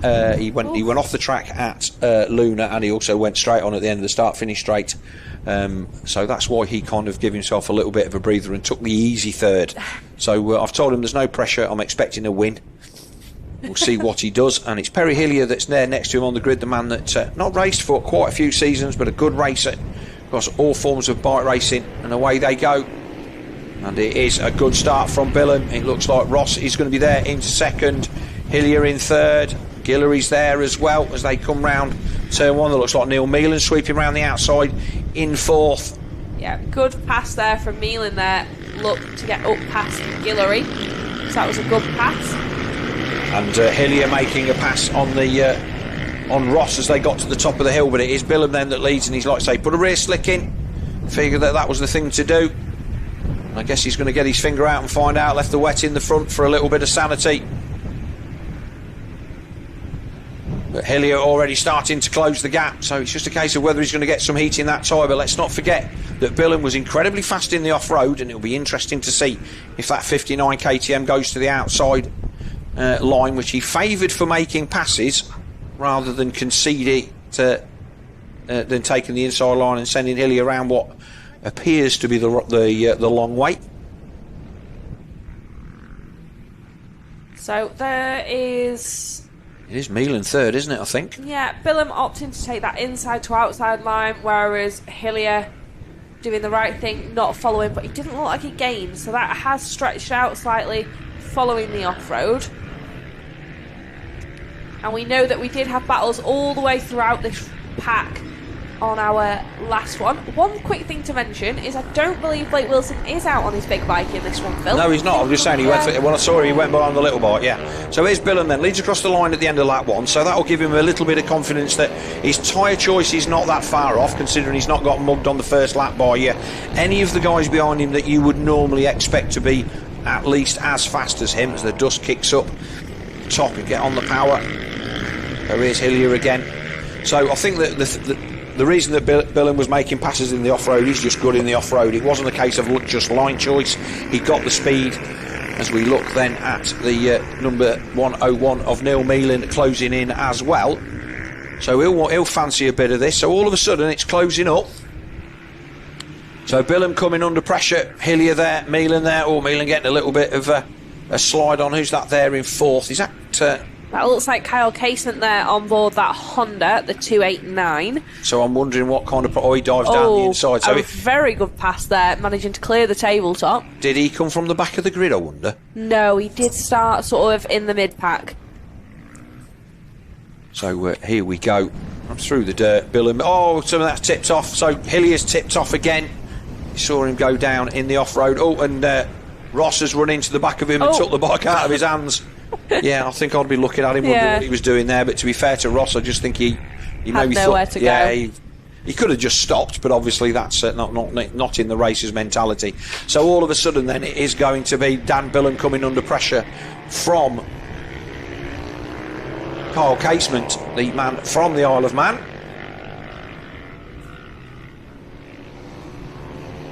And he will no doubt be the fastest man on track, and indeed on lifetime, and his name does go to purple. Yeah. So Kyle there just done a 132.595. Oh, and he's down, took the front. Yeah. So he's took the front. Oh, it's jumped out of gear, so that's helped it stay running. But all of a sudden, Dan Billum let off the hook. He's going to have... Oh, he's run a bit wide there. He'll have no idea that he has a 10-second lead. And... yeah, as we spoke to our podium from our A group race, Rich Blakeman did mention that down at that bottom corner we did have... Yeah, there's a Bathmate replay of Casement just getting a little bit too close to the inside then and getting onto the wet, losing the front. Yeah, we did have sort of about a foot wide dry line down at the bottom after the paddock hill. If you go off that, you are onto that wet stuff, and it is also colder down that end with it being in the shade, so it's not drying out anymore down there. So all these riders will be trying to stick to sort of within about a foot on this dry line. So Billum then now out onto the Rogerson straight, which he has the length of and then some. as a lead over Carl Casement. So Casement's going to have to properly get a wriggle on. A look over the shoulder then from Billum. So he knows that, unless he has another look now to see if there's anybody closer, but if he's sussed out that he's got a big lead, then he's just going to wing it in as Casement then comes down, almost goes on the grass. 5 seconds then, the lead with not sure how many laps to go as we look at Noah Guillory trying to ride round the outside of Luke Armitage.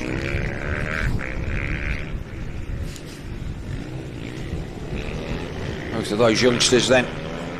Armitage telling me in the paddock that he got no confidence with the rear slick and he was putting a wet back in the back for the final race, and I did say to him that would probably be what I would be doing. Casement then is coming, he's starting to close down as they came past the pits last time.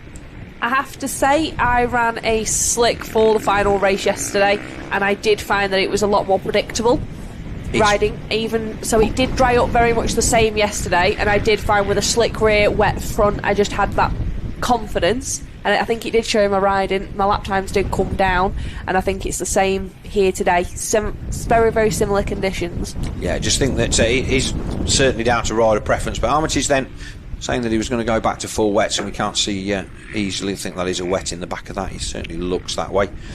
And there is Noah Guillory on the number 41, and he's definitely on a slick, and I think he's made the pass there, because I think just out of shot, I think Armitage took the front in the off-road there. He looked like he may have gone down, so there's Guillory. Yeah, Armitage crashed in the off-road, so the 145 tipped off and went down. Guillory then takes a look back to see where he is. Another man who the fashion police need to have a word with. Yeah, you're very much against a full face helmet with Supermoto, Phil. He's riding knee down, so he's a road race guy, and that's fine. And he does ride really well. And like I said, in the challenging conditions that we've got, it's a brave man to ride like that with the grip levels that we've got. But quite clearly, that's what I think is either a 250 or a 350. I'll say it's a KTM or a Husky. Clearly on full slick tyres. So 4 laps to go then. Neil Meelan then coming under pressure. Oh, so Armitage did not go down, so maybe that was a back marker. So Armitage was under pressure from Guillory, so I'm not quite sure what went on there then, but it looked like there was a rider tipped off in the background, so obviously need my glasses having a bit of a clean. So Armitage, on the contrary of coming under pressure from Guillory, has got a proper move on, and he's now all over the back of the 101 and Neil Meelan. And obviously with Meelan being on what I would imagine would be at least a slick rear, Armitage is going to fire around the inside here and possibly pull some more time back, and then he's going to have a lot more confidence coming through this section of the circuit, knowing that he's got a wet in the rear, just giving him that little bit more to lean on. Also worth mentioning, looking at our timing screen, Perry Hillier, who had a tip off in the off-road and then caught bars with Oliver Ross. He's currently sat in 11th. In 10th place we have our faller from race 2, Craig Forshaw, so he's sat in 10th, having a battle with the 99 of Andy Hayes a little bit further back. But as you say, Armitage definitely keeping the pressure on Neil Meelan now as they head up through this off-road. Yeah, the CF Motorsports Husky then, he's like I say, he just said he got no confidence, no feeling, I think was more what he said, and he was going to go back to the wet, as obviously track conditions, you see all of this area of the circuit now all totally in the shade as the sun has fallen down behind the trees, and Meelan is struggling to keep that bike in a straight line, and as the heat goes out of the tyre, he will be struggling with that even more. So we have got 3 laps to go. Meelan there looking like he went quite wide at the end of the straight in the valleys as they head up over the tabletop. Neither of these riders clearing that tabletop going in this direction. So we just watch now, 3 of the off-road, both of them opting for that sort of wider line up the banking, and then we go back to our race leaders though, because this is starting to tighten up at the front, Danielle. And Casement has started to chase down the number 59 of Billum, and it's down to 5 bike lengths from 5 seconds, and Casement lights the rear up again.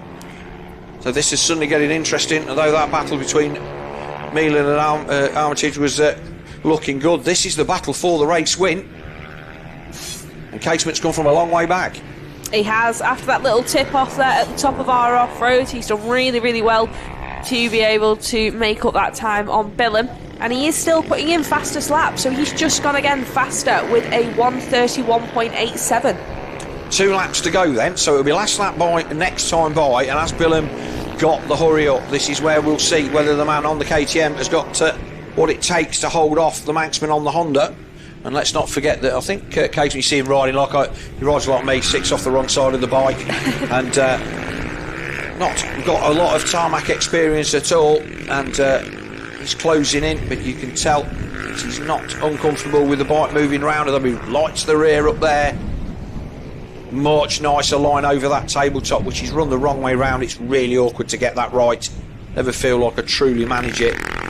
But Billum's good in the dirt, so I'm not expecting the distance to come down massively, because Dan Billum has already proven that he's got decent dirt prowess. He's gone to the inside, so this gap will suddenly go out.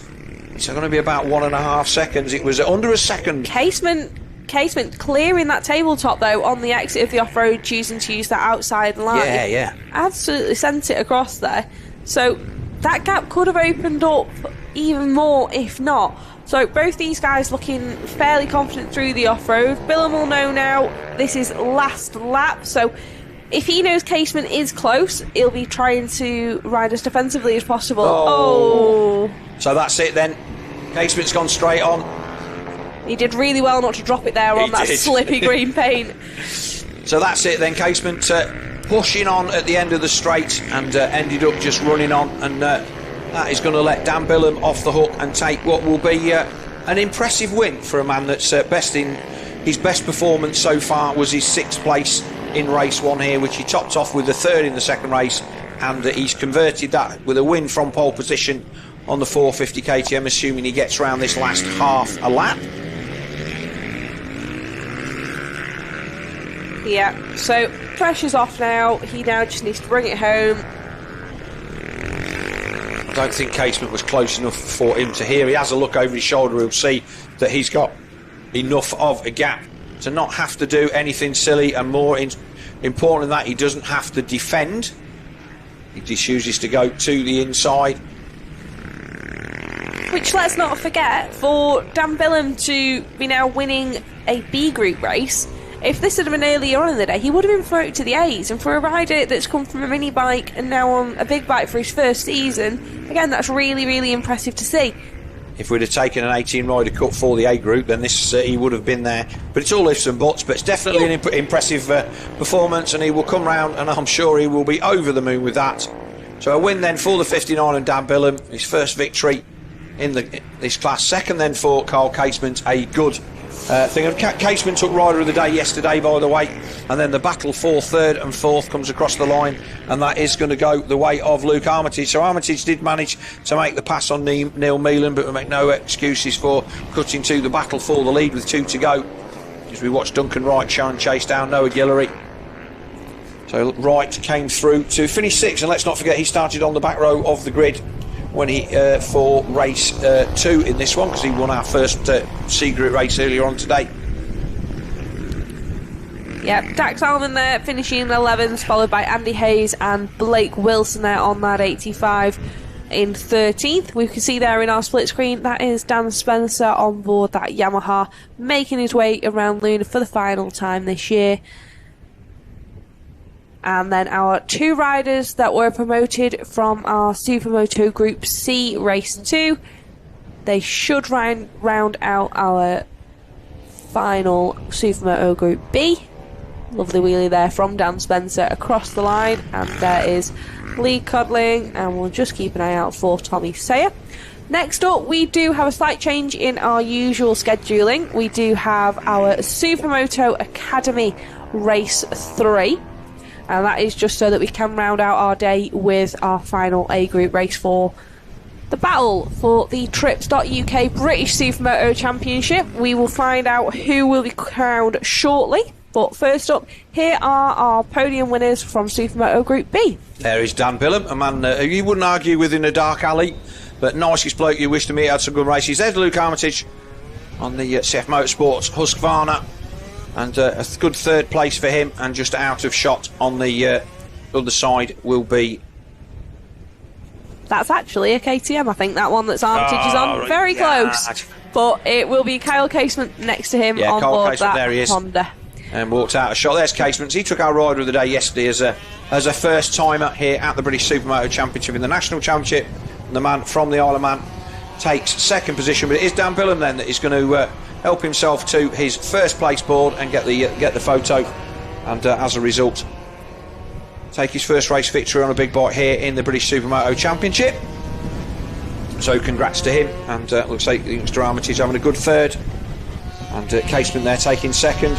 So congrats to those guys. We cut back to then our final Academy race of the day as the sun starts to set here at a blustery but dry Three Sisters Supermoto Academy Race 3, brought to you by FF Solutions Design and Build Limited. And this one's still all to play for, and it is Archie Ormrod. So it did look like that bike had expired, but now another word in the pits, and there was rumours that maybe just a little bit light on fuel possibly. So it's Ormrod from Bennett, from Reynolds, from Pearson on the front row, Darnton, Clark, Mullaney and Rhodes on row 2. Row 3, Josh Walker, Max Rhodes, Jackson Nuttall, Blake Wilson, and then the 13 of Colt Reynolds at the back. Obviously Wilson tipping off in his race. You can see how horribly wet that is on the inside, but yeah, it does look like though that the really deep rut that we saw on the inside by that berm may have had some adjustments to it. It's not quite as deep as it was yesterday, yeah, but it isn't as deep as it was this morning, so I'm thinking maybe they've done some track maintenance there, maybe filled that in slightly.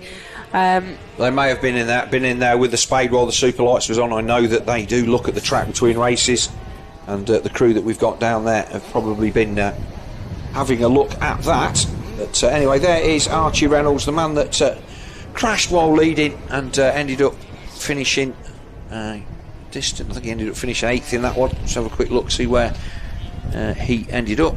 Trying to look at the right results, that would be great. So Archie Reynolds finished in 3rd in our race 2. He did get a 3rd place, so good ride from him.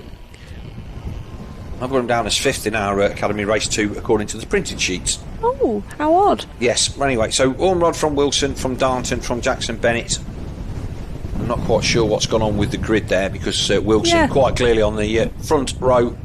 So maybe just something wrong with our auto population of our grids, but we can quite clearly see then the front row is Ormrod from Wilson, from Darnton, from Jackson Bennett. I'll forgive him for having a dirty bike, because they were in the throes of taking their awning down before the wind did it for them as I walked past earlier on. So Andy points at the lights, and it will be for the final time this year our Academy class off the line. Everybody looks like they are safely away. And it is going to be Wilson round the outside from Ormrod, with Reynolds dropping into 3rd, then Darnton 4th. They come up into the top of Coward Summit. Ormrod there spinning up there, trying to get the power down over Coward Summit, followed by, I believe that was Reynolds there on board that TM, chasing him down as they head down this paddock straight. But it is Blake Wilson who takes the lead once more. Ormrod going quite wide there into that paddock bend. Yeah, he did. Maybe looked like he lost the front a little bit, but just chose to run wide, carried a bit too much speed in there. So Ormrod and Reynolds are now both where they need to be for their battle, as Darnton there on the number 4165cc Yamaha is there in 4th. I absolutely love seeing these guys do that tabletop. They make it look so easy. Yeah, sometimes these obstacles are a little bit easier on a smaller bike with the smaller wheels, and then other times it is an absolute nightmare for them. That's what I'm going to convince myself. It must be easier for them. Yeah, that is just amazing what youth and talent does. But race leader then, Wilson out. Here comes Darnton down the outside of... he's going to come round the outside of Archie Reynolds.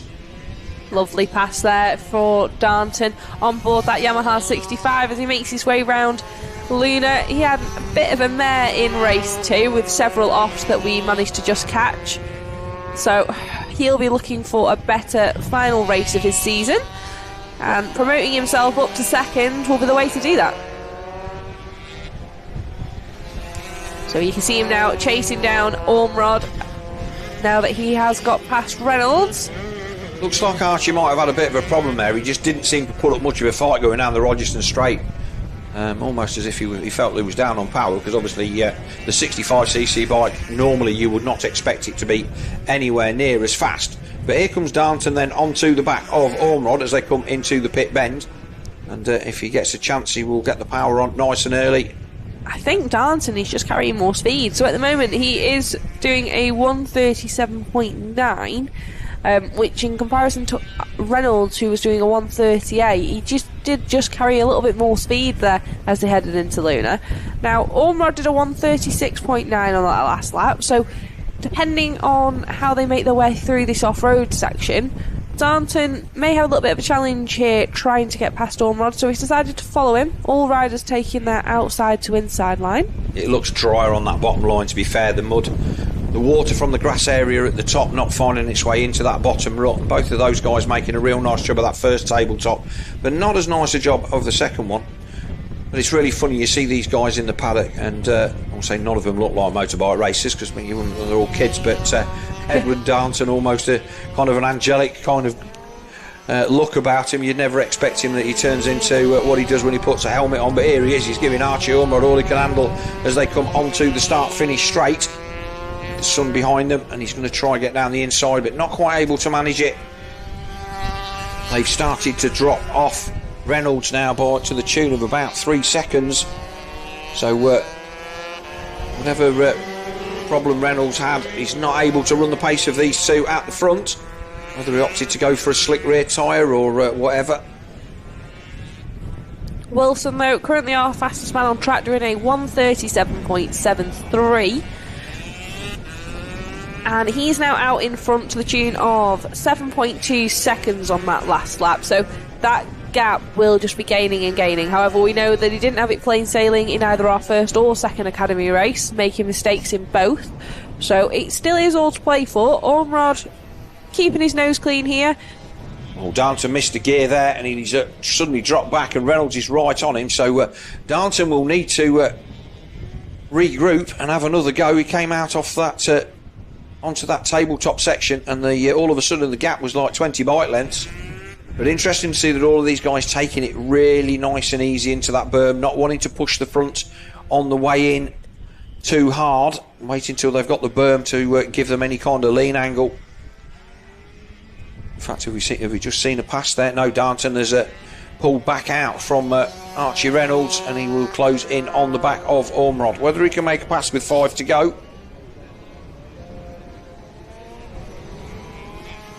He's closing in though. He is, and he's proper trying to get tucked in on that 65, and you can see the size difference between these two guys. So what Darnton's lacking in power, he's probably making up in that sort of power to weight ratio there. He's able to carry that corner speed round Luna, which means he's not losing as much as you might think heading down the start-finish straight. Well, I've said this a couple of times so far this year, that Ormrod has definitely started to fell out now, and he was a slip of a thing when we first saw him on this 85, and obviously he ran away with it last year, but he had a lot easier time. But he's a much bigger guy now than he was then, and as a result, that 85 having to work a lot harder, and the advantage that he would normally have over a 65 negated by the fact that Darnton is an absolute lightweight on that 65. He's not as small as you think when you see him stood up, but he's just quite, and I think his sister is the same. She's a gymnast, so I think they're what you would call like a naturally lightweight and healthy family, for want of a better term. Oh, real nice jump there from Darnton. Lovely. But yeah, so they are obviously Darnton quite a couple of years younger than our number 40 there. Let's not forget that Wilson's out in front of this one, because he's definitely the class of the field. 10.7 the gap across the line last time, but this is where the interest is. This is where the battle is on circuit. The rest of our field pretty much spread out. I'll say end of season kind of demob happy kind of thing. Everybody just wanted to get to the end of the day and the end of the year safely so they can go through the winter. Here we go, dancing around the outside. Close. And he's just tucking in behind Ormrod there. He's just not got the legs on him to be able to make a pass. He did just clip something there, so whether that's maybe a bit of sump guard or plastic. I think that's a bar pad cover or something, because it certainly looked quite lightweight. Oh, and he's had a look at him over his shoulder, and he goes dancing down the outside. Yeah, that's I think a brave pass, I but think it's not impossible. He's going to look to the inside. He tried it on the last lap. Oh, unbelievable. Darton runs wide and he makes the pass. Now, I cannot tell you how brave a pass that was. There is no... You've been round there, Danielle. That was a proper pass, and he's going to come straight back at him down the straight. Oh, well, that does not justify it. I thought Darton had done enough there. And Reynolds closing in as well now. So, well, I don't know what happened. Maybe Darton's just not... maybe he just can't run the speed when he needs that bike in front of him to push him on, to make him brake late as they come into the off-road. They're going to catch up with one of our back markers, one of our Bambino class that's moved up to the academy. They all go to the outside.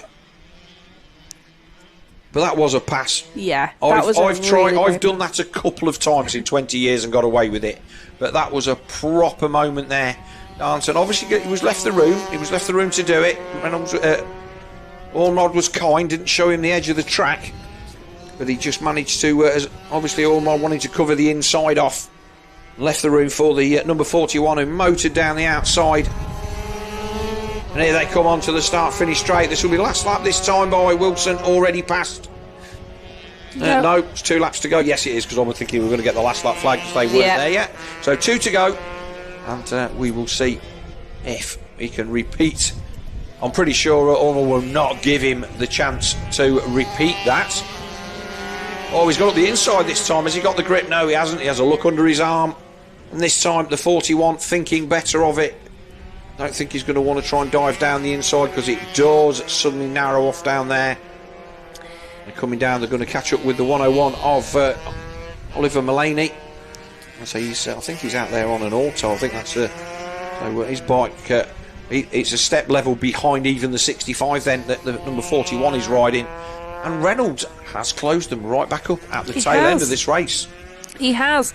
He's closed that gap down. So it was 2.17 over the line on that last lap. However, it's definitely closed up more now on the infield section of the circuit.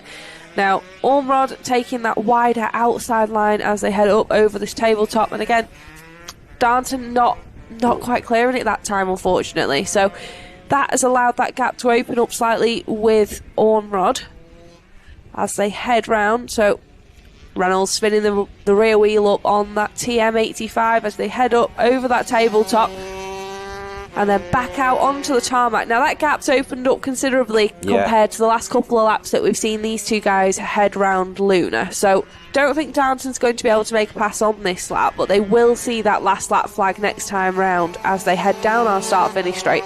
So Blake Wilson has taken the last lap flag. Are you watching this? He's not going to get closer. He's nearly got him on the brakes into the last 10. This is it. So Darton obviously incredibly fast round Luna. And he's right there. So this is it. Last chance saloon, last lap, last race of the season. Is the number 41 going to make the pass? The number 40, it doesn't matter. He's already wrapped the championship up as far as I'm concerned, looking at the points. He's done enough to seal the deal. And he's also doing enough down there to stop Darton. He tries to come down the outside. He's going to cut to the inside and down the pit straight, but he does not have the speed to make the pass into the pit bend. Reynolds, he's still there. Is he going to have a go? He's going to try and throw it down the outside of Darton as they go into there, and he's going to make it stick, is he? Yes, he is. Oh, that was a great pass there for the number 5 of Archie Reynolds, round the outside of Edward Darton. So great pass there, but Darton's not going to let him have it easily. Reynolds there covering that inside line as they head into our off-road section for the final time. All three of them making a really nice job of that. Criticise them for following each other through the dirt, but that inside line on those small bikes does not look inviting at all. Darton's going to go down the inside. No, he's not. He looked like he was going to try and have a go. Hats off to all these guys. They've properly given us a race to enjoy. But I think Ormrod is he's got enough of a lead there to not have to worry. As Reynolds then. He's under pressure now from Darnton around Luna. Darnton, we've seen him try and put some passes Here we go. on. He's up the inside. Onto the start-finish straight, so it is going to be. This time he's going to get to the finish. Oh, that was an excellent race. We make no apologies for not showing Blake Wilson across the line. Props to him for winning by 19 seconds at the end of the day. He absolutely checked out. But that battle then with Ormrod, Reynolds and Darnton for second place. That confirms the championship for the number 40 of Archie Ormrod by our rudimentary mathematics here in the comms box. Jackson Bennett comes across in 5th. Cole Reynolds 6th, a good result for him. 7th place will be Max Rhodes. And there is Liam Pearson coming across the line along with the 101 of Oliver Mullaney, who finishes in 12th.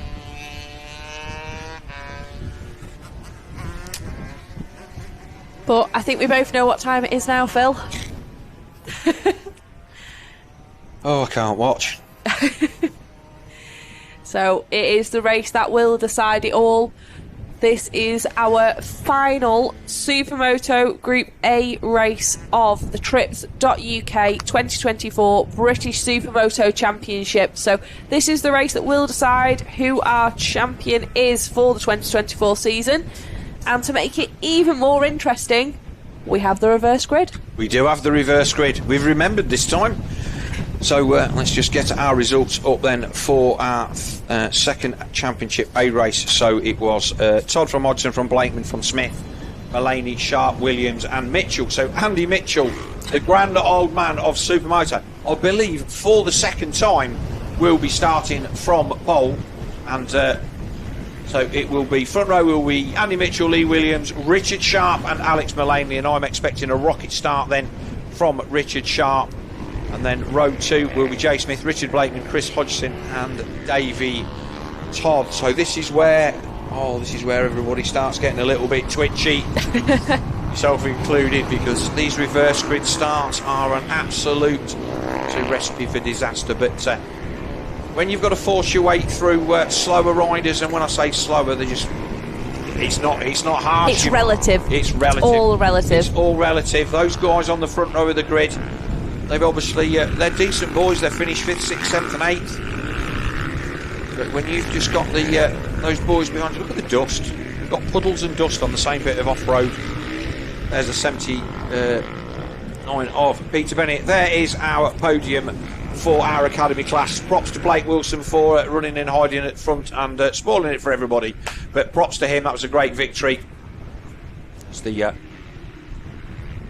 trophies get handed out.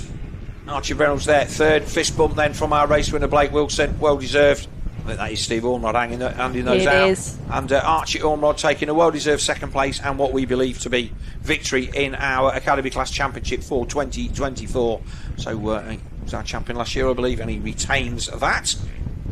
He has. I feel like he's definitely been made to work for it this year, and I don't feel like he'll mind me saying that, but definitely a very well deserved champion of our Supermoto Academy class for the 2024 season.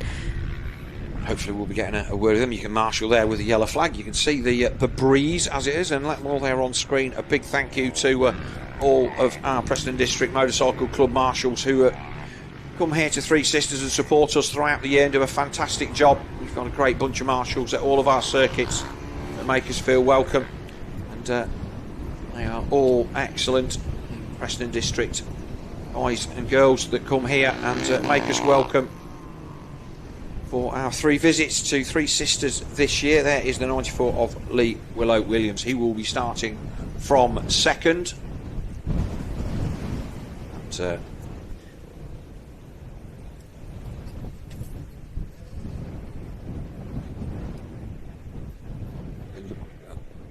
so watching there, all these riders now getting ready for the final race of this season. So we can see that's Alex Mullaney there on the front row. So like we said earlier, he's there got that bike lent over. Didn't see a lot of people putting on start devices for the earlier races. Now, I know sometimes in the wet they're not always as advantageous because you don't have that hard braking into the first corner. You can't get them to click off. Yeah, so sometimes they don't run those start devices. I would assume a lot of them in this one will have them on now. It has entirely dried up. So here we go then. Final time. See what Andy Mitchell does from pole. He gets a good jump, does Andy. Let's have a look back into the thing. It's Richard Sharp then that's going to take you. Hodgson round the outside. It's Sharp then from Alex Mullaney as they go into turn 2. It's Richard Sharp, Mullaney, Mitchell, Lee Williams, Davey Todd there coming up the inside into 4th. I'm interested in where is Jay Smith. There's Jay. Oh, big moment. That was a big moment there from Chris Hodgson. Was it Hodgie? Spinning up. Yeah, and here we come down into pit lane, and it is Richard Sharp. We'll call him the master of the reverse grids. And Alex Mullaney then on the number 100 TM, the Automotive Solutions rider. He's had not the best of seasons and struggled. Still more than capable of winning races in this class. Andy Mitchell, the grand old man of Supermoto, the godfather. Oh, he ribs me for keeping saying that, but he really is. A man of his years to be out there in this class at all, let alone running at the front. So there's the rest of them. There's Smith in there. He's there in behind Lee Williams. He just needs to kind of make sure that he does not let Chris Hodgson out of his sight as Hodgie goes past Lee Williams. I have to say, I am very relieved that so far we have had an incident-free lap 1 of our final race of the British Supermoto Championship. So far, everything is going smoothly. These guys are now all spreading out nicely, which should allow for an excellent final race. So Smith then, he just needs to finish 6th overall, and with the results that he's had so far, I think that where he is at the moment should still leave him 3rd, with Todd then all over the back. Well, not all over the back of Andy Mitchell. He's not close enough to put in a move. Hodgie all over the back of Davey Todd. Now, I would imagine that Hodgie will want to try and make a move on Davey Todd while Toddy is tucked up behind the... Here he goes, Toddy down the inside of Andy Mitchell with Hodgson there. Hodgie's going to come through as well. Andy has a look over his shoulder. After you guys, he wants no further part in that. The battle for the lead is still there, and it is still Richard Sharp that leads with Mullaney all over the back of him, and those guys have got a couple of seconds maybe at the moment. So at the moment on that lap, Jay was currently sat in 7th place behind the 94 of Lee Williams. Oh, Mullaney's gone down. Alex Mullaney took the front in the off-road, so the number 100 spills it. He was going for the race win. I don't know how much time he lost, but he definitely ended up on the floor. So this will let Richard Sharp off the hook. Is he going to be able to get his head down? Here he comes. Here comes Todd. Here's Hodgson. There's Mitchell. Then it's Williams, and then it's Smith. So Jay up to 6th. So that will be good news for him.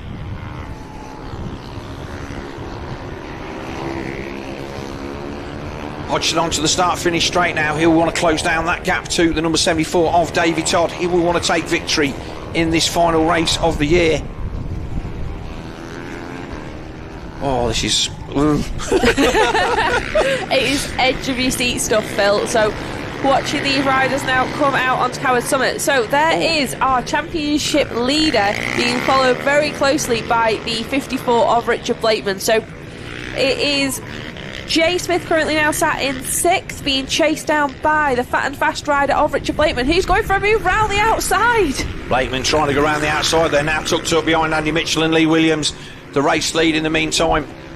Just looking at when Mitchell just lets them by, gets out of the way. He wants no part in this one, so lets Smith by as well. Fair play to Andy. He's not got a dog in this fight, and he's letting them boys by. Yeah. He'll take a well-deserved 7th or 8th position and not get in the way of the championship. So Blakeman then all over the back of the... I think Toddy has found his way to the front. Just saw him disappear out of sight there on the side shot. So unsurprisingly, the number 74 of Davey Todd.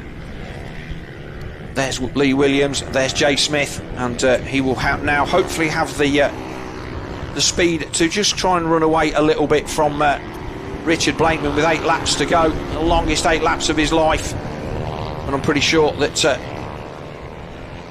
Smith knows he's just got to keep it together he won't know it'll be another 7 laps, I doubt just yet, but he'll know he just has to keep it together until the checkered flag, and he should be crowned our 2024 British champion. He's done all the work leading up to this, and like he said, he has been very level-headed for this season. So having it come down to the final race and knowing that he just needs to cross that finish line in no worse place than 6th overall will be weighing on him, I'm sure. He's 3rd at the moment on points for today, so that box ticked. Lee Williams just a few lengths in front of him. Blakeman then, I'm sure that Richard will be more than decent. They're not racing for the championship anymore. Blakeman is out of it as far as the points are concerned. There is the 217 of Richard Sharp, so he looks like he's back to 3rd. So we've got a battle on for the lead because Hodgie is closing down on Davy Todd as they come off the off-road. If we can get them as they come through down on the Rogerson straight. There's our race leader Todd, there's Hodgson. Oh, that was a big moment for Toddy there, lost the front. You saw his head dip to the inside as the bike slid away. Hodgie will want to try and win one. He's only dropped 5 points since his return from a broken collarbone at round 1. And he is chasing hard on the number 74 of Davy Todd, who, to be fair to Davy, has ridden superbly this weekend. As I said, the double British Superstock champion of 2022 and 2024, and also the double TT winner this year. And there is the gap as they come down past pit straight. With 6 to go, fastest lap for Chris Hodgson, so he's closing him down. He will want to end the year on a high. Davey said he wanted a battle. Yep, it is a 123.6, which in comparison to Davy Todd's best of a 123.8, so only 2/10 in it between these two guys, and I'm sure Chris Hodgson will keep on pushing to try and chase down Davy Todd as they head round through this off-road section. We did see Chris make a uncharacteristic mistake through this tabletop. Oh, Smith and Blakeman together. Oh, that was a tangle of bars, and they're getting caught. So that's Kringle. He's no stranger to knocking people off this weekend. Might sound a bit harsh, but a lot of people have found themselves second best to him in the off-road. And he has found a way past the 54 of Richard Blakeman on that lap. So on the way out of the off-road section, Kringle. Oh, and he's gone down. Lost the rear. He's gone down and he's took Blakeman with him. How Blakeman managed to stay on there, I do not know. So using the bike there to pop over. Yeah, well, really lucky there for Richard Blakeman. Yeah, so that's given Jay Smith a big breathing space. Andy Mitchell closing down on Richard Blakeman. So Smith then chasing down the 94 high-tech coatings, Svanna of Lee Williams, but that is going to let Jay Smith off the hook. We look then for our race leaders. Here is Jay Smith. Here's Blakeman coming down the start, down the pitch straight. He will have no idea how he managed that, but we got it on film, so he'll be able to see. But Kringle just proving that there is a limit to the grip here, and circuit knowledge being what it is, these boys know where the edge is. And in fairness to Ryan Kringle, he's not raced here before, so this is a learning process for him. So here's Smith on the back of Lee Williams. Is that Mulaney closing back in after his tip off? I believe it is. Yep, Alex up to 6th place. He's currently running a 125.8, which in comparison to Jay Smith's best of a 126, he is actually closing that gap down. It's going to take him a couple of laps to get there though, but Smith, I'm pretty sure that Jay is just looking at this and going, fifth's good enough, fifth's good enough. He does not need to pass the man on the number 94, Husqvarna, as they go through turn 1 and turn 2 with 4 to go. But when you're that close to someone, it'd be rude not to try, I believe. Yeah, but they're the kind of places, if Willow makes a mistake there and Jay runs into the back of him, all of a sudden a quick stall and... Anyway, look, it's 4 to go, 2.2 seconds the gap to Hodgson from Davy Todd now. So I think that Chris has just not been able to close the gap. And here's the baton with Williams and Smith, with Mullaney closing in and Blakeman closing back in on the back of them as well. Andy Mitchell then, he's now dropped off 4 seconds in 8th, but still Mullaney going to try and come down the outside. But it's good to see Alex Mullaney finish the season on a high. He's not had the best of years, struggled to adapt to that new machinery in the beginning of the season, and ended up on the floor more than he really should have done as a result. That knocked his confidence that you saw built up at the end of last year on the Automotive Solutions Husky. But he's getting back up to speed as an 18-year-old in a sport where the average age is probably about 38. So he's got a long career ahead of him, and he will come back bigger and stronger next year in more ways than one. But Jay Smith then on the number 33, he is there, currently sitting in 4th position. There's Richard Sharp in a lonely 3rd. He will have backed himself to try and win this one from the front row of the grid, maybe, but with Davey Todd and Chris Hodgson in excellent form, we are not seeing Sharp finishing 3rd then. Is not a lovely jump, not an unrealistic expectation. It's still a good result, but with the start that he got, he looked like he was going to be away at the beginning of that one. He did. He definitely passed on Lee Williams, so that promotes Blakeman up to 5th place, apologies, and he'll now be there. He's closing that gap in on Smith. There's Richard Sharp then on the Trips.UK Husqvarna. He will be KTM mounted next year. We heard him say that in our lunchtime interviews, that they will all be on the same machinery next year. To be fair, there's not a lot of difference to them anyway, but they will all be in the same orange and purple livery that they've got for all of the bikes. And look over the shoulder, there's Hodgie. Now 10 seconds adrift of Davey Todd. And he will not be too worried. He wanted to take it to Davey, but like he said, Davey is the coming man of British road racing, but he's definitely a level above. And being a pro rider, riding the TT, riding those big bikes, and riding a lot of Supermoto for fun and for training as well. It's obviously he came from this paddock originally,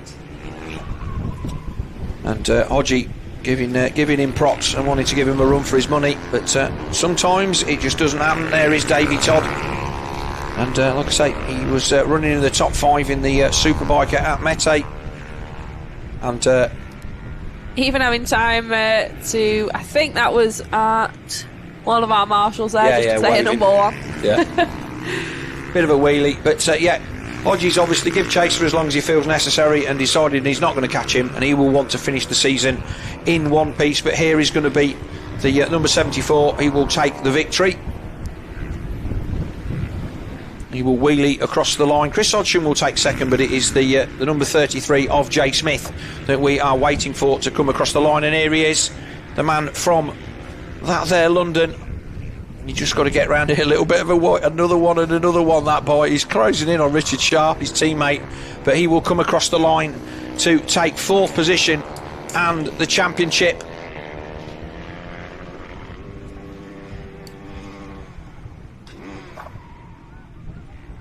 Fantastic for Jay Smith. He will take the 2024 British Supermoto Championship, the Trips.UK Championship. Everybody there, congratulations to him from Chris Hodgson. Great to see everybody stopping and congratulating the man from London. He's announced his retirement this weekend as well.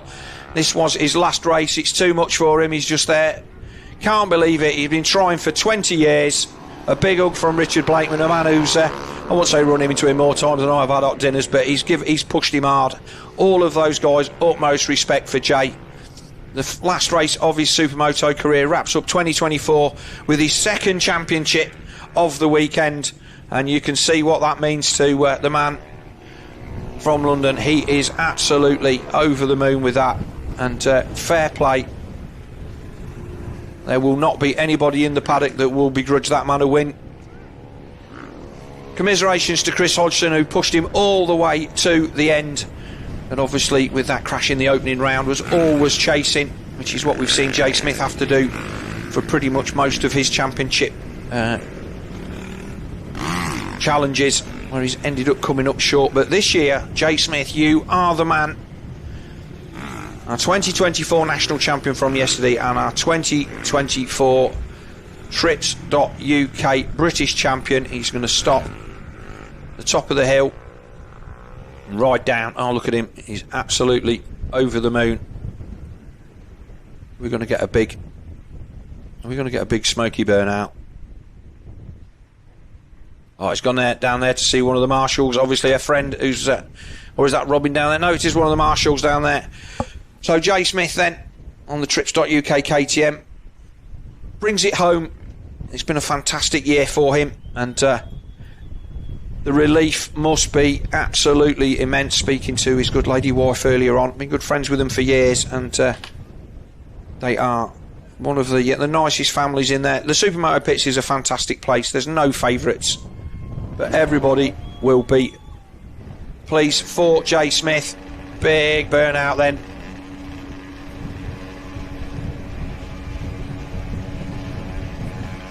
Alex Mullaney there, the number 100. He will wrap up the under-21 championship. So despite it not being the best of seasons for him, he has retained his under-21 championship this year. And as a result of that, he's going to take something into 2025 as we wait for the smoke to clear. So the Trips guys there in there, Paul Groom and Chris Lambourne, the prof. And there's David Dearden just giving a shake of the hand. A.D. Smith in there. So good to see A.D. Smith, a champion in his own right, coming to see you. And there is Axel, Jay's son. And he's going to take the goggles off now. And yeah, not a dry eye in the house for Jay Smith. Our podium there is Davey Todd, the man that took victory today. Richard Sharp will put his bike on the podium.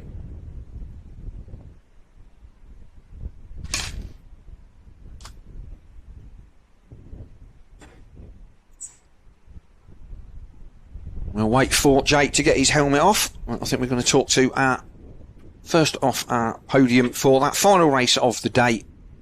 As soon as we get the nod that we can go down to Danielle in pit lane.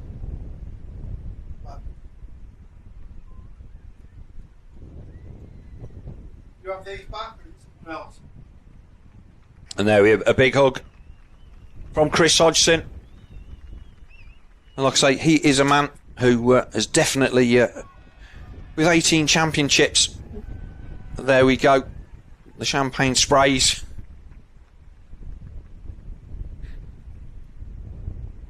That's Dean Hillier and Steve Hillier there. Again, long-time friends, have been in this paddock a long while. And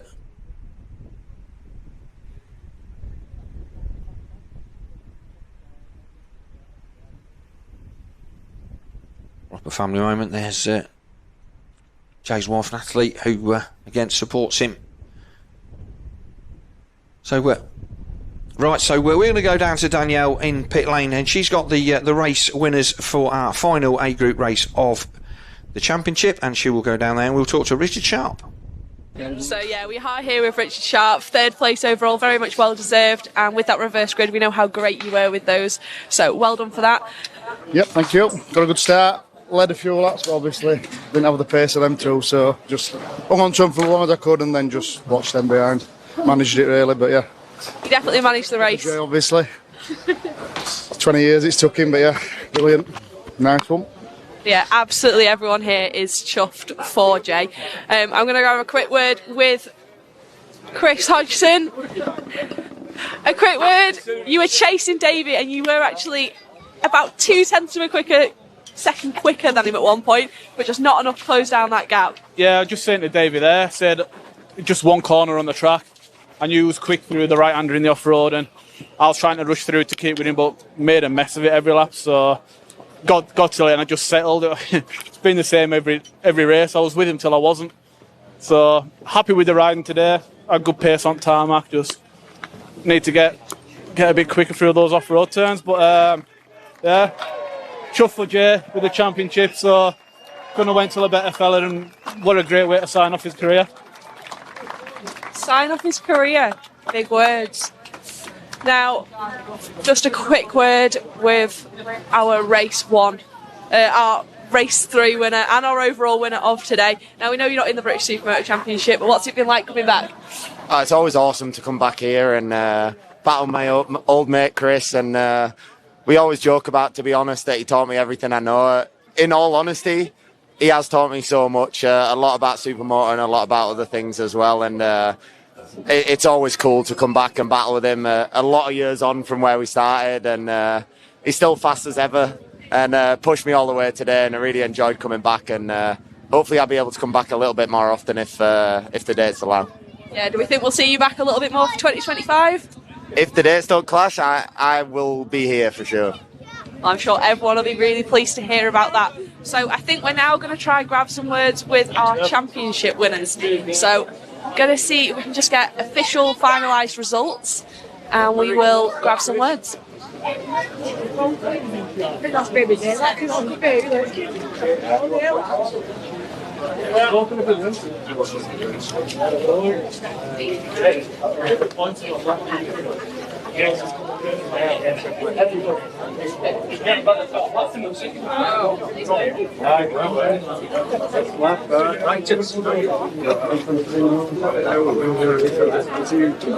I'm down here with the mic if you guys can hear me.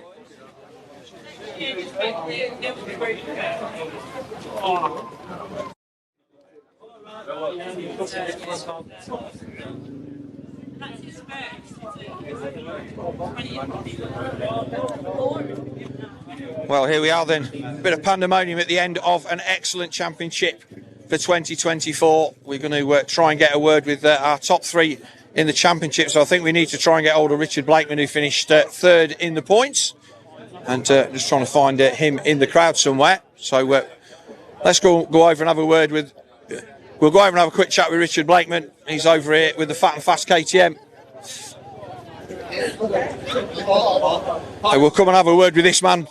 3rd place in the championship then, Richard, at the end of the year. That's good. You've got to be happy with that podium, especially after a little bit of bad luck at the end. Yeah, yesterday was just messed my head up a little bit. And then today's been good today. I've enjoyed it. So 3rd overall in the championship. I don't know how I've done today. That was that last race was carnage. It was carnage. But no, it's been a good year on the box. So that's the main thing. He's up there. Good for the sponsors. Everything else. Yeah. So. And you're going to be you're going to be back bigger and stronger next year, or maybe smaller and stronger. I'll say bigger. I can't get any bigger. I need some bigger leathers. So no, hopefully we get married at the end of the year. So yeah, me and Lauren get married in December. So I need to start losing a bit of weight for that in my suit. Yeah, so great, sir. I did see that she got a hen do sorted out and everything, and obviously she's been a big part of what you've been doing this year. Massively. She's here. She stuck me through thick and thin, and yeah, no, she's a good girl, and she's good. She's stuck with me. So yeah, why not? Yeah. So as we all know, to get around in this paddock, you need a good lady behind you to give you the backing. So that's Richard Blakeman, the Fat and Fast KTM rider. He's taking 3rd place in the British Championship this year. In with a shout of the win right up to the death, and he'll be back next year to have another go. Next, we're going to go and try and have a quick word with Chris Hodgson, who I know we've already spoken to, but we'll get a chat with him from his championship point of view. How you doing? Right, Chris, championship interview, 2nd place then. Yeah. Got to be happy with that after how the year started. Oh, made up. Ava's want to do the interview, look. But yeah, absolutely made up with how it started, you know. Just said there, couldn't have went till a nicer fella. Proper chuff for Jay, it's been a long time coming. Like I said to you before, I wasn't just going to give it to him, I was going to push him all the way and done what I could do, and yeah, that was it. So, like you say, you couldn't lose to a nicer bloke. He's pushed you hard a lot of times. He's made you into the rider that you are in the same way that you've made him into the rider that he is. Oh, absolutely. You know, it's been such a good season battling it out, and yeah, like I say, thanks to everyone helping out. Ian Hutchinson, team leads, TSV, all the other sponsors, and yeah, it's been nice to have people like Dave here. You know, it just shows our worth that we can run with. You know, one of the best British talents that we've got, really. Yeah, as you said in one of the podium interviews earlier on, Davey is the man. You know, 2 times a TC winner, 2 times a British Super Stock champion. You know, what else are you going to do when you're looking for talent? Well, that's it, isn't it? And so we're going to see you back next year, same bike, same kind of setup, maybe going a little bit further afield? Yeah, I mean, the plan is maybe just to do a couple of races in Italy next year. Try and hopefully the Daytona Clash we can do the full season. So that can bring my riding on and, yeah, hopefully even better. OK, cheers, Chris Austin. Congratulations, second place in the champion, but as always, true gentleman, true sportsman, and we look forward to seeing you out there again next year. Cheers, Phil, and thanks to you guys for the season as well. Thank you very much. Cheers. OK, I think we're going to go over to Danielle, and she's going to have a word with our champion, Jay Smith. So, you are now our official 2024 ACU Trips British Supermoto champion, Jay Smith. Oh, don't you make me cry. Yeah, I just want to say thank you to everyone, you know, Trips and all my dad and everyone, my wife, and my boys. Just for every year I keep saying, oh, I'm going to retire next year, and I keep doing another season. But, you know, I just wanted to tick this off before I called it a day. And God, that was a scary race. Literally, I went off the line and the bike died. The engine just went. It was the same as what happened at Teesside. I thought, oh, please, there must have been someone up there looking down on me, I tell you, because I just had to short shift it and just bring it home. And, yeah, we did it, national and British. And I'm done, I'm retiring, I'm out of here.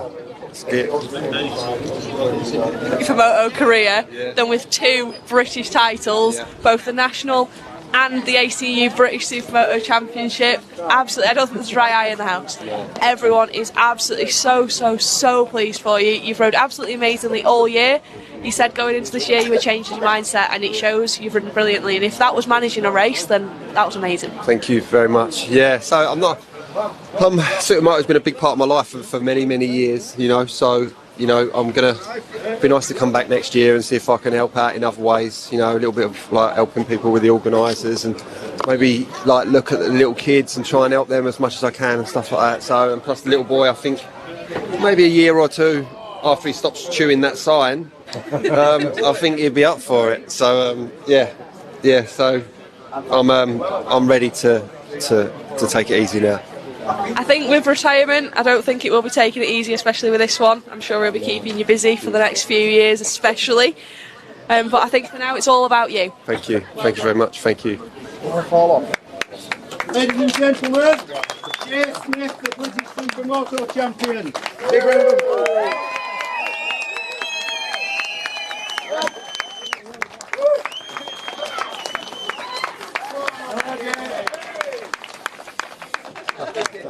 There you go, Jay Smith, our 2024 British Supermoto champion. And now, ladies and gentlemen, we're going to celebrate the British Clubman champion for this year, the ACU British Clubman champion.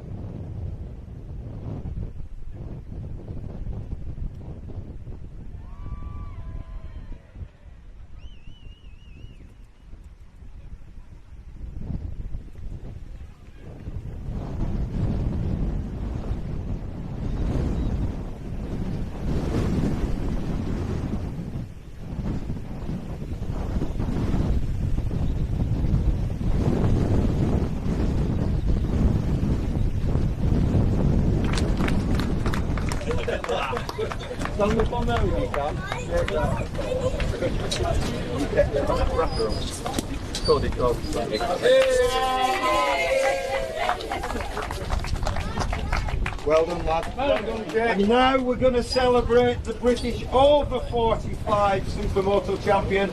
It is the one and only Mr. Richard Sharp.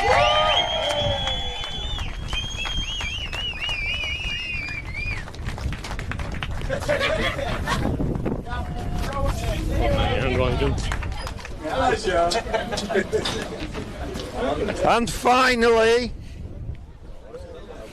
not finally, we are now going to celebrate the British under 21 Under 1 fall off meeting champion. Under 21 champion, it is of course Alex Mullaney.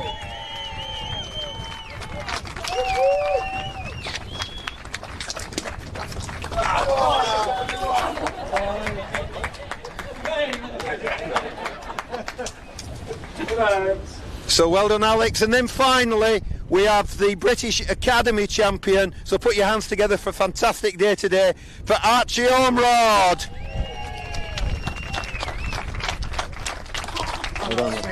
You can spray it. You get it. You what? Right. Right. So what you do is this. So you take that wire thing off, right? Yep. Yeah. When you can, like that. Hold that. Hold that. And then you go like that. And then you go like that.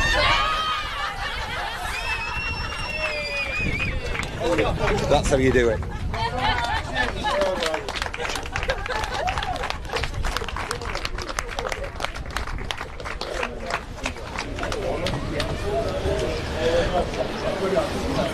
Okay, so that was it then. That was the 2024 Trips.UK British Supermoto Championship. We've had a great year. We've had some great champs, some great racing. We'll be back for 2025. Hopefully we will see all of you there. Thank you for watching all year. Thank you to you, Danielle, for being my companion all year. And thanks to all the riders and all the organisation for putting together a great championship. For TNL Sports for covering it. We will see you all in 2025. Yeah, thank you to everyone.